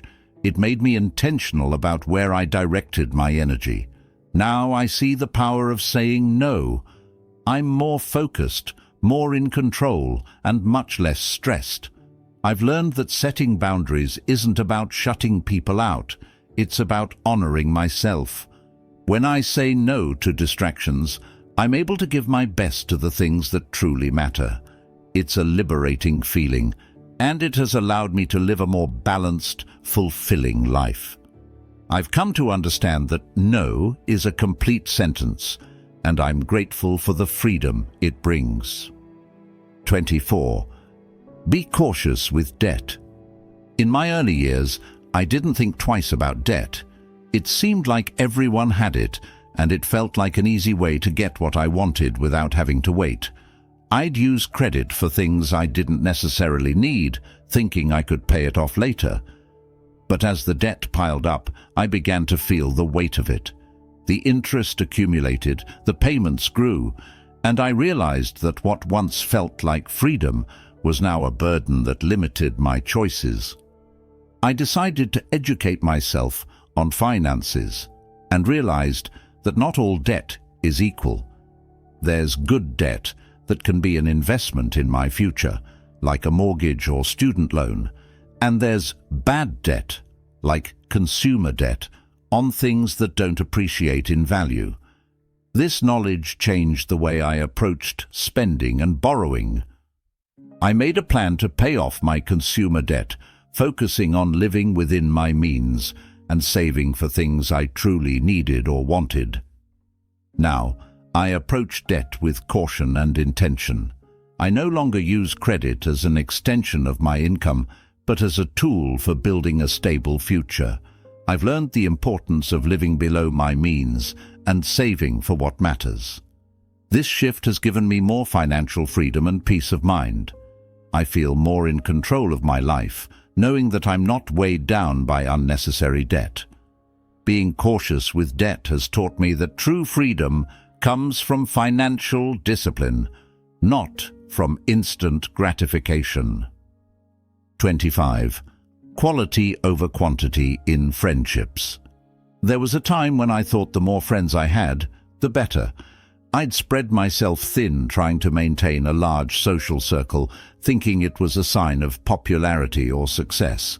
But over time, I noticed that many of these friendships were surface level. I didn't feel truly connected or supported.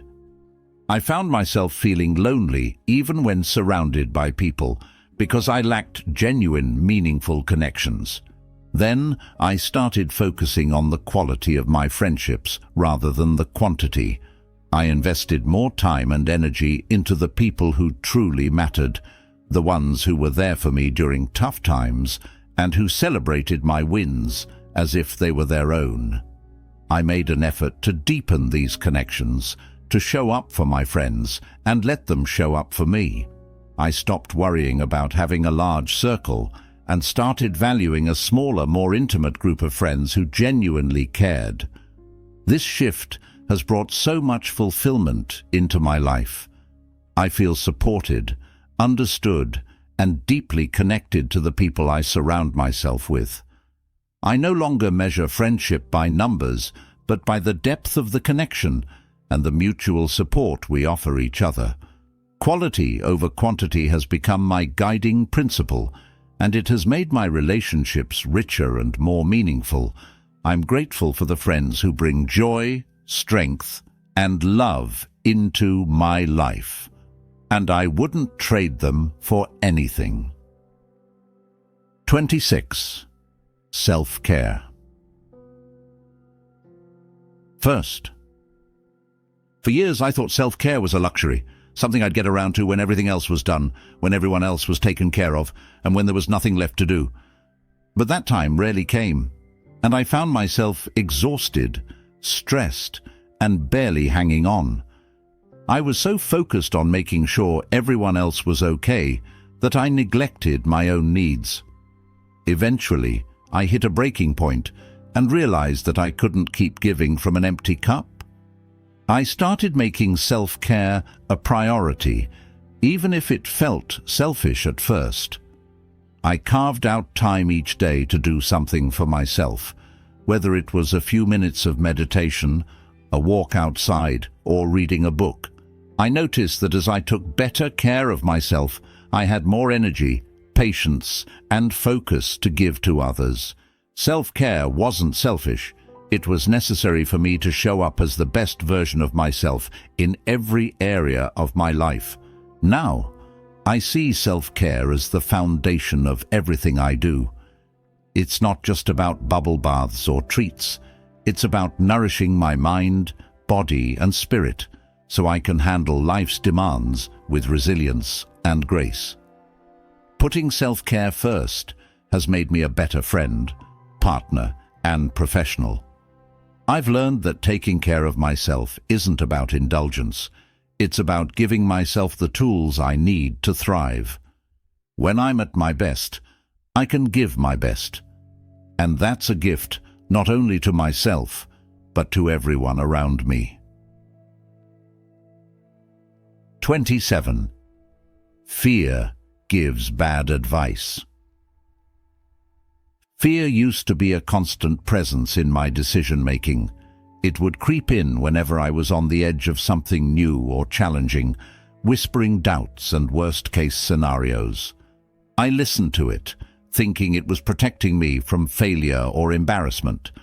But over time, I realized that fear wasn't helping me. It was holding me back. The more I listened to fear, the more opportunities I missed, the more dreams I put on hold, and the smaller my life became. One day, I decided to stop letting fear call the shots. I started questioning it, asking, is this fear real, or is it just my mind trying to keep me comfortable? More often than not, I found that fear was based on assumptions or exaggerated possibilities rather than actual threats. I began to notice that when I pushed past my fears, I experienced growth, excitement, and fulfillment. Fear had been limiting my life, and I was ready to break free. Now, I acknowledge fear when it arises, but I don't let it drive my decisions. I remind myself that fear isn't always rational, and it's okay to feel it while still moving forward. I've learned that courage isn't the absence of fear, it's taking action in spite of it. Embracing this mindset has allowed me to step into new experiences, take risks, and live a life that's full rather than safe. Fear may still be there, but now I see it for what it is: a poor advisor that I no longer take seriously. 28. Be willing to be misunderstood. For a long time, I sought validation in everything I did. I wanted people to understand my choices, my goals, and my dreams. I thought that if I explained myself enough, others would see things my way. But the more I tried to get people to understand me, the more frustrated I became. Not everyone shared my perspective or my vision, and their doubts and criticisms began to weigh on me. I realized that I was holding myself back, fearing their misunderstanding more than I valued my own path.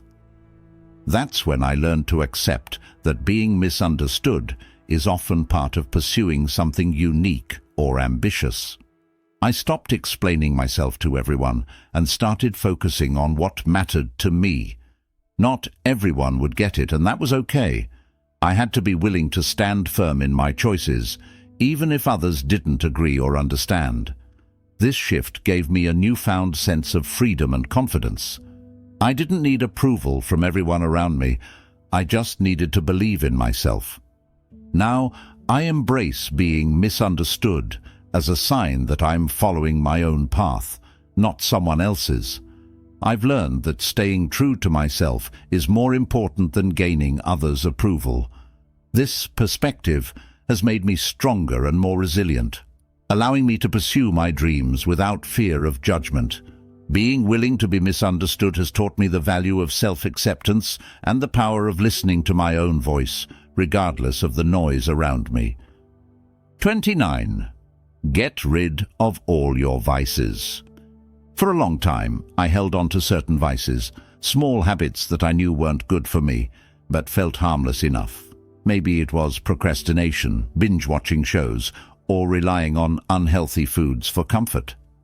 These habits felt like small indulgences, a way to escape or unwind. But over time, I noticed they were taking a toll. They were distractions that kept me from facing reality, from reaching my goals, and from living my best life. Each vice, however small, was holding me back in subtle but powerful ways. One day, I decided to take a closer look at these habits and ask myself, is this really helping me? The answer was almost always no. I started letting go of one vice at a time, replacing it with healthier habits that aligned with the life I wanted to build. At first, it was challenging. I missed the comfort of my old routines.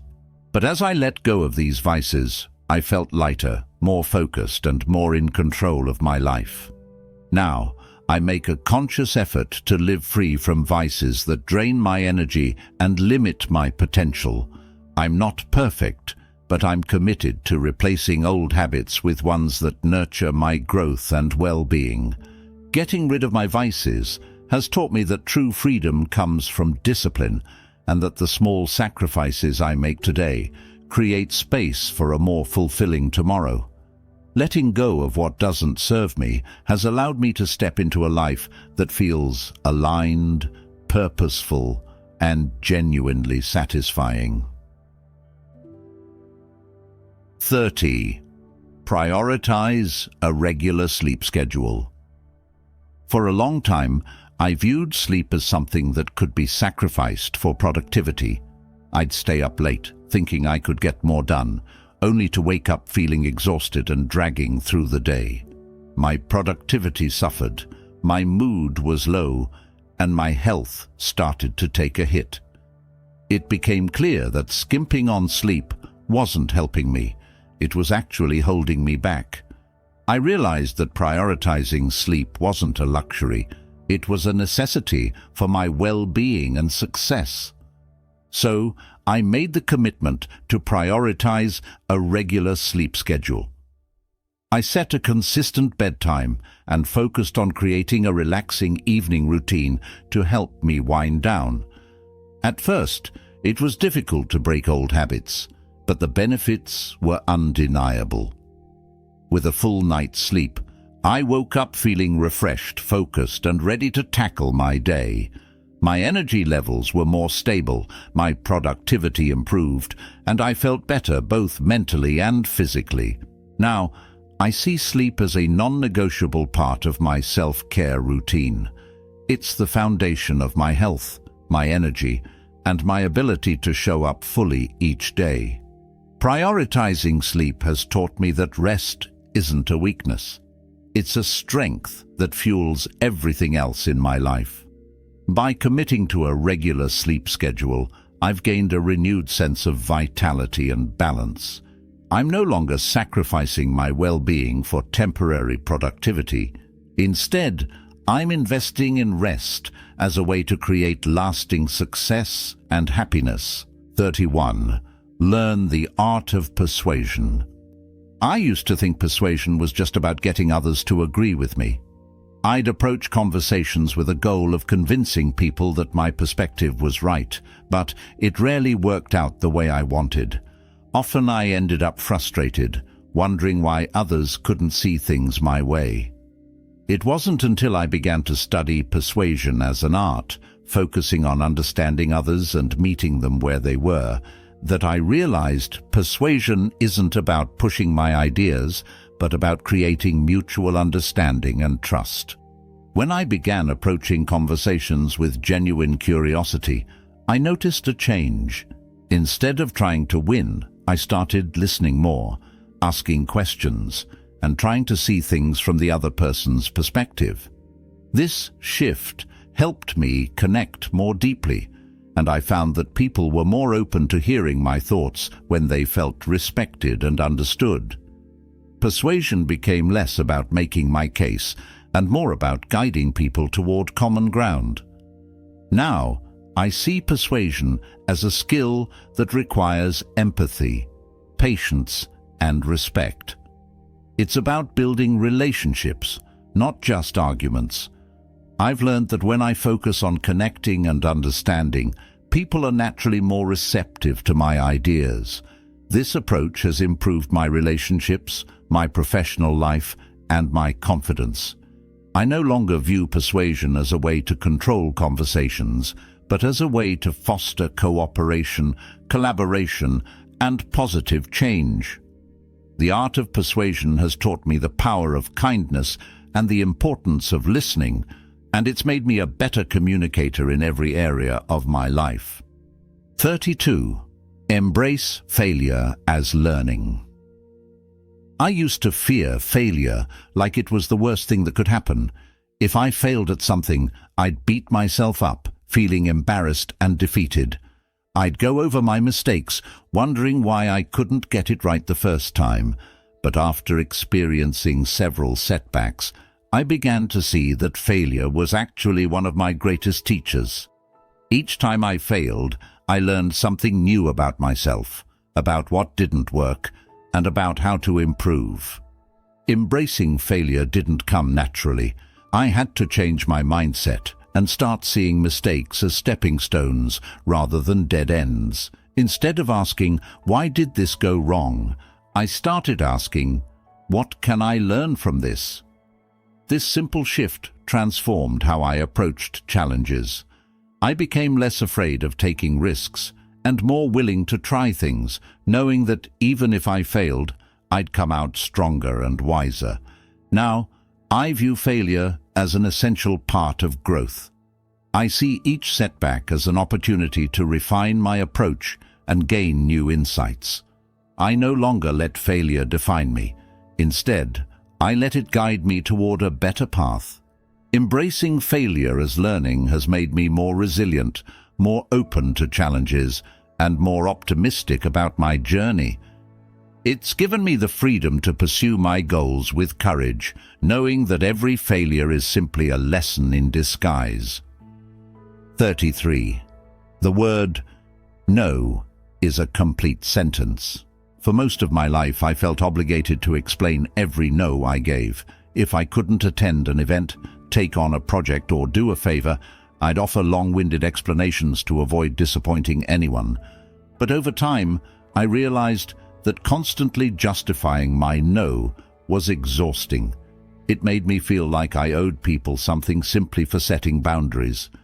Then one day, I read that no is a complete sentence, and it changed everything. At first, it was hard to say no without explaining.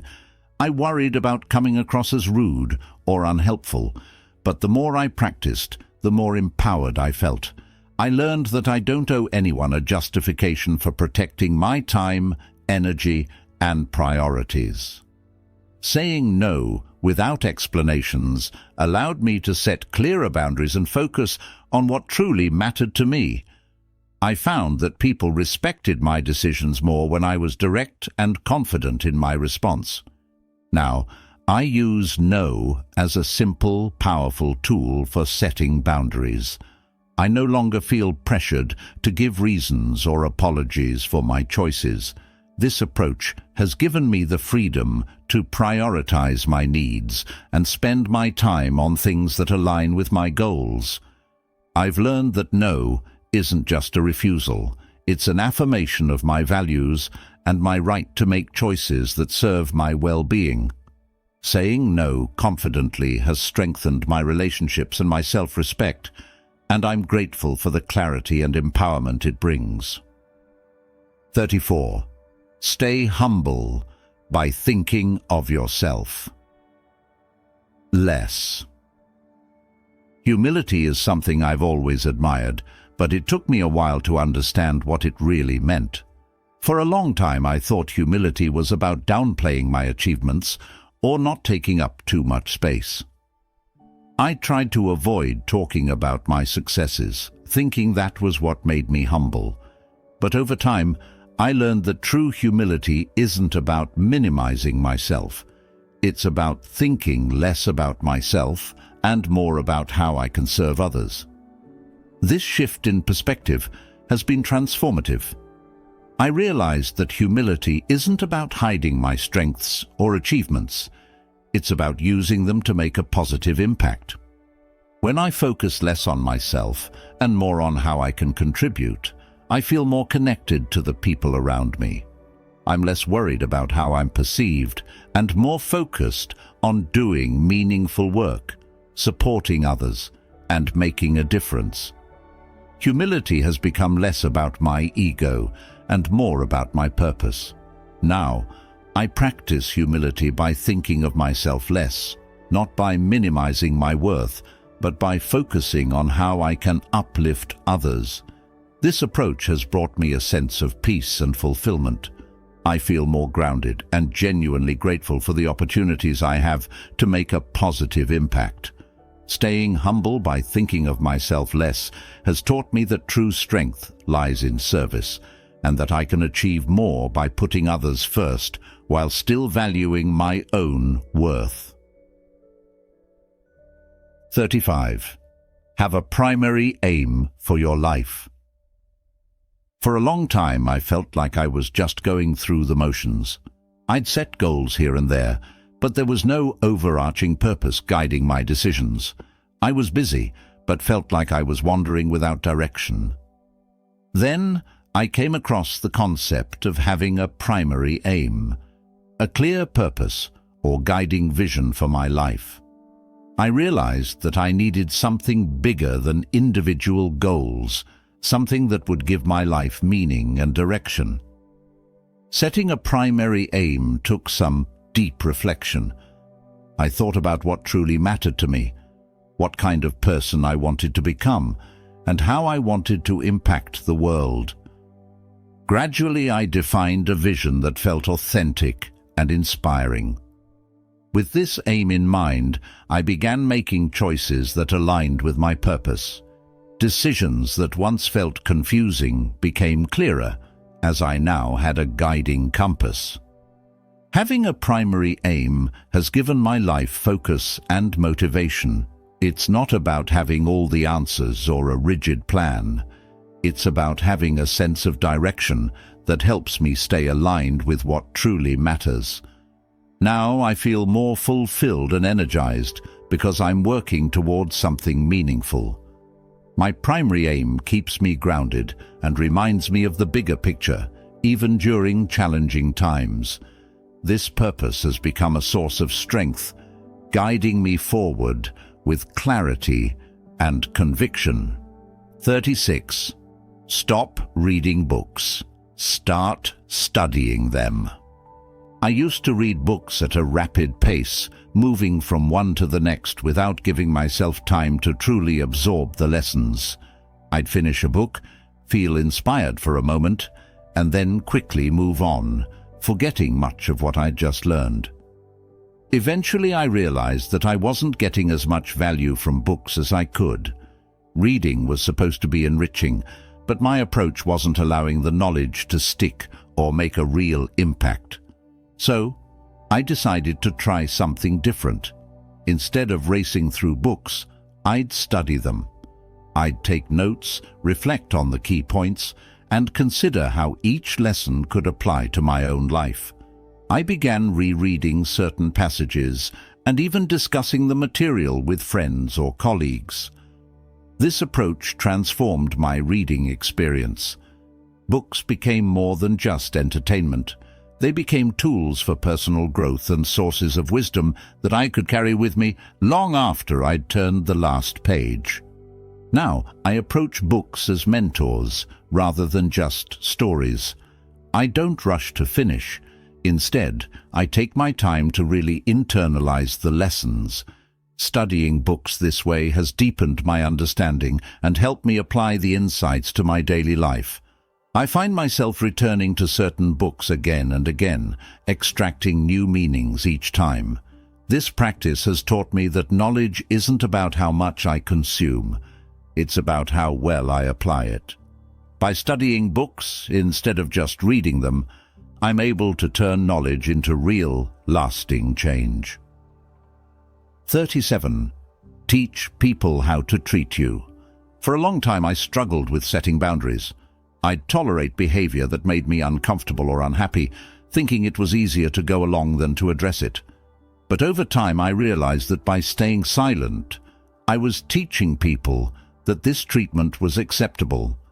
I was, in a way, setting the standard for how they interacted with me. I learned that if I wanted respect and kindness from others, I had to set clear boundaries and communicate them. Setting boundaries didn't come naturally.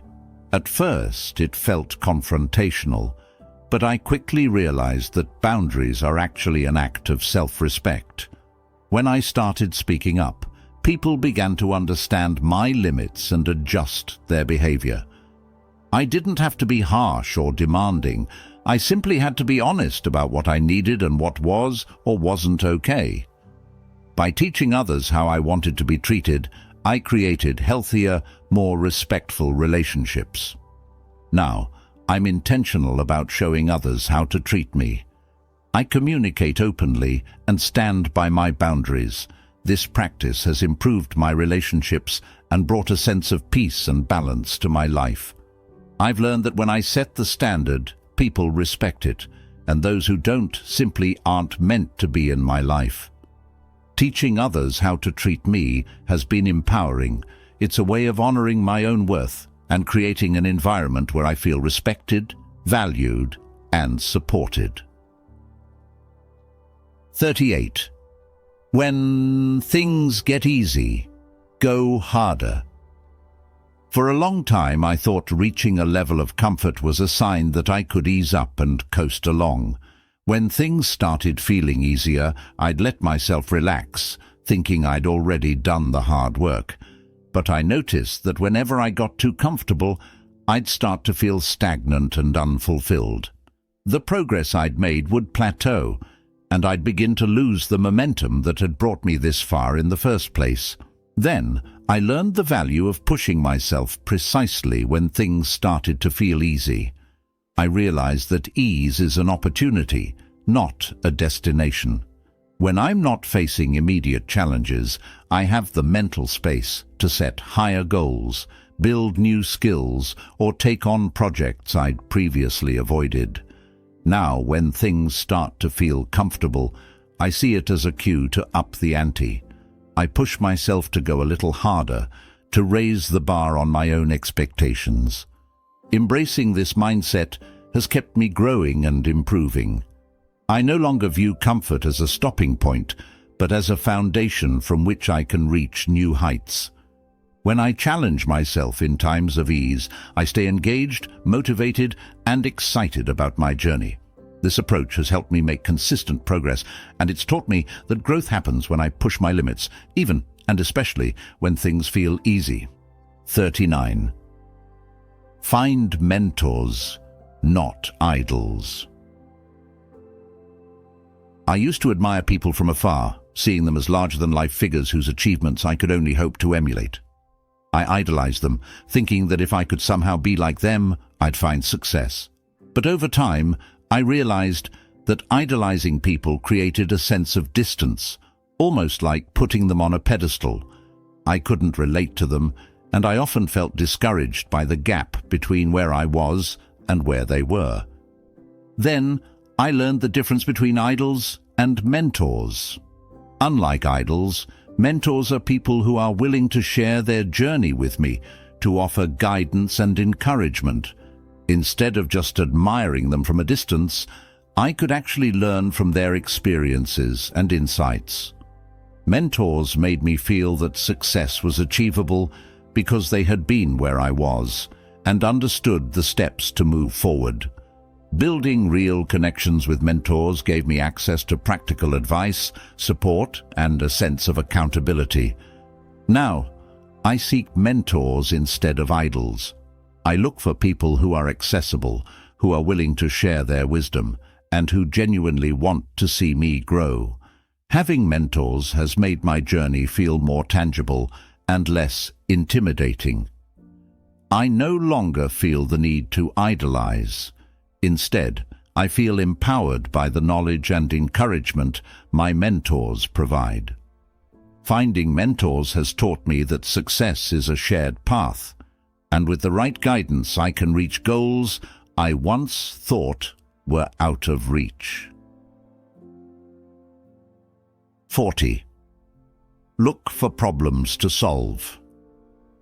I used to avoid problems, seeing them as inconveniences or obstacles that stood in my way. If something seemed complicated, I'd often sidestep it, thinking that avoiding it would make my life easier.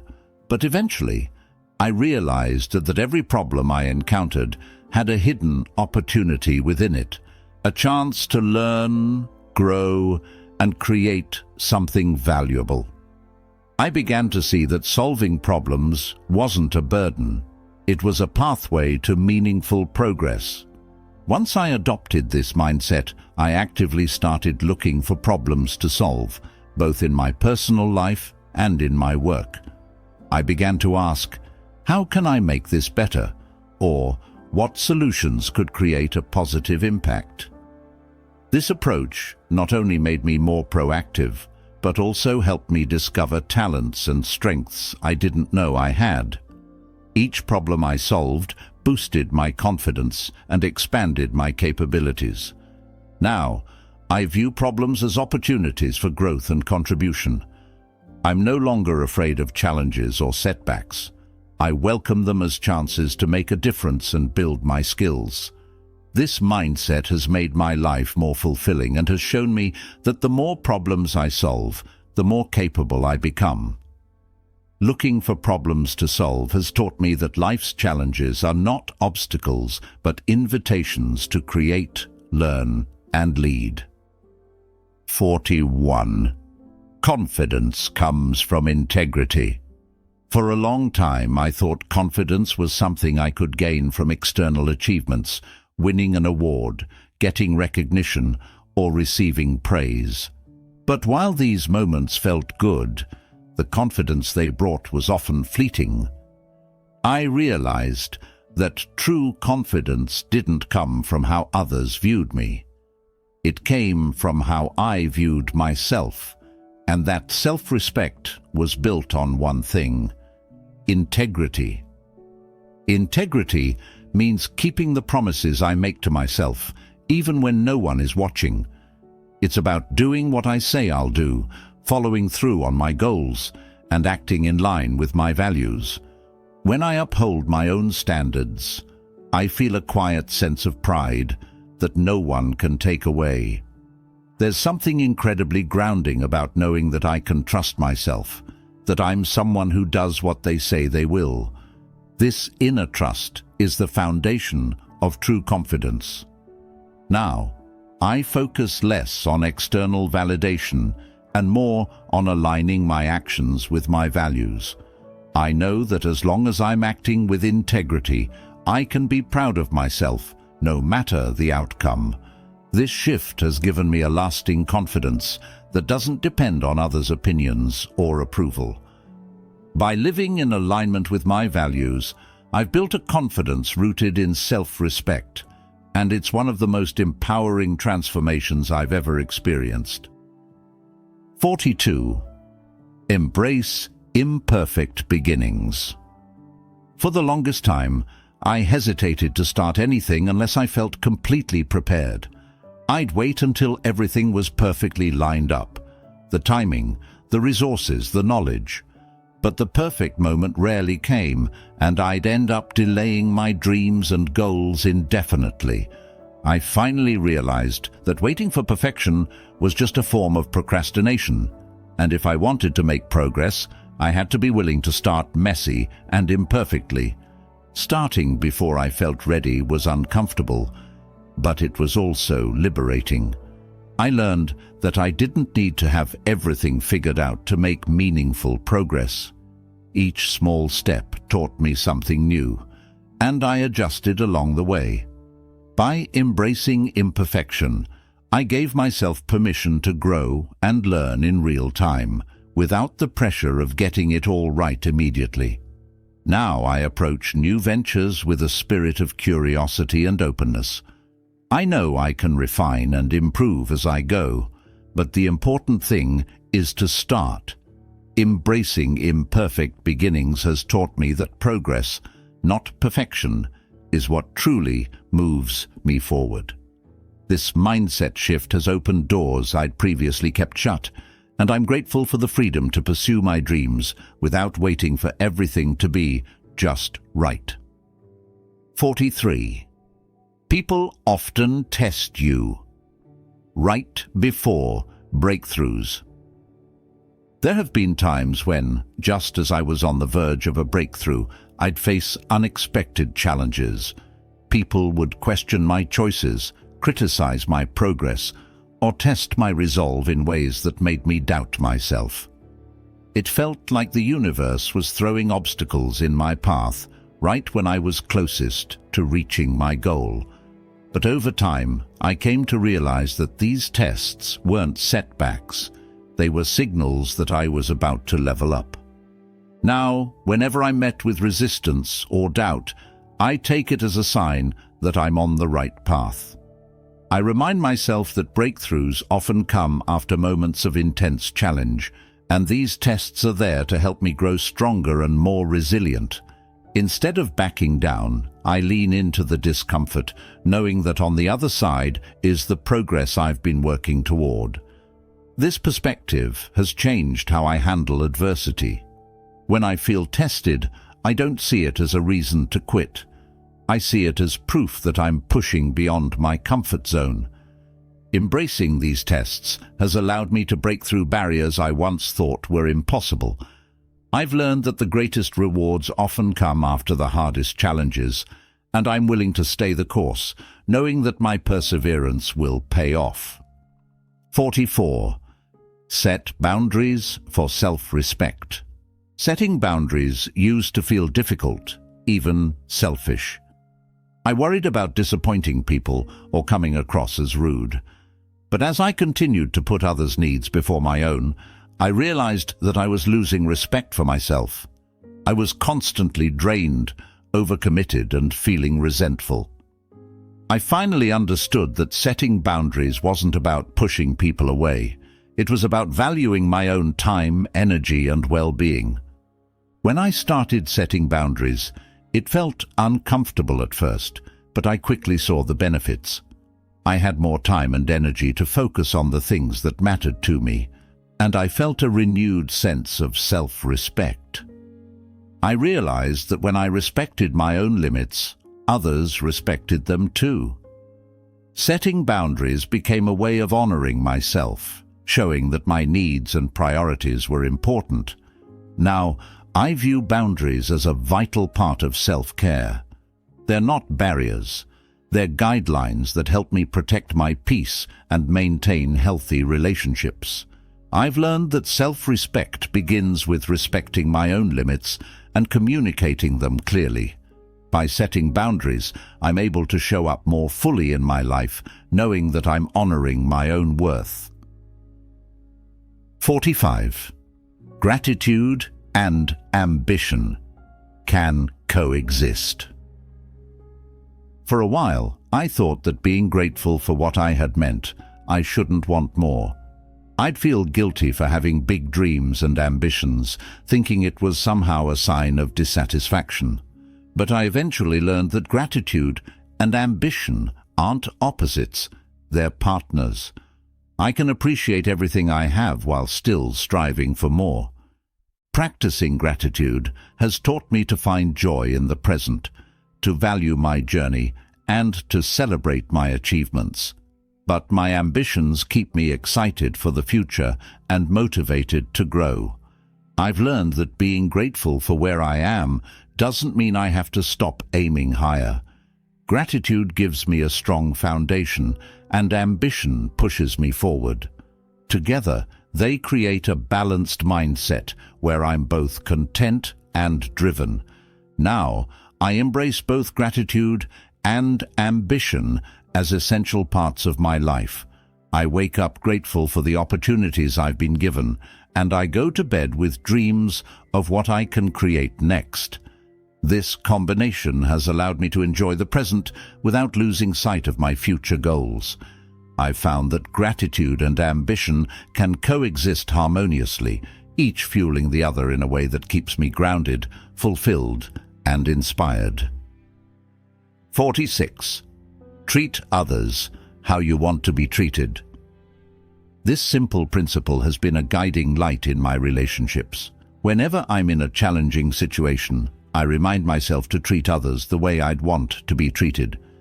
It's easy to react out of frustration or impatience, but I know that kindness, respect, and empathy are values I hold dear, and I try to live by them every day. This approach has helped me build stronger connections and handle conflicts with grace. When I put myself in others' shoes, I find that I'm more understanding and compassionate.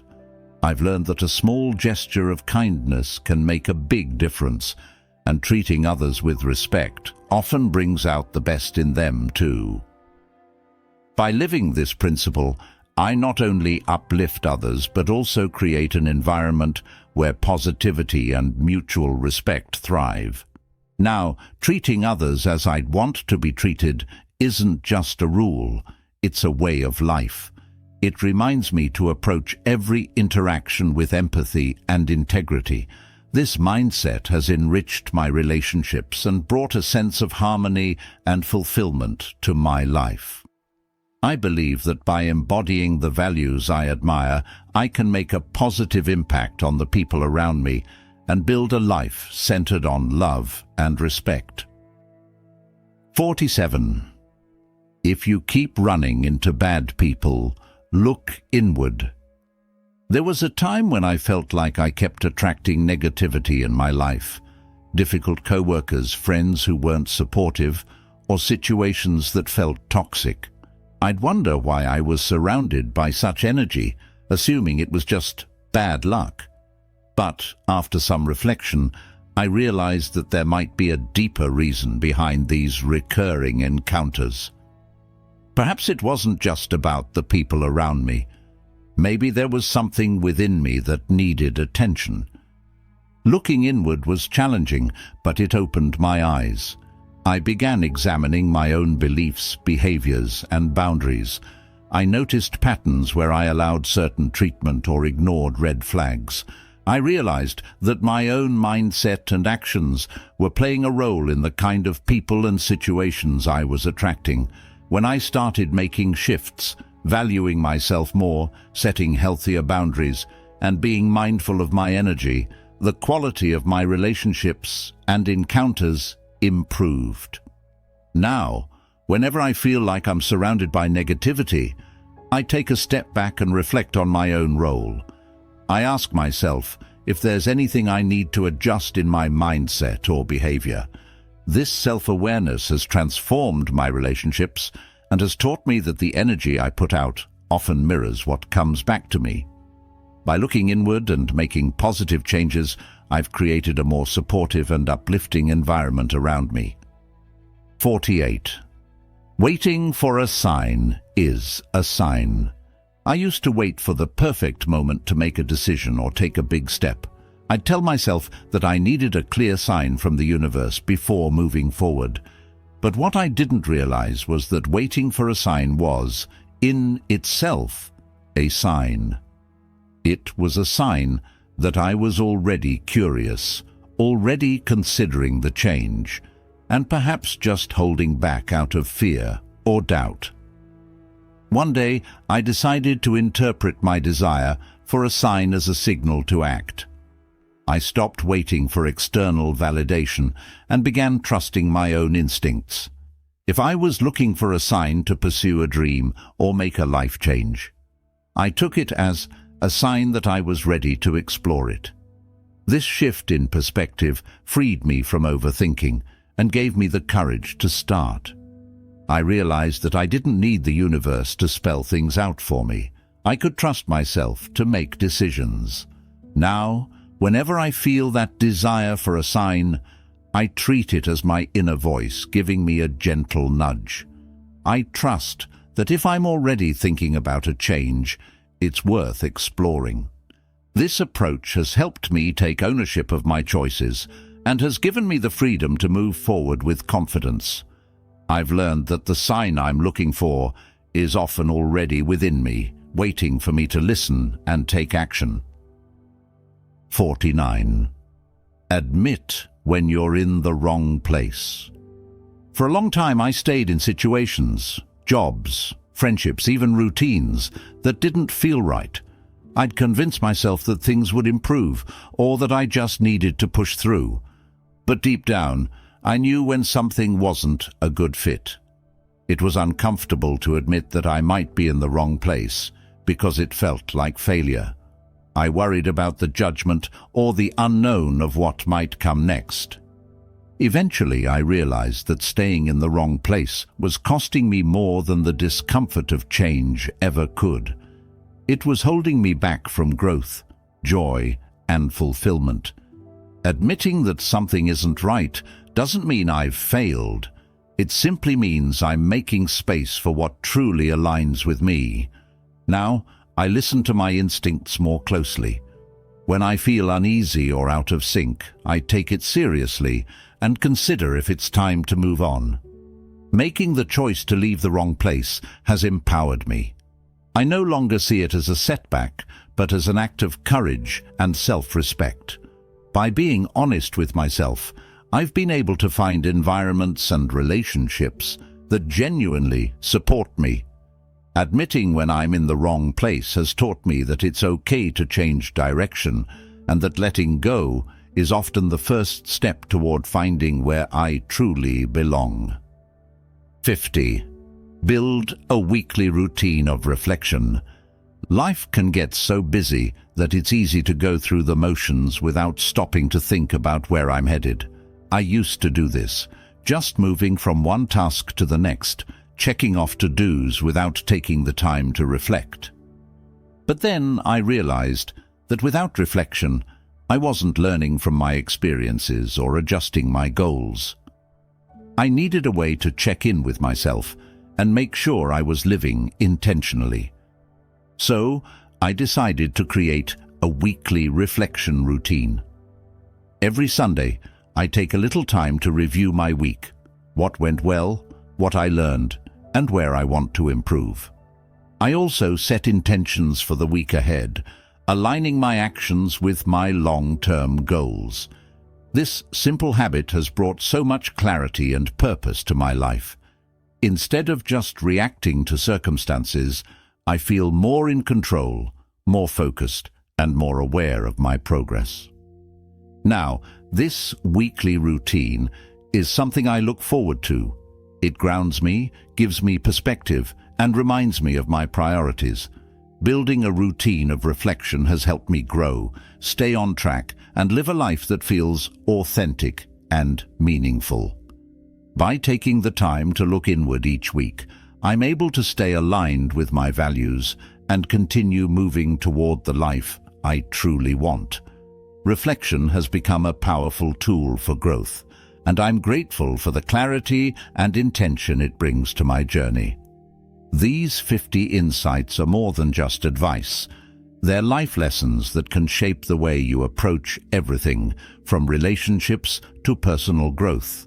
Remember, real change doesn't happen overnight, but by embracing these truths, you're already taking the first steps towards a more fulfilling life. Now, I'd love to hear from you. Which insight resonated with you the most? Or do you have a personal takeaway that's helped you along your journey? Share your thoughts in the comments. I read each one, and I'd love to connect with you there. If you found value in this video, please give it a thumbs up, and don't forget to subscribe for more insights that can guide you on your path to growth. And if you know someone who could benefit from these lessons, go ahead and share this video with them. Thanks for watching, and I'll see you in the next one.